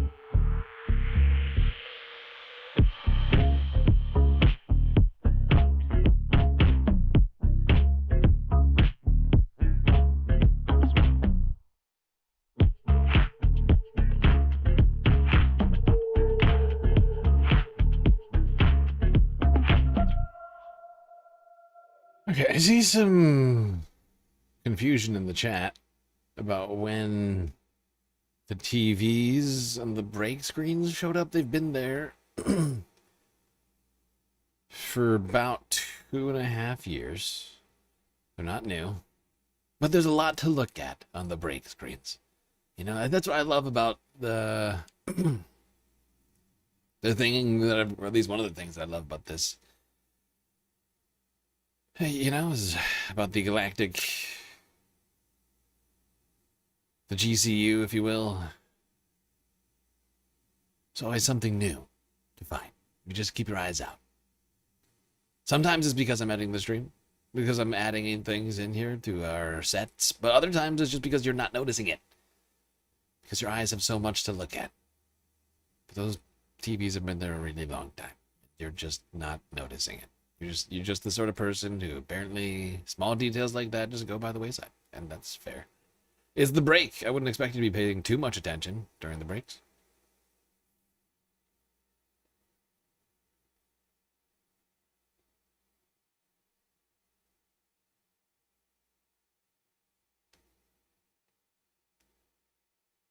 All right.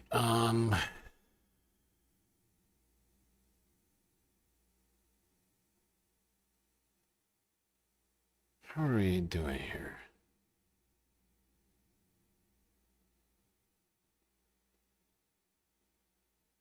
Okay. Yeah. Not bad. I kept my list really short tonight because I had no idea how long the election coverage would take. I'm glad I did because like it could have been really quick. But that is not how that worked out.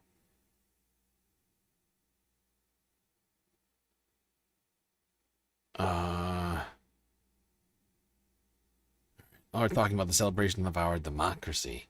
Let's talk about the institution enshrined in that democracy, the supposed democracy that is utterly dismantling it themselves. Alongside Donald Trump, we have the Supreme Court, of course, who has proven, I think, at this point, their irrelevance, and in fact, their existence as being one of sort of opposition to democracy, which is why they need to just be abolished at this point.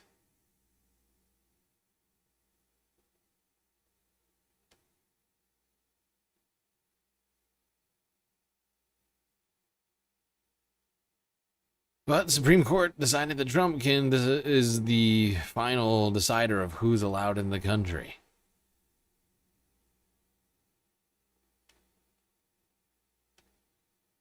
The Supreme Court ruled Thursday in a 6-3 decision that the Trump administration can turn back asylum seekers at the border and that doing so does not violate federal immigration law.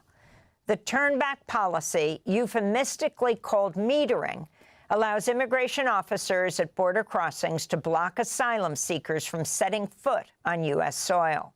The policy is not officially in effect. In fact, it was rescinded in 2021, but the Trump administration asked the Supreme Court to overturn the 2024 appeals court ruling that found the practice unlawful. And the Supreme Court then agreed to hear the case. The case is Mullen versus Al Otro Lado. Erica Piñero is the executive director of Al Otro Lado, the lead plaintiff in the case. She joins us from Mexico City. And Melissa Crow, litigation director at the Center for Gender and Refugee Studies and co-counsel on the case, is joining us from Maryland. We welcome you both to Democracy Now! Erica, let's begin with you. Talk about the significance of the Supreme Court decision and talk specifically about the case your organization brought, Al Otro Lado. So, first of all, thank you so much for having me today. We originally brought this case because we documented hundreds of asylum seekers being turned away from ports of entry, and also documented many individuals who were assaulted, raped, trafficked, or killed because they could not access protection. I mean, this whole thing is... I just want everybody to think about this for a second and how undemocratic the Supreme Court is. Okay? You have elections every couple of years in, in the House, right? Every 6 years in the Senate. You got them going on in the fucking state assemblies as well, with quite a lot of regularity there too, right? And the president every 4 years. You do all this democracy. Those people write laws. President signs them into law. And then the Supreme Court gets to decide whether that's allowed? Whether that we're allowed to do that? Like, think about that for a second. Why? We've already done the democracy. We've already voted for the people to make these laws, right? And to sign them into office. Sign them into law, right? And yet we have to be worried that the Supreme Court might tell us, oh, actually that law that's not okay. Or that, why? Why is this? Why do we need this? I know why the framers technically thought we needed this, but it has not been what it's purported to be, as a sort of vision of a Platonic philosopher kings, if you will. People who were there for life and who had no political bias. But it is completely political. But it's undemocratic and lifetime appointments. We don't get to, when we object to what they do, we don't get to vote them out of office. But they get to object to what we do. They get to decide. And it's fucked. Doesn't make any sense why they exist.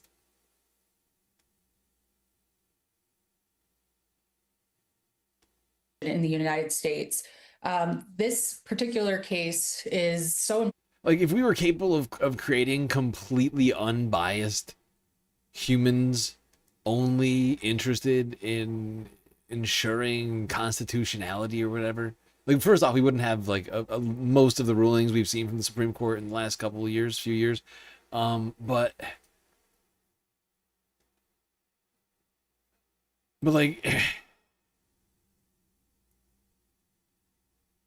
almost, that would almost not be good enough, right? Just because of how undemocratic it is.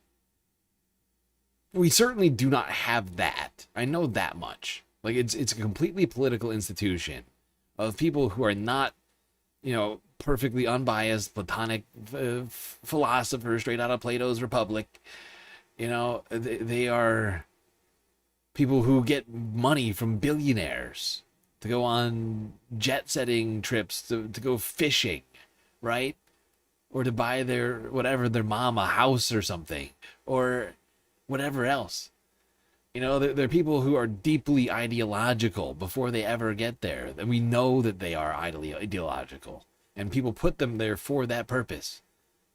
Not to uphold the law, but to uphold an ideology. Right? And as a result, we have what we have now. And the fact is, we can't create human beings that are completely unbiased. It just doesn't exist. So it's like like the Supreme Court is like based on like a fantasy existing in the real world that does not. And as a result, we have a very not just the only reason, but as a result, we have quite an imperfect system. Assaulted, raped, trafficked, or killed because they could not access protection in the United States. This particular case is so important. And I think that the importance was really minimized by the justices. Justice Alito engaged in a rather tortured textual analysis, really focusing on the word "in" to basically say that if individuals.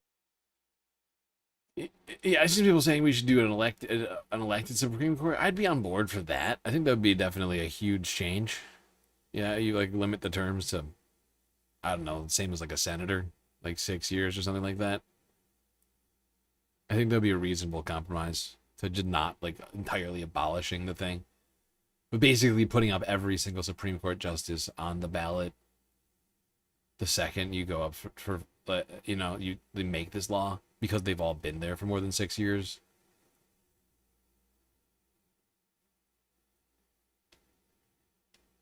Cannot set foot on U.S. soil, that they do not have the right to ask for protection at the U.S. border. So this was really not about the text of the statute. It was to reach the political goal of ending access to asylum at the U.S.-Mexico border. He uses a few analogies in the decision, but I think the most apt analogy would be if a police officer were standing outside of a polling place and the Supreme Court decided, even though he's pointing a gun at you and you couldn't go inside the polling place, you still have the right to vote. I mean, it's just ridiculous. But that unfortunately was the decision of the Supreme Court. Yeah, exactly. The Supreme Court is living in an alternate reality that's held up entirely by billionaire right-wing donor money. And has deep, deep love of the president. And that's the Supreme Court we have.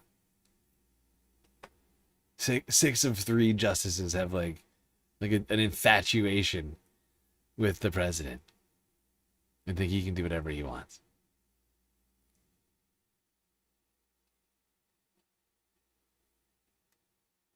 This is devastating. I mean, what this means is that basically the Trump administration can prevent anybody from ever even claiming asylum, and is in jeopardizing, in turn, just so many people. Like, a lot of people claim asylum for reasons because they're in danger, right? And now they're not. I mean, they're we're not even going to let them attempt to make the claim for asylum.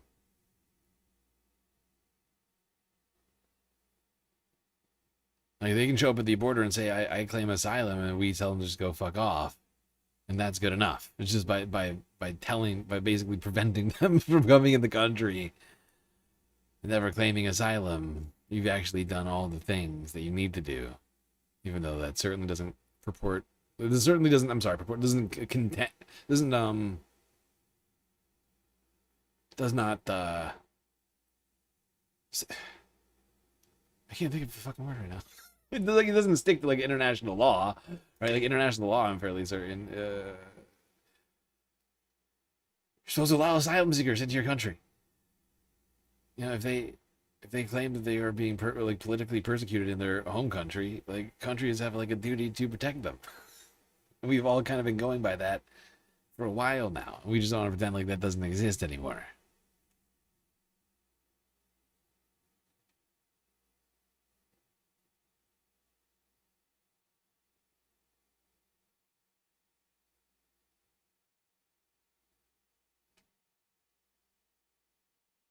It's really disturbing, honestly. All right, let's talk a little bit more about the other rulings that happened this week, because this wasn't the only one. There were a couple of good ones, I suppose, but does not make up for the damage that's done by this TPS ruling. I mean, it makes it so that anyone here, Trump, it does not just Haitians, it's not just Syrians. This will apply to every single group of protected status immigrants here in this country. Certainly could be applied to any and all of those groups of people, even though they were specific on the initial volley, whatever you want to fucking call it. Like, they can easily just switch to, oh, we're just going to do all immigrants now.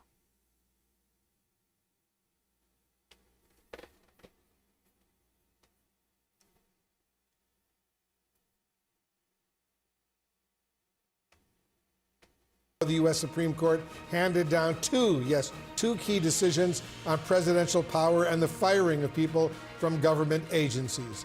Justices ruled that President Trump does not have the constitutional authority to fire Lisa Cook, a governor from the Federal Reserve Board.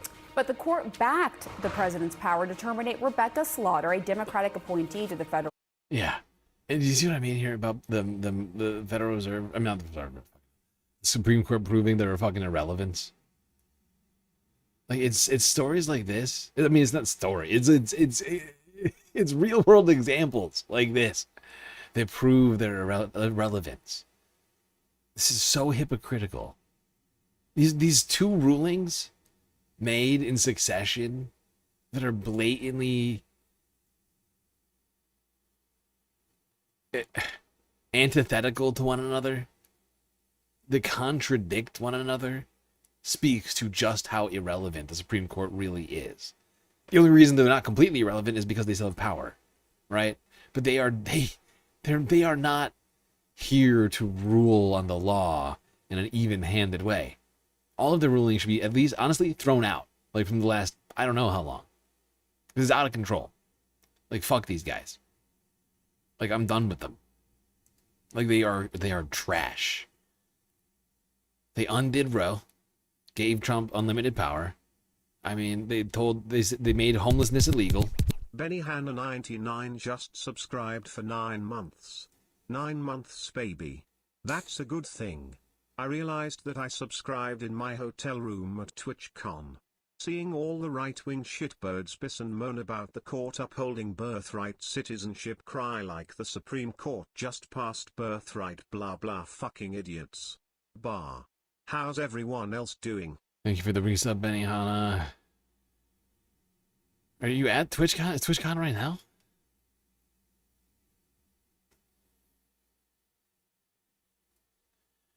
But I mean, this right here, these two rulings completely contradict one another. It's paradoxical.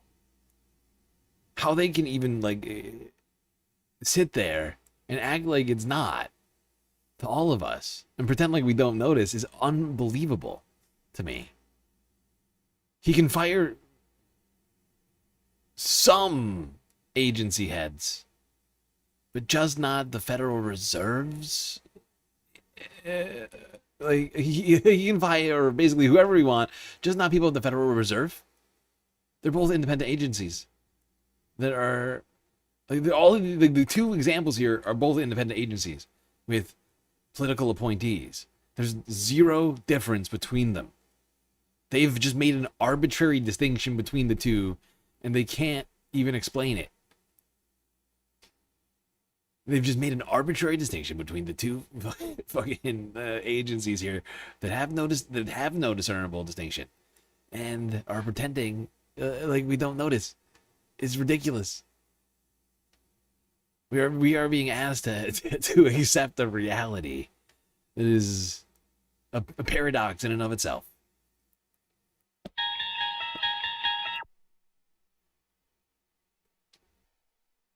Oh, it was 9 months ago. Oh, I see what you're saying. Okay. Now, one other thing that the Supreme Court upheld is the receipt of mail-in ballots that being mail-in ballots stamped on the day of the election, whether or not they were to be upheld was a question before the Supreme Court, along with these other things, and they shockingly upheld that some aspects of democracy might still exist.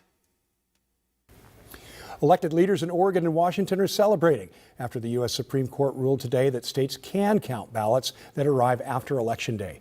More than a dozen states allow certain ballots to be counted after Election Day if they meet state deadlines. For Oregon and Washington, that's 7 days after the election if they're postmarked by Election Day. The Republican National Committee challenged the Mississippi law, arguing it conflicts with federal law that... Well, there you have it. So you got a couple of good rulings there. Also, they ruled that E. Jean Carroll is still owed that, what is it, 50 million, 5 million, whatever it is. Trump still owes her a bunch of money, apparently. It's not like he doesn't have it. You just sell a bunch of Trump coin or World Liberty Financial Token or something. I don't know. He'll be fine. Yeah. They still just gave him just broad, effectively his unconstitutional fucking powers that didn't exist before this. Any president should just cancel the temporary protected status of people and eject them from the country regardless of merit of those asylum claims.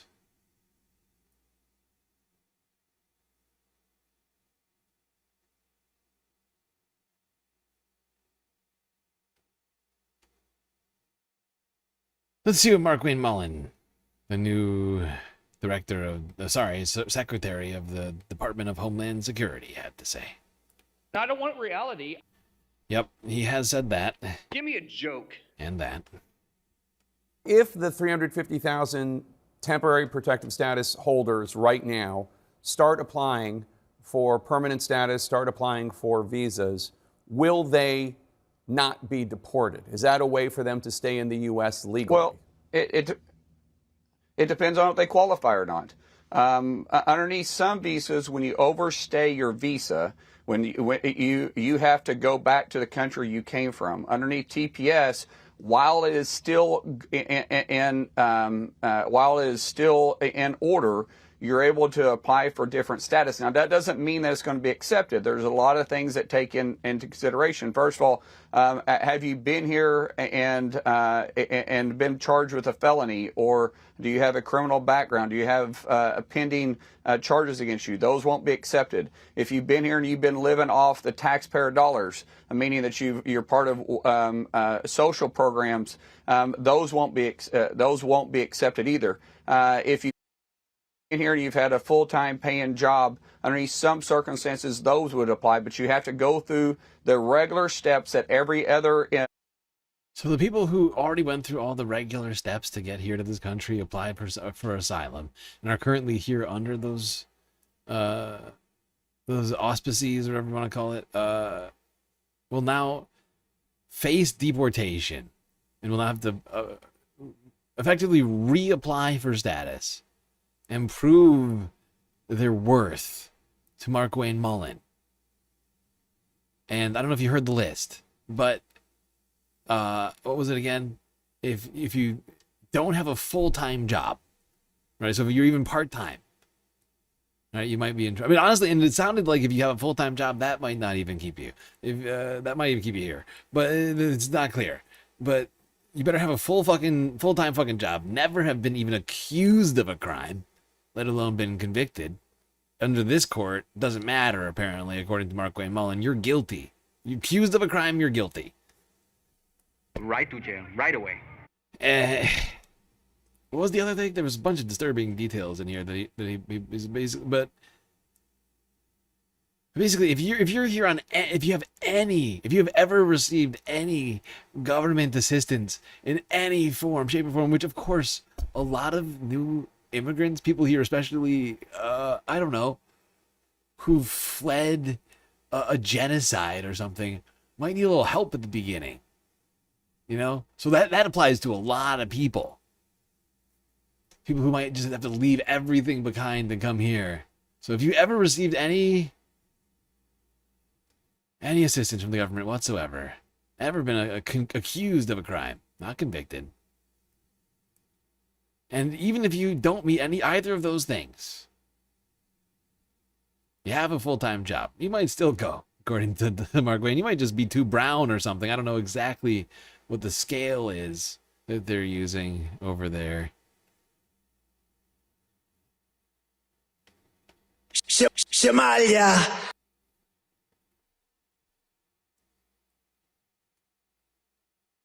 You shouldn't be able to name somebody Mark Wayne. I mean, that's fair. You should be forced to pick, right? Like you shouldn't get to be like, let's just do two. Let's just not even the hyphen. Let's just smash two names together. Jim Bob Jollins.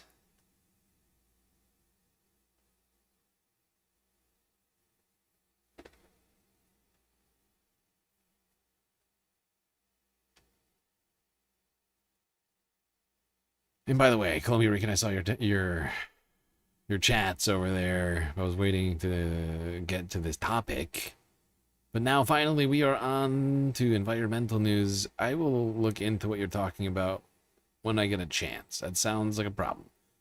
But actually I have a bunch of stuff that I think lines up with that I want to talk about later this week. So I will try and get that story worked in at some point. Sounds fucked up.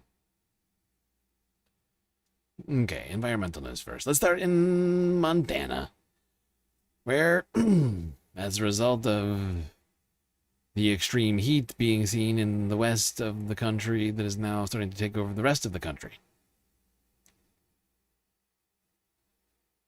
glaciers are melting at an accelerated rate. And the Glacier National Park was forced to close 43 frickin' trails due to flooding. Here's NBC Montana from yesterday.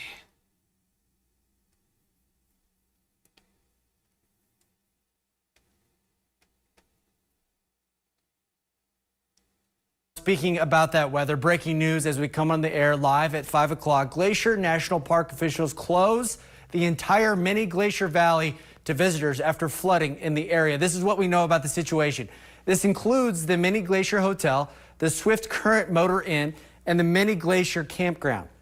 This comes after a temporary close was issued for Going to the Sun Road between Avalanche and Rising Sun due to heavy rain and debris, according to the park website. You can find a link to that full list of closures up on our homepage. Okay.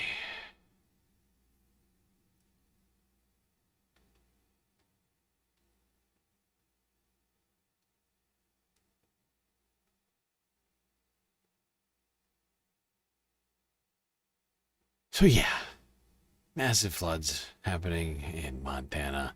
Not a lot of footage because it's happening in the parks, but creating severe enough danger that 4 dozen trails are forced to close as a result. Now, wildfires continue in Utah, out of control. High winds, high temps continuing to fuel them. Here's CBS Evening News from yesterday. Good evening. Wildfires in the American West turned deadly over the weekend, killing 3 elite federal firefighters. Tony Two Cuts. I need a sound shot of Tony Two Cuts for when he accidentally winds up in one of these streams. Or you know what I mean? I think the one I want, I'm thinking about it, I just can't remember how it goes way back. But like when he first got the job, like Sam was talking about, and like I think he's the first one to have said Tony Two Cuts. I think we need Sam saying Tony Two Cuts. There's that as thousands of others deployed in response to nearly 100 fires burning at this hour. The largest one is in Utah, where the governor says the Cottonwood fire alone could be the most destructive in that state's history. In Colorado, meanwhile, fellow firefighters received the remains of those 3 colleagues killed in the western part of the state. Yeah, 3 people have died fighting these fires in Colorado, which we're about to talk about in a second. But let's just go over this really quickly. I just want to go back to this fucking map, okay? Because right next to Utah is the state of Nebraska, right? And I think it was Nebraska.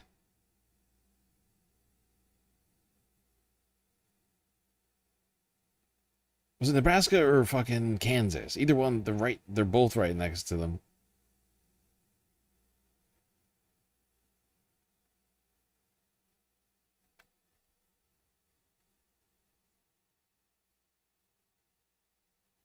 Yeah, I think is Nebraska. Burned 1 million acres. It burned 1 million acres. It was the biggest fire. I'm sorry, I was just looking, like, trying to make sure I got this right. But right next door in fucking Nebraska. All right, well, I guess it's over. That's Wyoming, technically. Okay, so it's not right next door, but like one state over. Fucking Nebraska had its largest fires in history. This year, happening over a month ago now. Utah already having its largest fires in history by now, essentially. Or like on the cusp of it hitting that. Colorado, deadly wildfires on the borders of Utah, killing at least 3 people, which we're going to talk about soon. Like, things are getting out of control real fucking quick. Not looking good. I predicted a bad year fire-wise, storm-wise. It's honestly starting to look like it's exceeding my fucking expectations in a very disturbing way. Could be the most destructive in that state's history. In Colorado, meanwhile, fellow firefighters received the remains of those 3 colleagues killed in the western part of the state. CBS News correspondent Jonah Kaplan has made his way into the fire zone for us tonight with more. Jonah, good evening. Tony, good evening. These fast-moving wildfires turning what should be a lush green mountainside into this charred black landscape. More than 270,000 acres either burned or are on fire right now in the state of Utah. 270,000, that's a big number. What's it mean? We'll put it all together. You're talking about an area that's nearly twice the size of the city of Chicago. Career firefighters called it a perfect firestorm. Roaring flames driven by high winds of up to 60 miles an hour and humidity as low as 5%. Extremely critical fire weather is how federal officials describe it, with high potential for new large fires, conditions that are extraordinarily rare for late June. We expect that this fire season will get bigger. It will impact more people, and we'll have to have a greater draw on people and equipment. Here's some more context for you, okay? The Palisades fires were 24,000 acres, 1/10 the size. The Eaton fires, 14,000 acres, right? So the Palisades and Eaton fires, God damn it. The Palisades and Eaton fires last year, which we all remember, with probably a lot of horrifying, vivid detail because of how horrific it was. Of course, it was in a city center, which was what made it so horrifying. But talking about nearly 10 times the size of those fires combined in one state, and it's June. Still got July and August. I don't know if you've lived through a July or an August before. Historically, pretty hot, as it turns out. That's hot. To address the concerns. Thousands of firefighters have been deployed here from across the country. Their service and sacrifice on display this weekend in a memorial procession for 3 firefighters killed near the Colorado-Utah state line. The fallen came from Arizona, Alabama, and Michigan. 2 others were injured. Puts it into perspective what they go through every day and what they could face. Terry Underwood knows the risks. Her husband Dan is a firefighter. Their home was threatened twice in the last week by 2 separate wildfires. Underwood credits her husband and his team for saving their daughter's home and neighborhood. He's now back on the front lines. What did he tell you about what he saw and what he's been experiencing? He told me he's never been on a fire like that before. He said it was so loud, it sounded like a jet engine. Look at just those roaring. Look at these images. This is horrifying. Oh my god. These images remind me of fucking, what was it called? Paradise. It's like this more rural setting. But like everything is just fire on all sides of the road. Oh god.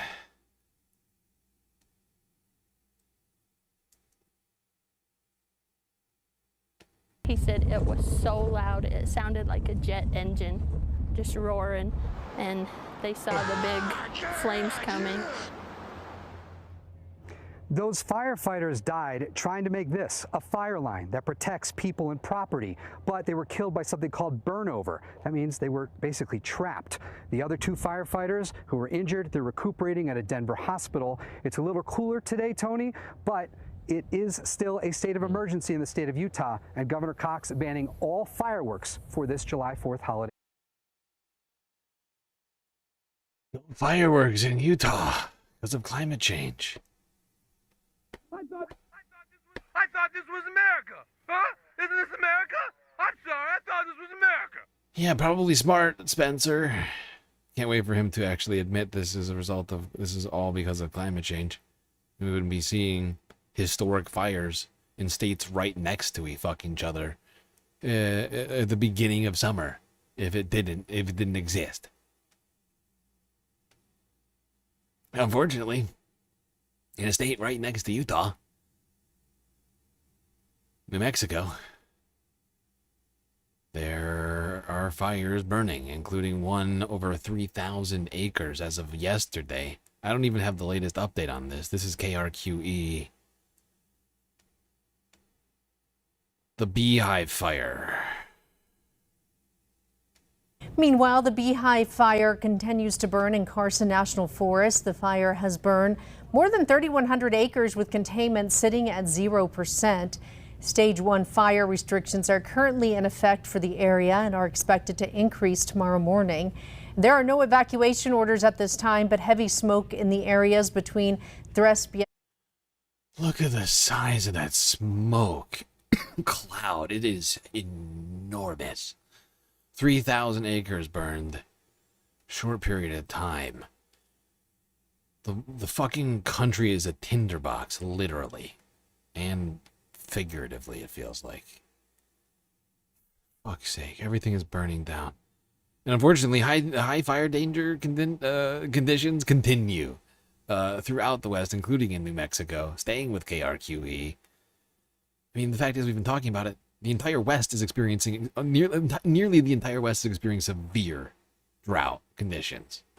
Like, full-on, like, red alert shit. So hot right now. The weather, it's just a dry heat out there, windy. Yeah, like you said earlier, it's like a blow dryer kind of day out there. The wind doesn't even make it feel cooler because it's just hot across the board today. And that is still bringing in a high fire danger here across New Mexico and southern Colorado. But down in Roswell, we're going to be watching some rain chances this evening and another chance for some showers and thunderstorms returning tomorrow afternoon. It's 99 degrees down there. Yeah, look at that fucking temperature, though. Better be a lot of rain, because look at that. And unfortunately, I don't think it's gonna be. I don't think it's gonna be enough to cool it down. Look at these temperatures, though. This is wild. Oh, whoop, went too far. 101, 99, 98, 97, 96, 96, 96. I mean, damn, it's hot in eastern New Mexico. I mean, wow. Woof. That's hot. That's hot. Hot and dry. Rain much needed. Will the aforementioned rain be enough? That is the question.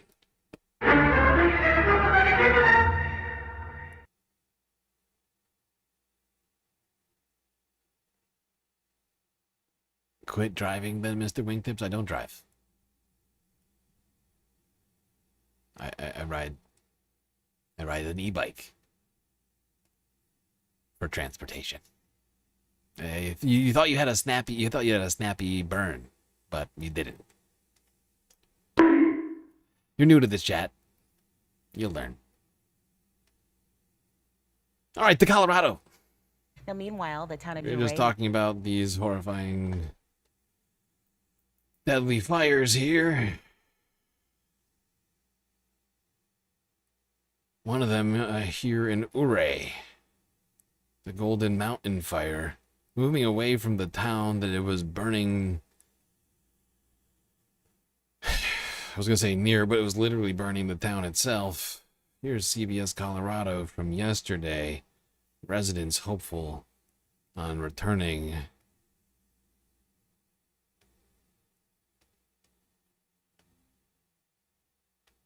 Now, meanwhile, the town of Ouray near Telluride and Silverton is in the shadow of the Gold Mountain fire. At least 7,000 acres are burned at last check, which has almost doubled in size with evacuations in place. Your reporter in the mountains, Spencer Wilson, joins us live now in Ouray. And Spencer, the wildfire smoke, it's just a little too close for comfort there. Yeah, absolutely, guys. There is a small amount of good news in terms of the weather, at least. The wind seems to be pushing the fire at least a little bit away from town at this moment, whereas a lot of people down in town were worrying it might crest over those cliff sides just behind me. But of course, fire growing in any direction is not what we want to see. Now, you can see over the last few days, terrible and incredible video of the burn as it races across the steep cliffs just outside of town, while a few neighborhoods and campgrounds are still under mandatory evacuation and pre-evacuation. The tone in town is now cautiously optimistic, and locals are saying it's no surprise that they're in the situation they're in right now, because that's the story for a lot of Colorado. Yep. And this is only one of the fires going on in Colorado. At least two other ones, I think. Mesa County wildfire and the Willow fire burning, causing more evacuations over the last day. First, let's go to Veronica Acosta, continuing our coverage from the Western Slope. We now know the names of those 3 firefighters, Veronica, who died fighting that fire over the weekend. We do. 38-year-old Emily Barker from Michigan, 27-year-old Sydney Watson of Alabama, and 27-year-old Nick Hutchinson of Arizona. Those are those 3 federal firefighters who were killed battling that blaze. And just a couple of hours ago, we heard from Colorado Governor Jared Polis. It happened right here at the Incident Command Center. This is in Fruita for the Snyder Fire. Of course, he offered his condolences to the victims' family and friends. He also said he wants everyone to remember those firefighters who are still very much on the front lines, trying to keep communities across Mesa County safe. We truly owe it to the firefighters that are fighting on the front lines to do our part to prevent additional combustions and new fires from starting. This fire season's getting crazy quick. Little disturbing. And let's not forget, we're just at the beginning. We're just at the fucking beginning of the El Nino. Okay, it will last through, not through all of 27, but into 27. So straight through the winter. Like, we were already at extreme heat on the planet, right? The oceans at higher temperatures than ever in human recorded history. I mean, we were already doing bad. Then we get this on top of it. And this is going to continue. It's not these heat waves we're talking about aren't heat waves. It's heat year 2026. All right, let's talk about this Willow fire. Denver 7 from yesterday.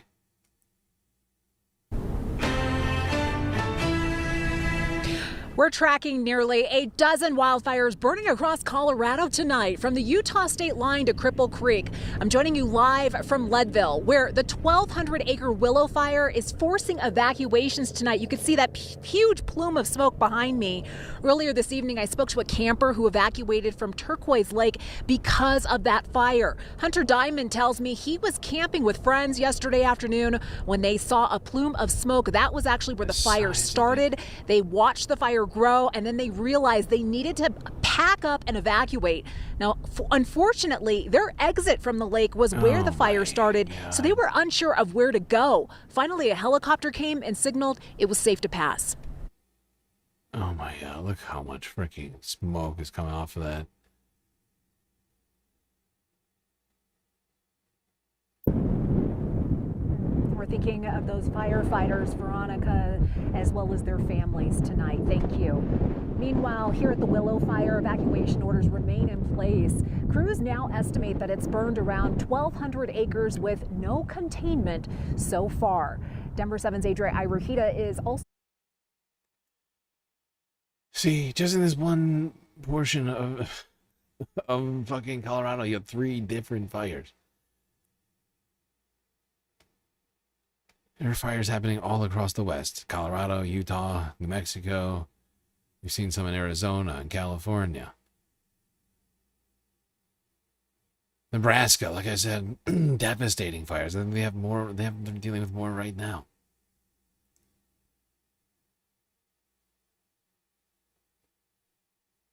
And there's an intense heat wave that is coming for the entire country here.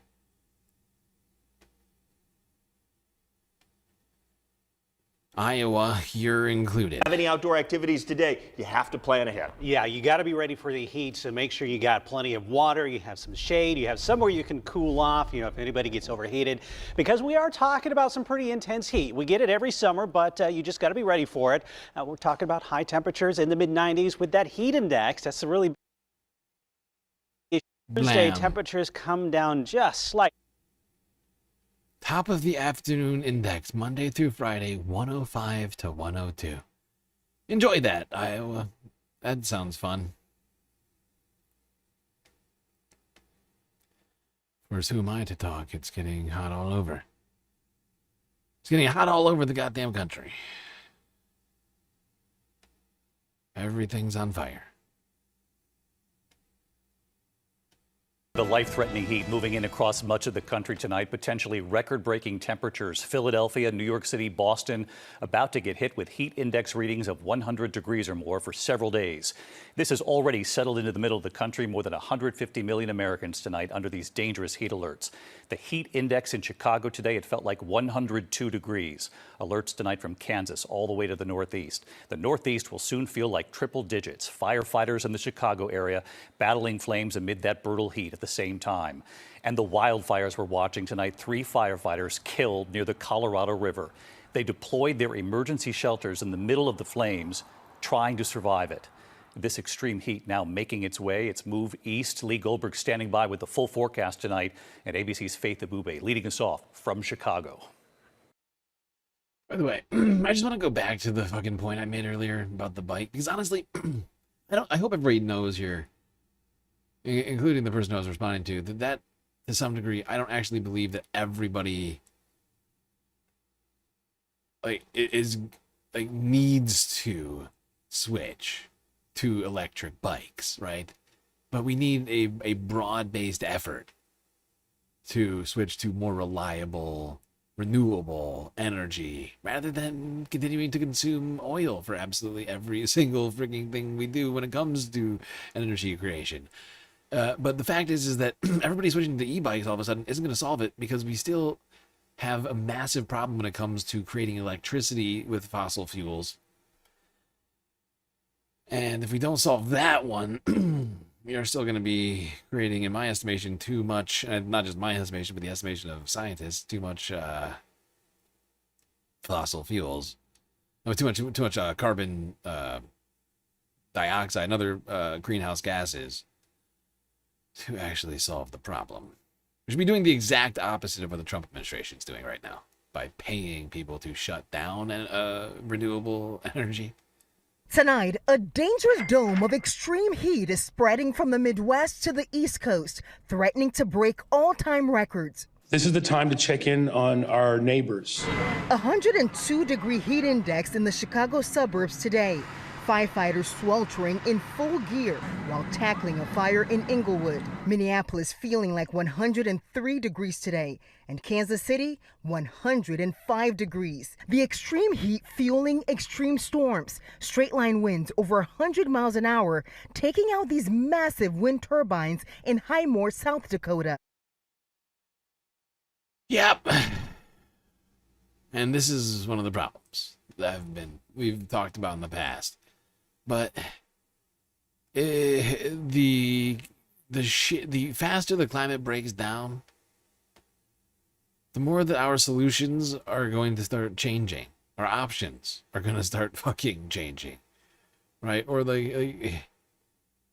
going to be able to keep up. If enough dominoes fucking fall, like, we will just wind up in some sort of like literal nightmare scenario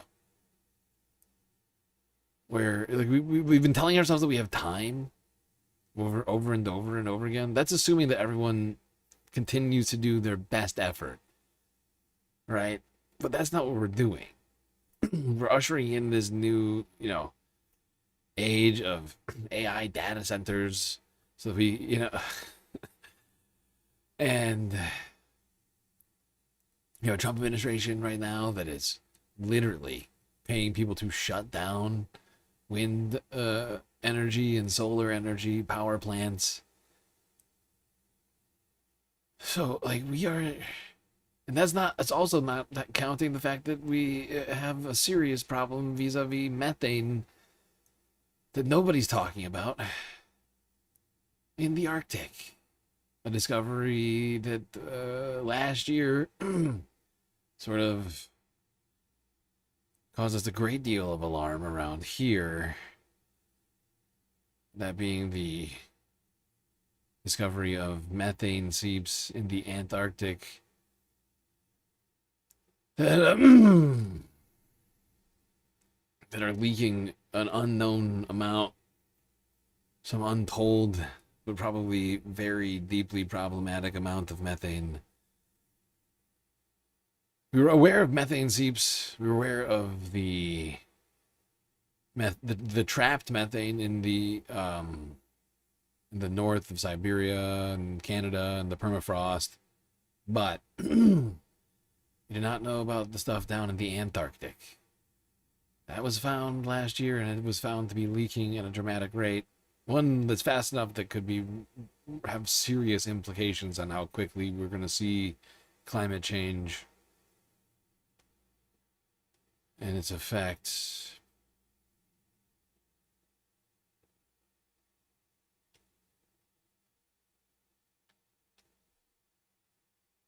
And of course, the iceberg, A23A, the one that the movie Day After Tomorrow finally made its way out into the lower Atlantic and melted. Earlier this year, we talked about that.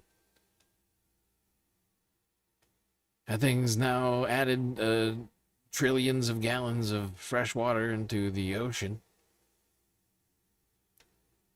disturbing the delicate balance between saline and fresh water in the ocean, or at least the salt content, as we've talked about, the thing that dictates the currents themselves, keeps the transfer of heat in balance, if you will.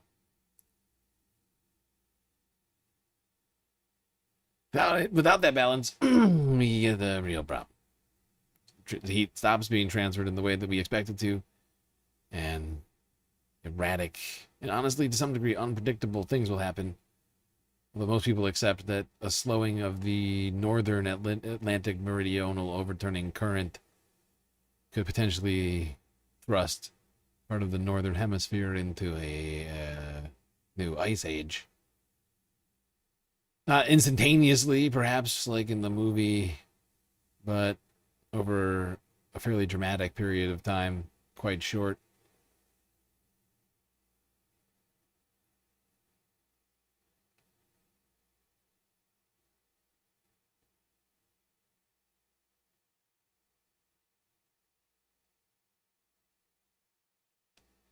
You know, over I've heard people say like, I don't know, 5 to 10 years, something like that.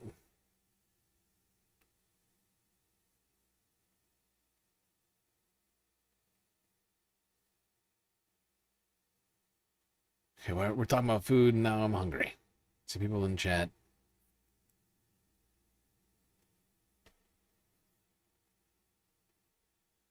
See people in chat talk about food. I don't have food to eat. It's very disturbing to me.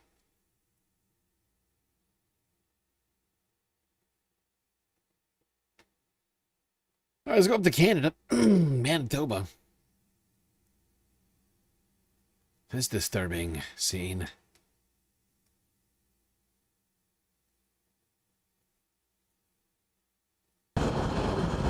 Oh, it's gonna hit a house, I think. God, is that a house or just trees?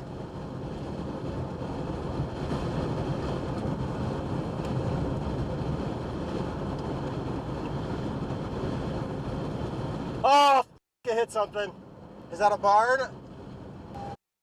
Do you see the size of this fucking tornado in Manitoba, of all places? I mean, Canada does get some tornadoes, but look at this fucker. You are literally watching the like humanity running out of time to do something about climate change right now. We have to make some serious and dramatic changes very quickly. Because fact is the changes that we make here, like in our lives, and what needs to be made like on a systemic level, not just on a like an individual choice, but like you recycling like a plastic bottle is not going to solve this. We could get into it, but it's definitely not going to do it. And so like if we don't do that, we are going to see. We may look back on this time as the calm before the storm.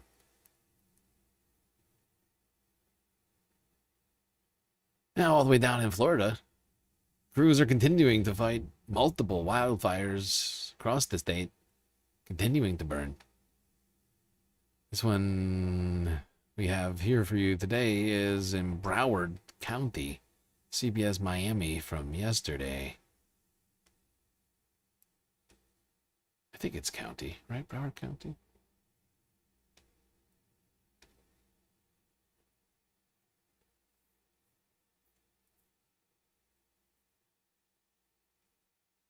Let's get to CBS News Miami. Steve Majiri, he's your reporter live this morning from Coral Springs. Steve, what are you seeing out there? I know that we can see from this camera angle all the flames behind you. It looks pretty close. Yes, it's getting a little more visible as the sun is starting to rise here. We're just going to show you now where the view that we're looking at here. This is just off the Sawgrass Trailhead here in Tamarack. You can see it if you go all the way back to our left. There's several pockets here. That appears to be really picking up, and there's several others that are doing this as well. And the smoke you can see is much more visible now that the sun is coming up. Earlier this morning. Okay. Wildfire in Coral Springs. Popping up. Crews working to put it out. I honestly don't know how whether or not they managed to put it out. I haven't had time to double check on that. Suffice to say, things are hot and on fire across the country. In some places, on the other side of the fucking heat band, which now basically extends all the way up into Canada, you're seeing insane fucking storms. Like the one in Manitoba. All right, now up to New York. Before we leave the United States, where dangerous heat wave is coming. Immediately, if not sooner. CBS New York from yesterday.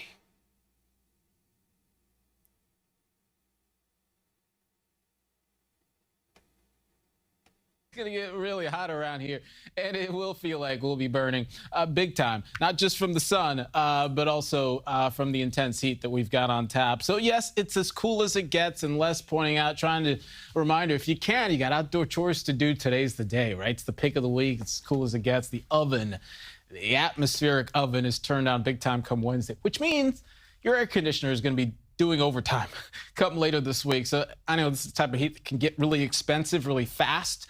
So we just have to kind of be mindful of that and plan to pace ourselves too, especially if you work outside. 60s from all our weather watchers here this morning. It's a glorious start to the day. It feels pretty good. Yeah, it's good now. But then this. The Gulf Coast stretching into the southeast. Our air is still on the periphery for now, but this heat dome expands its footprint, and before long, it's going to be our turn. Watch with a potential 100-degree numbers will be on their way up. Tomorrow, still manageable. By Wednesday, it's a scorcher. By Thursday, we could challenge records with a potential 100-degree high, something we've not done around here in 14 years. Yeah. New York might see a 100-degree day. Tomorrow, Thursday. Hasn't been seen for basically 15 years. It's ridiculous. We're having a bad time right now across the country, suffice to say. Now on to more heat, I'm afraid.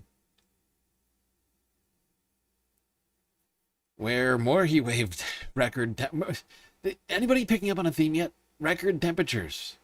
Broken. Germany. Oh, never occurred to me. Interesting. It's just crazy enough to work. Yeah. Record temperatures in Germany. Broken. Europe's deadly heat wave has pushed east, with hundreds of millions still sweltering across the continent. Temperature records were broken across several countries. I'll be right back. The Republic recorded 41.9 degrees Celsius in a town north of Prague. Poland broke its all-time heat record, with temperatures reaching 40.5 degrees in the west. And according to preliminary data, Germany set a new temperature high of 41.7 degrees. Scientists have said the heat wave, which began on June 20, was the worst recorded in Europe. Let's hear now how the situation is in Germany with our Berlin correspondent Nick Holdsworth. Nick, tell us then just how hot it's been and what measures the authorities are taking. It's been extremely hot. I've never experienced anything like it, and I'm old enough to remember the summer of 1976, which across the UK and Europe was also an extremely hot summer with a very, very long heat wave.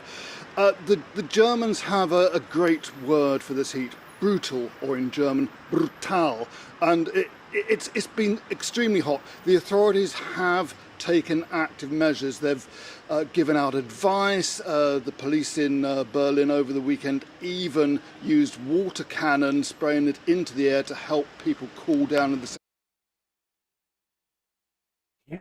Wow, police using water cannons to cool people down instead of repress them. Shit's getting crazy out here. Ay. Yep, it just seems like the heat wave is bringing all those horrifying temps that we're seeing in Western Europe to Eastern Europe. One more clip on this before I tell you the bad news. These water cannon are usually used to disperse protesters in Berlin. But this weekend, police are using them to cool residents down, as the country reports its highest ever temperatures. For the third day in a row, Germany broke its all-time record, 41.7 degrees Celsius in Brandenburg, east of Berlin. Germany is not prepared for this heat wave. Some outdoor events have been canceled, rail and transit services reduced, and in some places, heat melted asphalt around tram tracks and burst sections of the Autobahn. Authorities...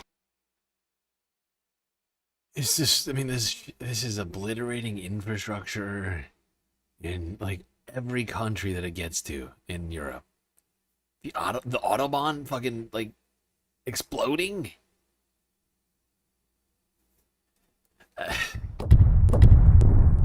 What now? Exploding. That's ridiculous. Asked residents to conserve water. But people are desperate to cool down. Few homes and buildings have air conditioning. Some that do are opening as cooling spaces. This art museum is offering some respite from the extreme heat, especially for the vulnerable. I think for elderly it can become a real problem. As this heat wave moves east, Germany's neighbors are also hitting records. Poland, Denmark, and the Czech Republic marked their highest ever temperatures. Yep. It's a heat wave of record temperatures going through in all of Europe. This is a horrifying sign. It's like a harbinger of doom. I don't use that lightly. We do a lot. It just does not feel good. This whole goddamn thing. And no, here's the bad news. I don't actually have a clip on this, but I saw a post, I think from BBC earlier today, that actually the heat might be coming right back to the United Kingdom. So, brace for that.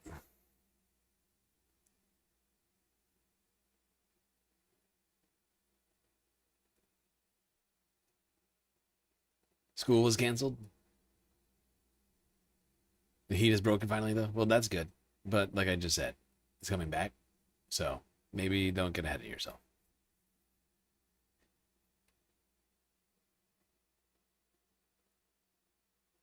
Like, you know how America's doing a heat wave thing? Right? Are you seeing the trend? Because these are just pressure systems, right? High and low pressure systems. The big high pressure system coming through.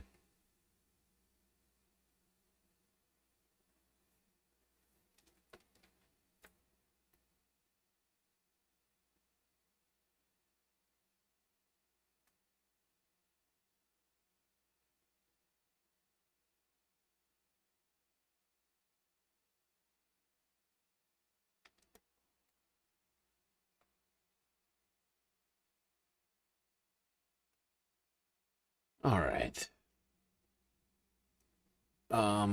Just a reminder, everybody, if you haven't already, hit the follow button on Twitch and subscribe on YouTube, and please consider contributing to the Galactic News Network, as we are completely funded by individuals like you. So many great ways to do just that. Twitch, bits, power-up subs, gifted subs, prime subs, Cash App and PayPal, Throne, and Patreon. All right. Quick space news here. Daring rescue to save an aging telescope in low Earth orbit from falling back down to Earth. Astronauts preparing for this feat, which actually happened earlier today. I just didn't find the live stream for it yet. We'll watch it tomorrow.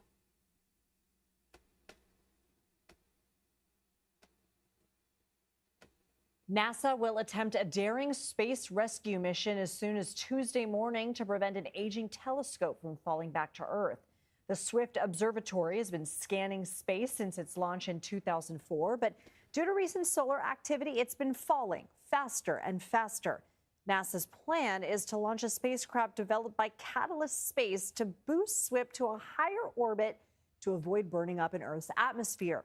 If it goes according to plan, the telescope should be all good by September. CBS News space consultant Bill Harwood joins us. Yep, there you go. That's all we need. We'll watch the actual saving of the telescope mission later.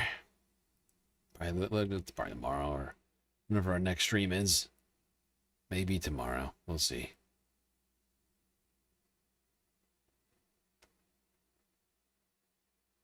I kind of want to do a stream tomorrow and skip Thursday, so I can do an early start to the weekend, because I feel like whenever I start it with like a post leftist mafia show, it just fucks up my whole weekend schedule. I start late. We'll see what happens. All right, I've got a short list today. All right, let's go to Venezuela, where unfortunately the fucking death toll continues to climb at a very rapid pace, and the aftershocks are being seen in the wake of this thing, which was expected as an earthquake of this size has basically never, I don't think, ever been seen in Venezuela. They see a lot of small ones. But apparently there's been 500 aftershocks in the wake of this thing. And a horrifying 1,500 now determined to be dead, with the rescue efforts continuing. International teams searching.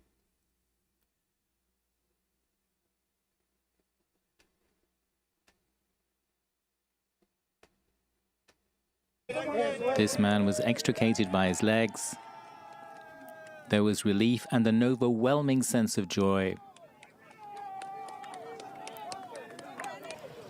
And here, another incredible rescue. As a man and his son were stretchered out of the rubble on Sunday, nearly 4 days after twin quakes struck La Guaira state in northern Venezuela, international search and rescue teams were there. After more than 8 hours of intense effort by the entire team, alongside the American team, we finally managed to rescue the boy and his father. We are very happy. Yeah, finally, over a week after this horrifying tragedy happened, the United States has people on the ground here. Seems like kind of a slow response since we're so close. We hope to be able to rescue more survivors. These before and after satellite shots Like, show you know the what I scale mean? of the Like- devastation. Like, we should have clearly beaten the French guys by, like, many days. But it actually took quite a while for there to be mobilized Americans on the ground. These before and after satellite shots show the scale of the devastation. With the Venezuelan government reporting on Sunday, they are aware of more than 770 damaged buildings, and in that number, 189 totally collapsed. Wow. The UN is estimating that up to 6.7 million people may have been affected by. This is insane. This is a mass humanitarian crisis. Look at the difference between that and, oh my God. Oh my God.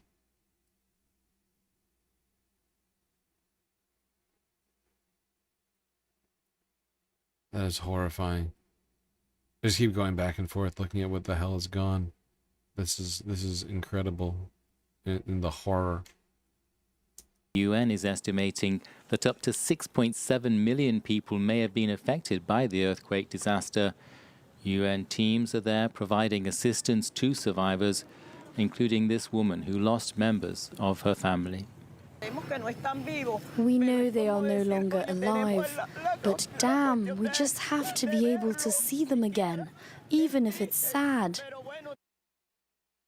Yep. It is mass grief that is happening. From what I can tell, it is mass grief. 7 million people suddenly affected by this. Hundreds of buildings completely, like, just uninhabitable.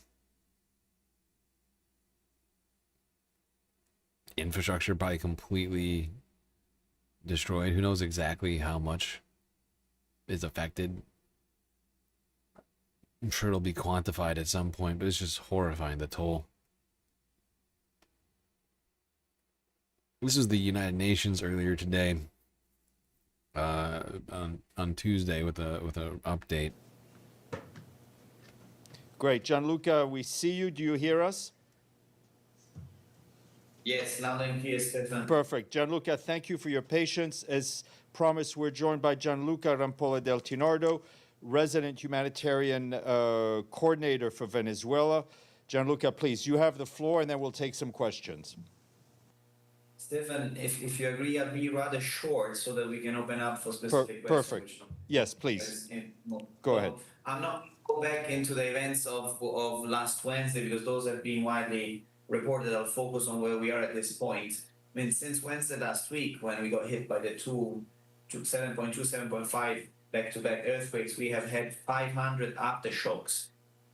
And the latest was this morning, Hi Farhan, the latest was this morning, early this morning, a 5.2 aftershock. So you can understand that we keep on operating in a high-risk environment. 7 states have been affected. The 2 that have been affected the most are the state of La Guaira and the capital district of Caracas. Let's give you a bit of numbers.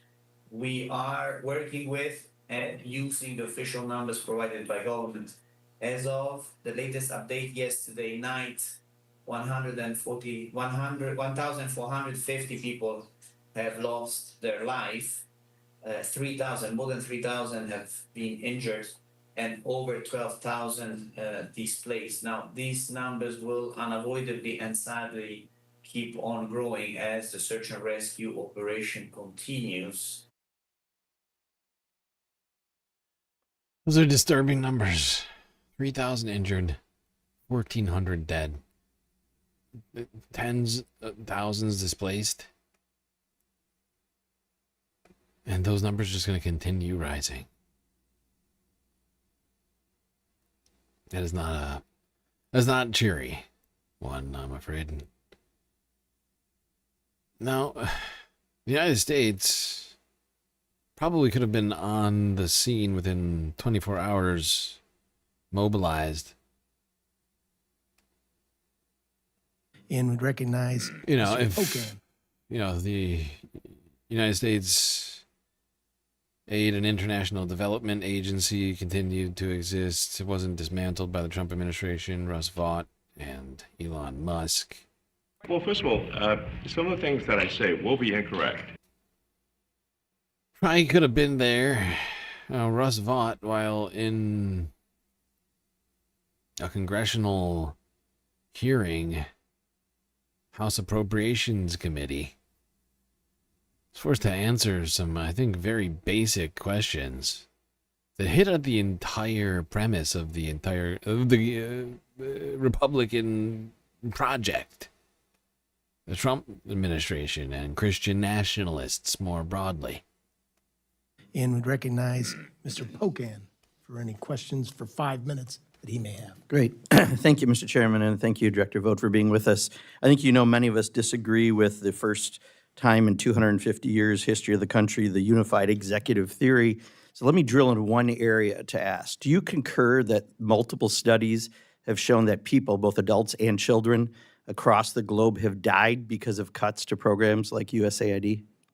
I do not concur with the validity of those studies. They are based on Do you agree that people have fake died methodology. across the globe because of our I cuts? believe these studies that people are banting about. My question are is, based do you on- believe people have died because of the cuts to USAID? It's simple, yes or no.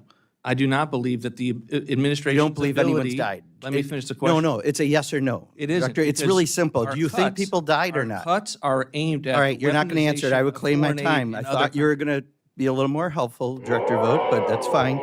So this is Boston studies, Lancet studies. Others have said hundreds of thousands to millions of kids and adults will die because of this. One of your co-conspirators, Elon Musk, recently has been going nuts trying to claim no one's died, and he has to name names. So let me mention a few people who've died because of these cuts.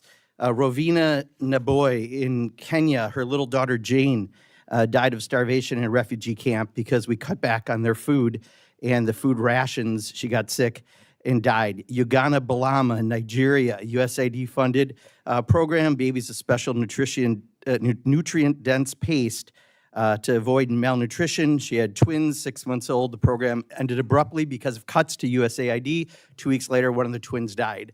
I've got a bunch more. Are you familiar with any of these stories? 13.4 million for civic engagement. Are you familiar with any of these stories? There's no number involved in that answer, Director Vogt. You're citing. Are you familiar with any of these stories? I just gave you 2 examples. Are you familiar? It's a yes or no. I am Don't familiar. dance. You're not a tap dancer. Are you familiar with the stories? It's really that simple. I am familiar with the press that you are citing.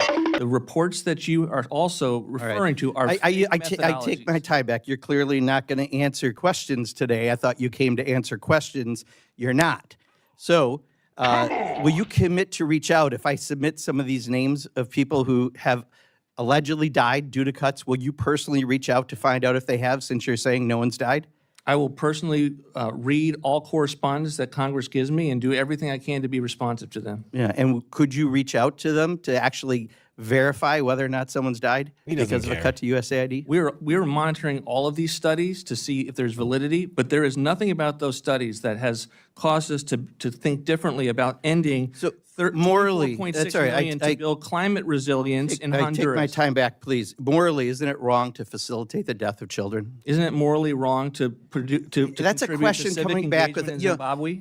Look, you're not Confucius or you know, whatever you think you are, answering a question with a question. I said, is it morally wrong to I fucking loved this back and forth. You're not Confucius was the one that really, one of the ones that really got me here. There's more to this, but I just look. You're not here to philosophize, okay, pal? China.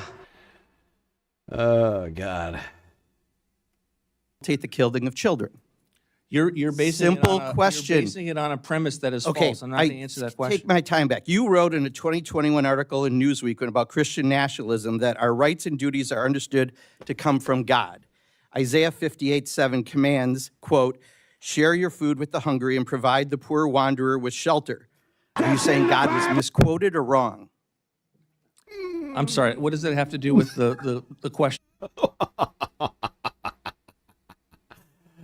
Are you saying that God is misquoted or wrong? Damn. Suck it, Russ. Suck it.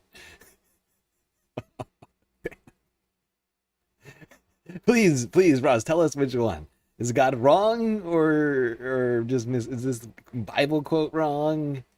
Quoted or wrong? Hungry and provide the poor wanderer with shelter. Are you saying God was misquoted or wrong?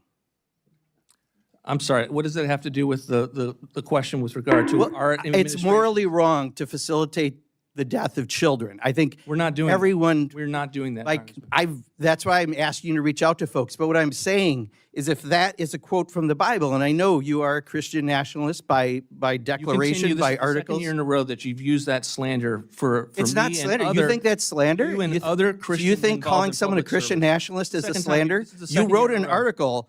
Is there anything actually wrong with Christian nationalism? And now you're saying it's You're a using slander? it- That's you really use it odd. as I a don't- It is pejorative, odd. and it's the second I year you've done agree. it. Would you agree that it is wrong, morally, ethically, or by your own admission, biblical standards?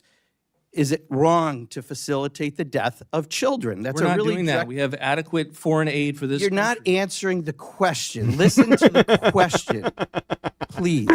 Is it morally, ethically, or biblically wrong to facilitate the death of children? Don't take anything else in context. Is it wrong? This administration is not doing. There you go. Shockingly, Russ Vogt was not very responsive to this question. Did not give a real answer to it. He kind of just got obliterated. Yeah, no, live hearing. Sort of crushed. Decimated. I'm trying to think of other adjectives that would describe what we just watched. Pwned. Mogged. Bible mogged. You just got Bible mogged, son.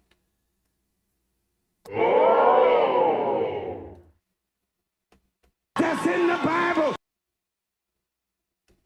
Ukraine is keeping up its Okay.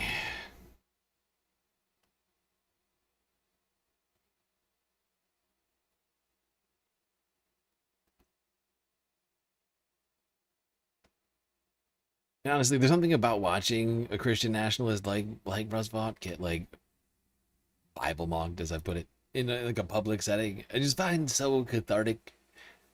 You know, because as we've spoken about before, if you read any of these books, Old, New Testament, there's a bunch of stuff that they've definitely ignored intentionally for whatever reason. I think we know why. It doesn't suit their purposes.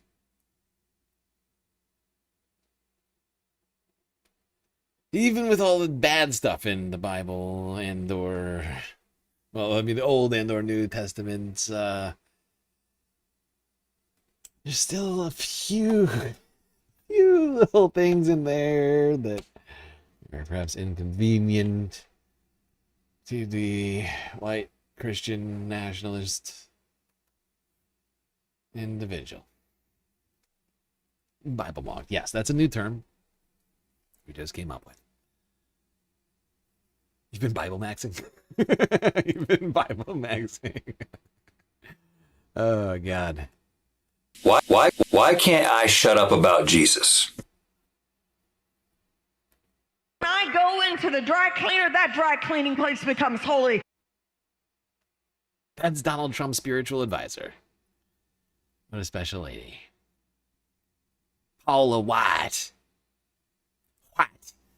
Paula White. A lunatic. All right. She makes dry cleaners everywhere holy whenever she shows up. Okay, Ukraine. Where there's been more back and forth attacks in the last 24 hours. Ukrainian strikes on Russian oil refineries. Ukraine is keeping up its heavy drone assault on Russia. The Ukrainian President Volodymyr Zelensky posted this footage on Telegram on Sunday, saying that Kyiv's long-range sanctions reached 2 oil refineries. He said, the Slavyansk oil refinery in the Krasnodar region was hit about 300 kilometers from the front line. We also reached a refinery in the Yaroslavl region, approximately 700 kilometers from our border. The Russian President Vladimir Putin on Sunday vowed to ensure security and the inviolability of Russia's borders. There you go. One more clip on this conflict before we move on to other things. The rest of the show is somewhat truncated, Earth news-wise, because of the fact that I, once again, didn't know how long it would take for us to do the election coverage tonight. I think it was a perfect sweet spot. I think it took us maybe a couple hours, few hours maybe. So I think we'll get close to 8 hours once it's all said and done, after our stream and such. Added in here, maybe a little less actually. It's only 6 hours in, damn. But Ukrainian strikes on Russian oil refineries. Putin admitting fuel shortages, something he hasn't done. And Russia striking Ukraine in Zaporizhia. Scenes like this, all too familiar.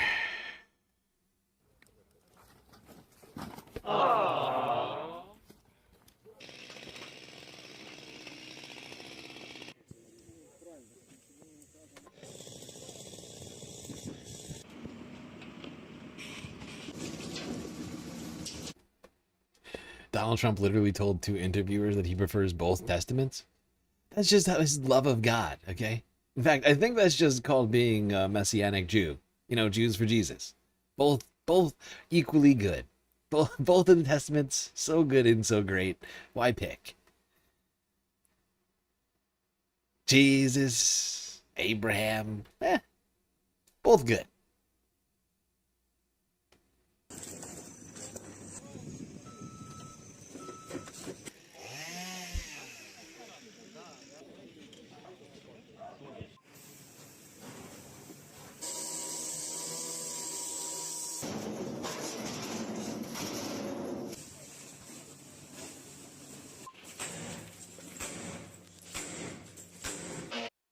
I mean, sure, is it shocking to find out that our president is a Messianic Jew? Sure. But is it any more shocking than we heard of anything else we found out about Donald Trump over the years?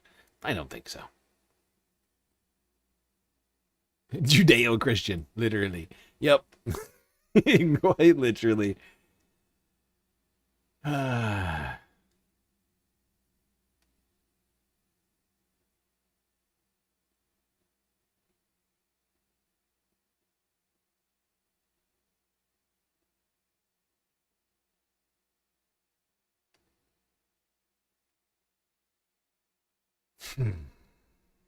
Ah, now this story. Great. This one is upsetting. Yeah, everybody to buckle up. This is a disturbing and somewhat triggering story.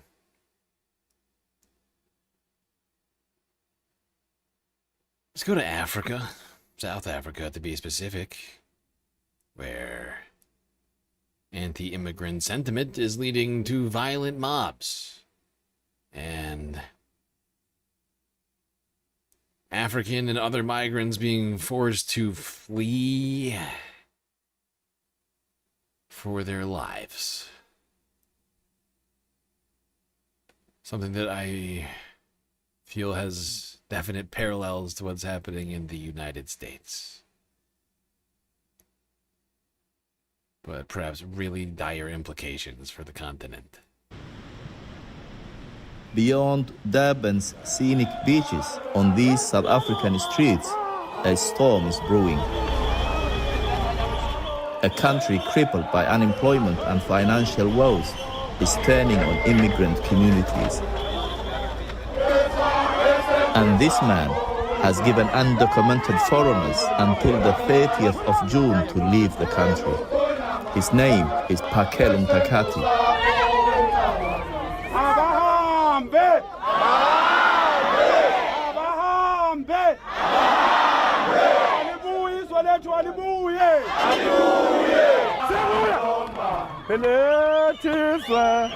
Carrying a traditional fighting stick, he uses Zulu symbolism to evoke national pride. Phakelo Mthakathi has a loyal and growing following, and as the if you just look away from like the identity politics of this situation, that being the fact that the people here doing this are black, we got basically an African version of what's it called? I almost called it Jan 6th because they're highly linked. Why can't I think of it? The Unite the Right rally. Like, this thing's got serious fucking Charlottesville vibes. Angry dudes running around in the streets, basically armed, right? Instead of fucking torches, they got traditional weapons, and they are like, what? And honestly, what I've been, because I've been like looking through some shit, and from what I can tell, the people themselves are making very similar arguments, the same sort of arguments that are being made here in the United States, right? That, oh, our country can't support all these illegal people. It's not against all immigrants. We want the good immigrants, right? But what's happening on the ground is the same thing that's happening here. Is everyone is being harmed, right? If you're perceived as an immigrant, regardless of your status, regardless of whether or not you are a criminal, you are being criminalized and you are being treated as such by these mobs. And it's real disturbing. June 30 And it's being and other African like nations are the ones who are basically the ones who are being like centered in all of this, right? It's essentially these people are angry that the people from other African nations have come to South Africa and worked for less than they might work, right? Are you hearing all of the parallels between this and some of the things we've seen in the United States? Like, it's somewhat disturbing. Lack of economic opportunity being blamed on immigrants. approaches, he has stepped up his campaign. Today, he is in Richards Bay in KwaZulu-Natal. These are South African citizens who are protesting against what they call illegal immigrants or undocumented foreigners. They say these foreigners are causing unemployment, contributing to criminality by selling drugs. They are also straining public services such as healthcare and schools. As the deadline approaches, the country is on the edge. ngoba umhlaka-30 wamenyezelwa yimina ngathi mina umhlaka-30 kufanele ngawo abantu bokufika babe.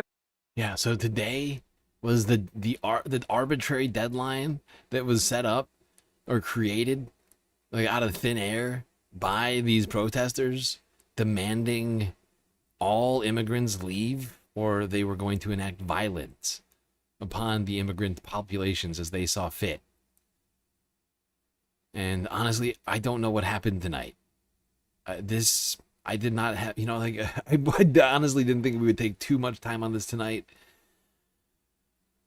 because of the other shit we had going on with the elections and shit, but like, I am certainly planning on double checking in on what the fuck happened between then and now. The government claimed that they would crack down on anybody seen carrying any kind of weapons through the streets or doing anything illegal, but who knows? Who knows what the fuck happened?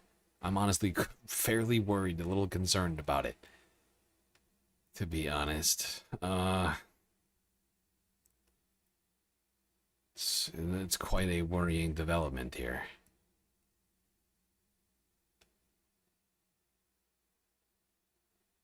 And the fact is people have real concerns in South Africa, serious poverty, the effects of apartheid still being felt.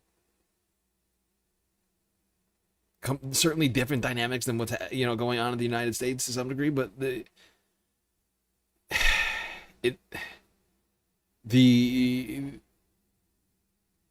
financial situations of people are being used in the exact same way and being turned against immigrants rather than against the people who have been causing all the problems the whole time, right?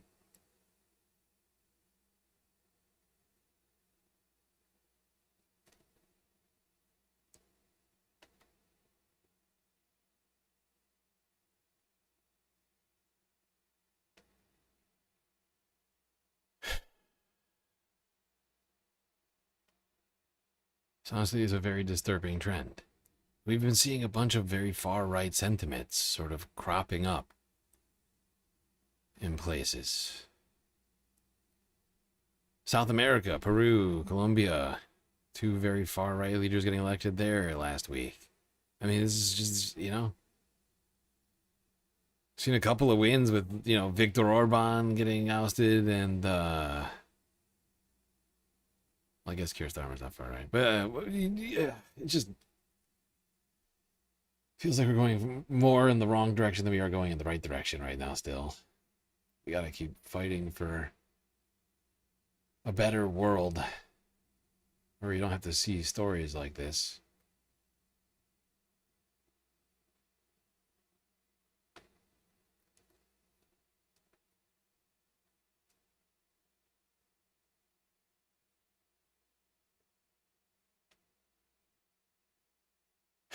Okay.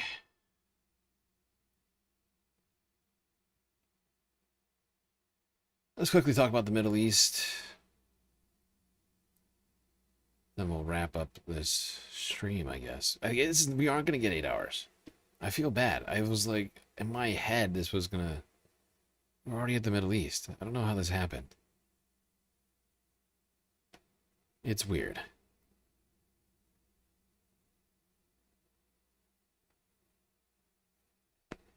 Okay. Let's start here. Reuters from yesterday. Iran and the United States agree to halt attacks and renew talks. Like this story came out like the second Monday began, like the actual day.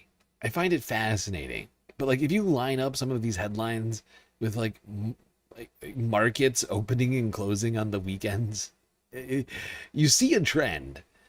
I haven't actually done it, but I'm doing it. Okay, I've been doing it in my head a little bit as this all goes out, and we see just pandemonium and mayhem on the weekends, and then the sun rises in DC on Monday, and Trump's like, actually, peace. Let's do peace. I think it'd be better if we were peaceful, okay? And then Friday evening comes and fucking chaos resumes.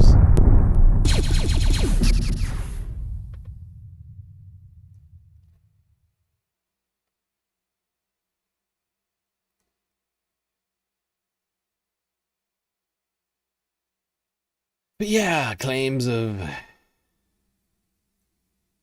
renewed peace talks after the failed peace talks came out from U.S. officials yesterday, or Monday. Iran and the United States have agreed to halt recent hostilities in the Gulf and resume talks over the Strait of Hormuz, raising hopes an interim peace deal can be salvaged. That's according to a U.S. official on Sunday. The official said technical talks would continue on a 14-point memorandum agreed on June 17th, adding both sides would stand down for now and allow vessels to move freely. We're going to work from that memorandum of misunderstanding, the 14 points that nobody can agree on, that have already been violated multiple times.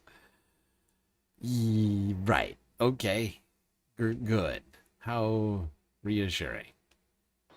Axios reports talks are expected to resume in Qatar on Tuesday, citing a senior U.S. official. The move follows days of tit-for-tat strikes after an Iranian projectile hit a cargo vessel in the strait on Thursday. Washington and Tehran then accused each other of breaching the interim ceasefire. Yeah, it wasn't just accusations. There's plenty of evidence for those violations. We saw some of it here on the stream. Yeah. It's been an interesting week, to say the least. It's only Wednesday. It's not even Wednesday for everybody yet.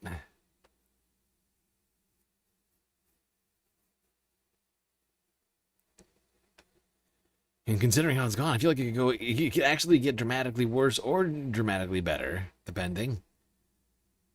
Usually it feels like we couldn't possibly get that much worse than we already are, but I feel like we're almost at like a high point right now in the week. Okay, I won't say that. I won't jinx us. I'm just saying. Like, I feel like we had a really good evening tonight. These wins we've been seeing being sort of cemented by our latest win in Colorado. Feels like a good day. We don't have a lot of good ones, so I feel like you gotta really appreciate the good ones when you have them.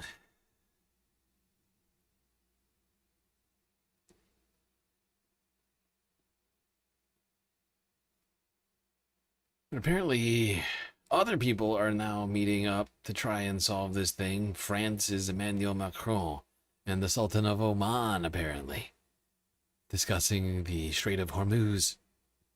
French President Emmanuel Macron is set to host the Sultan of Oman at the Elysee Palace this Monday as Haitham Ben Tariq kicks off a two-day visit to France. The two leaders are expected to discuss regional security amid escalations in Iran and address the security of maritime routes, which depend on free and unconditional passage through the Strait of Hormuz. Well, we're going to get more analysis on this story with Matthew Mary Caruchet from our International Affairs Desk. Hi, Matthew Mary.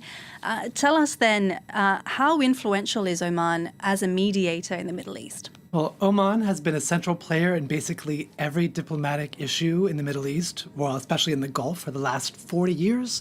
It's self-styled as the Switzerland of the Middle East. It enjoys cordial ties with the U.S., with all the Gulf states, and even with Iran, and it maintains diplomatic embassies that are much larger than a country of its size would normally have. Yes, indeed, Oman, with an outsized diplomatic influence to its geographical size. In France, hoping to enlist the help of French leaders, perhaps, in ending this conflict. Whether or not that's got a lot of likelihood is perhaps the conversation that should be had. Because the fact is France, Oman don't have a lot of control over the situation that's currently happening. Mostly the United States and Iran, a little bit of Israel. They're just sort of in the region. Even though the Strait of Hormuz is part of the territorial waters. I'm just calling it like I see it. This is how it's, I mean, that's how it's gone up to now. And apparently there's still a lot of uncertainty as these supposed talks resume. Well, for more on this, let's get the latest with France 24's Noga Tarnopolsky in Jerusalem. Noga, the Strait of Hormuz is clearly then still a point of contention with those tit-for-tat strikes coming amid efforts to reopen the waterway without Iran's oversight. But now there's talks of a cessation of hostilities, and there's a US media report about talks set to be held in Doha on Tuesday to resolve these issues. What can you tell us? Right. Well, the principal thing we can say is that it really is something of a chaos. It's difficult to know where these contacts between the two countries are going. So, as you say, after several days of pot shotting at each side, Iran and the United States, what we heard yesterday via the American media outlet Axios from a White House source is that they had agreed to stop shooting back and forth, and that they would meet in Doha, in Qatar, tomorrow. So it's unclear if that is a departure from the Switzerland-based talks that had been planned for this week and that apparently have been suspended, if this is just like a Band-Aid over the explosion of those talks, or if this is a new way to continue those talks. We also heard that there was significant damage done by Iranian airstrikes at U.S. assets in the Persian Gulf nations, including loss of life. At least one Kuwaiti citizen was hit by shrapnel and killed. Yeah. I mean, this whole thing has become a forever war. Regardless of what Donald Trump wants to call it, it's become a forever war. He claimed it was going to be 2 weeks. Now we're on month 5.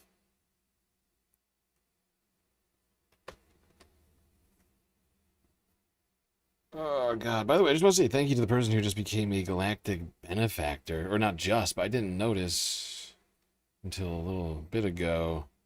I'm going to be sending you a galactic questionnaire on there so I know what you want your shout-out name to be and what you want your avatar to be. So look out for that. If you already know, you can message me on Discord.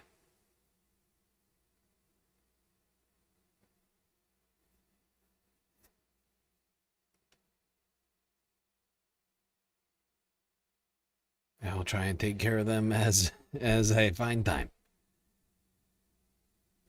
Won't happen immediately, but the sooner that you get me your shout-out name and avatar, the faster they'll happen, in theory. Yeah, suffice to say, everybody is feel a little pessimistic about these talks, considering what's been witnessed in the last 5 months. 4 months, whatever it's been. Iran's foreign ministry says there are no planned meetings with the U.S. in the coming days, but President Donald Trump says U.S. and Iranian officials will meet on Tuesday in Qatar's capital, Doha. These contradicting statements follow an exchange of military strikes late last week, despite a ceasefire agreement.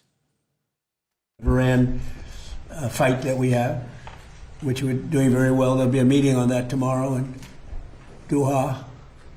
And to go into Qatar, I think they've already left, or they're just about getting ready to leave. You'll be shocked to hear that there's been no big developments that have come out of that, from what I can tell. And we are exactly where we were before these supposed talks began and/or ended. I honestly don't know where they even stand. Your YouTube keeps lagging? Yeah, that's been happening for a while now, actually. I gotta figure out what to do about that.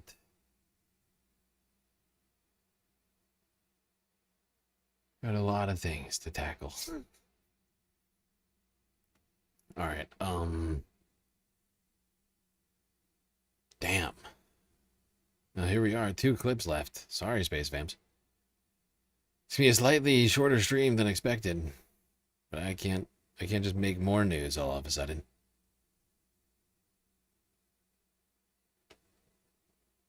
Maybe we'll do a discount stream tomorrow or something to make up for it.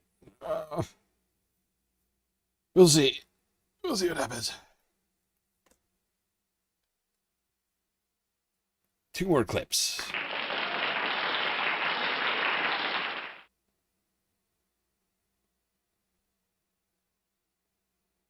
CNN from 10 hours ago. 8,500 people still stranded in the Strait of Hormuz after Iran U.S. attacks halt all travel through the strait once again. Right back to where we were. The evacuation of thousands of seafarers stranded in the strait, though, does remain on pause. The Secretary General of the International Maritime Organization, the IMO, which is the UN agency handling the operation, posting this quote: "Seafarers should never become unintended victims of wider geopolitical conflict. We must remember that every ship carries more than cargo, it carries people." And Arsenio Dominguez joining us now live from London. It's good to have you on, sir. You have been steadfast throughout this conflict in trying to get these seafarers freed.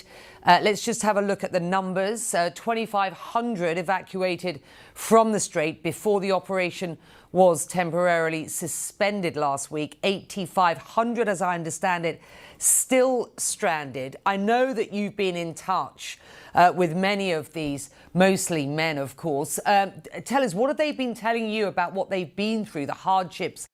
So less than a fourth of the people stuck in the strait since the beginning of this have been able to get out. Everyone else is still just like, it's like a mass humanitarian, well, if we have so many mass humanitarian crises, I guess it's a mini mass humanitarian crisis. 9,000 people just stuck indefinitely. We've been talking about the plight of the seafarers, crew aboard these ships, some of whom have been forced to just abandon their posts. It's insanity. Like, I've compared it to basically, like, just imagining you being at work and then suddenly forced to stay at work indefinitely. Like, you just literally can't go home. You can't even leave the property, right? Like, wherever you work, like that. And of course, if you work from home, you don't count. Well, you count, but not in this particular statistic of this example I'm giving. But, you know, like being somewhere we definitely don't want to be, where you don't have all of your shit and your people and whatever else, and you're just stuck there at the McDonald's or the hospital or the school or wherever you work. That they've been experiencing. Let me start by thanking you for actually putting the seafarers first in addressing the difficult circumstances that are ongoing there. I had the opportunities, as you said, to speak to several of the seafarers, some of them still trapped in the Strait of Hormuz, others have been lucky enough to actually be evacuated. And it's all the stress, the mental health, and the fatigue that they are experiencing, because the uncertainty continues to remain. Really, their mental health is bad. They're constantly surrounded by open ocean, stuck on like in a prison, essentially, unexpectedly, for a third of a year. No way, it's bad for your mental health. No kidding. Crazy.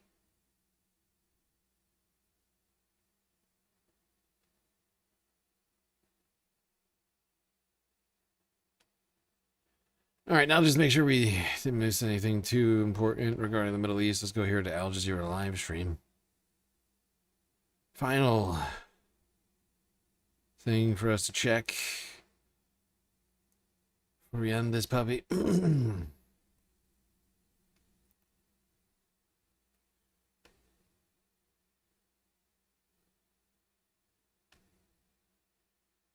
Russia.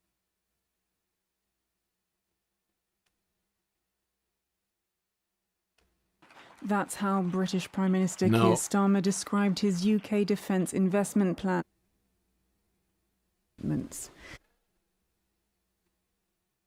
Keir Starmer on his way out. World Cup.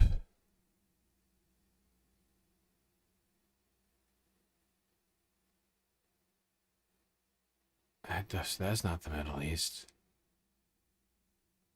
Yeah, I don't think we have any big news coming out of fucking Doha and Qatar. No, all right. No, that's it. Brings added Calling it. hardship. Makeshift partition. I'm calling it. Sorry, Space Fams. What a crazy night, though.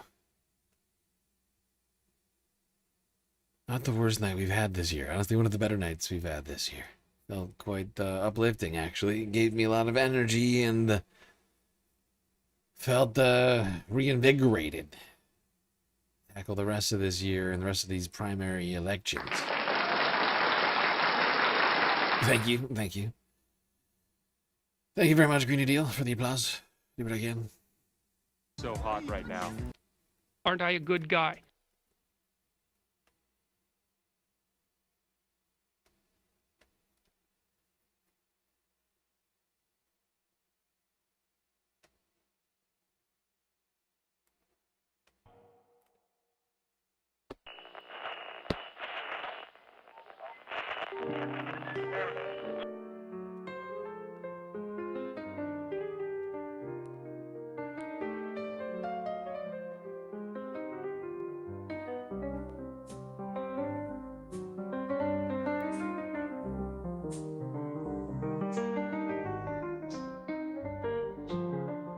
Well, we got through another stream. It's quite long and also difficult, but thankfully we had each other to get through it.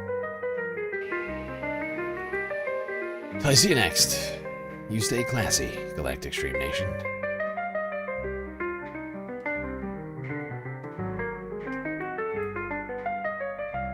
Can't forget this. These are your galactic patrons. Gabby, Gothdox, Aaron W, Schmegley, PB, Midi, Afroponics, Normal by Nature, Interplanet Janet, Godcat, Robot Cat, Disco Wolf, Callie Braiding, Sammy, Geodragon, The Anti-Corporatist, Obsessive Audio, Owen Up, Nadia, Jokey, Skelt, Selena, Omegastar, Sasha G, Pitchforks Dragon, Vincent Morales, Donald James X, Evan from Portland, Lovely Pariah, Mish, Becky, Decipher, Icebreaker, Columbia Rica, New York, Will in Detroit, Sisyphean Task, BC, Free Palestine, Hermit Horologist, HBX, Manda, Lori Lunchmeat, Carl, Gaslight Docracy, Paige Larson, Frizzla, Benihana 99, Dark Sparkle, CJ from the Six, The Reference Frame, Glitchmaster, Social Butterfly, The Anarchist, PerfXL, Winnie and Robin, Young Chris, Echios, Emily S, Hakate, Trevor, and Sweet Chewy Forever. That's right, all these people here have helped produce the show which your eyes and ears just got done enjoying. You can too, for just a few US dollars a month on Patreon.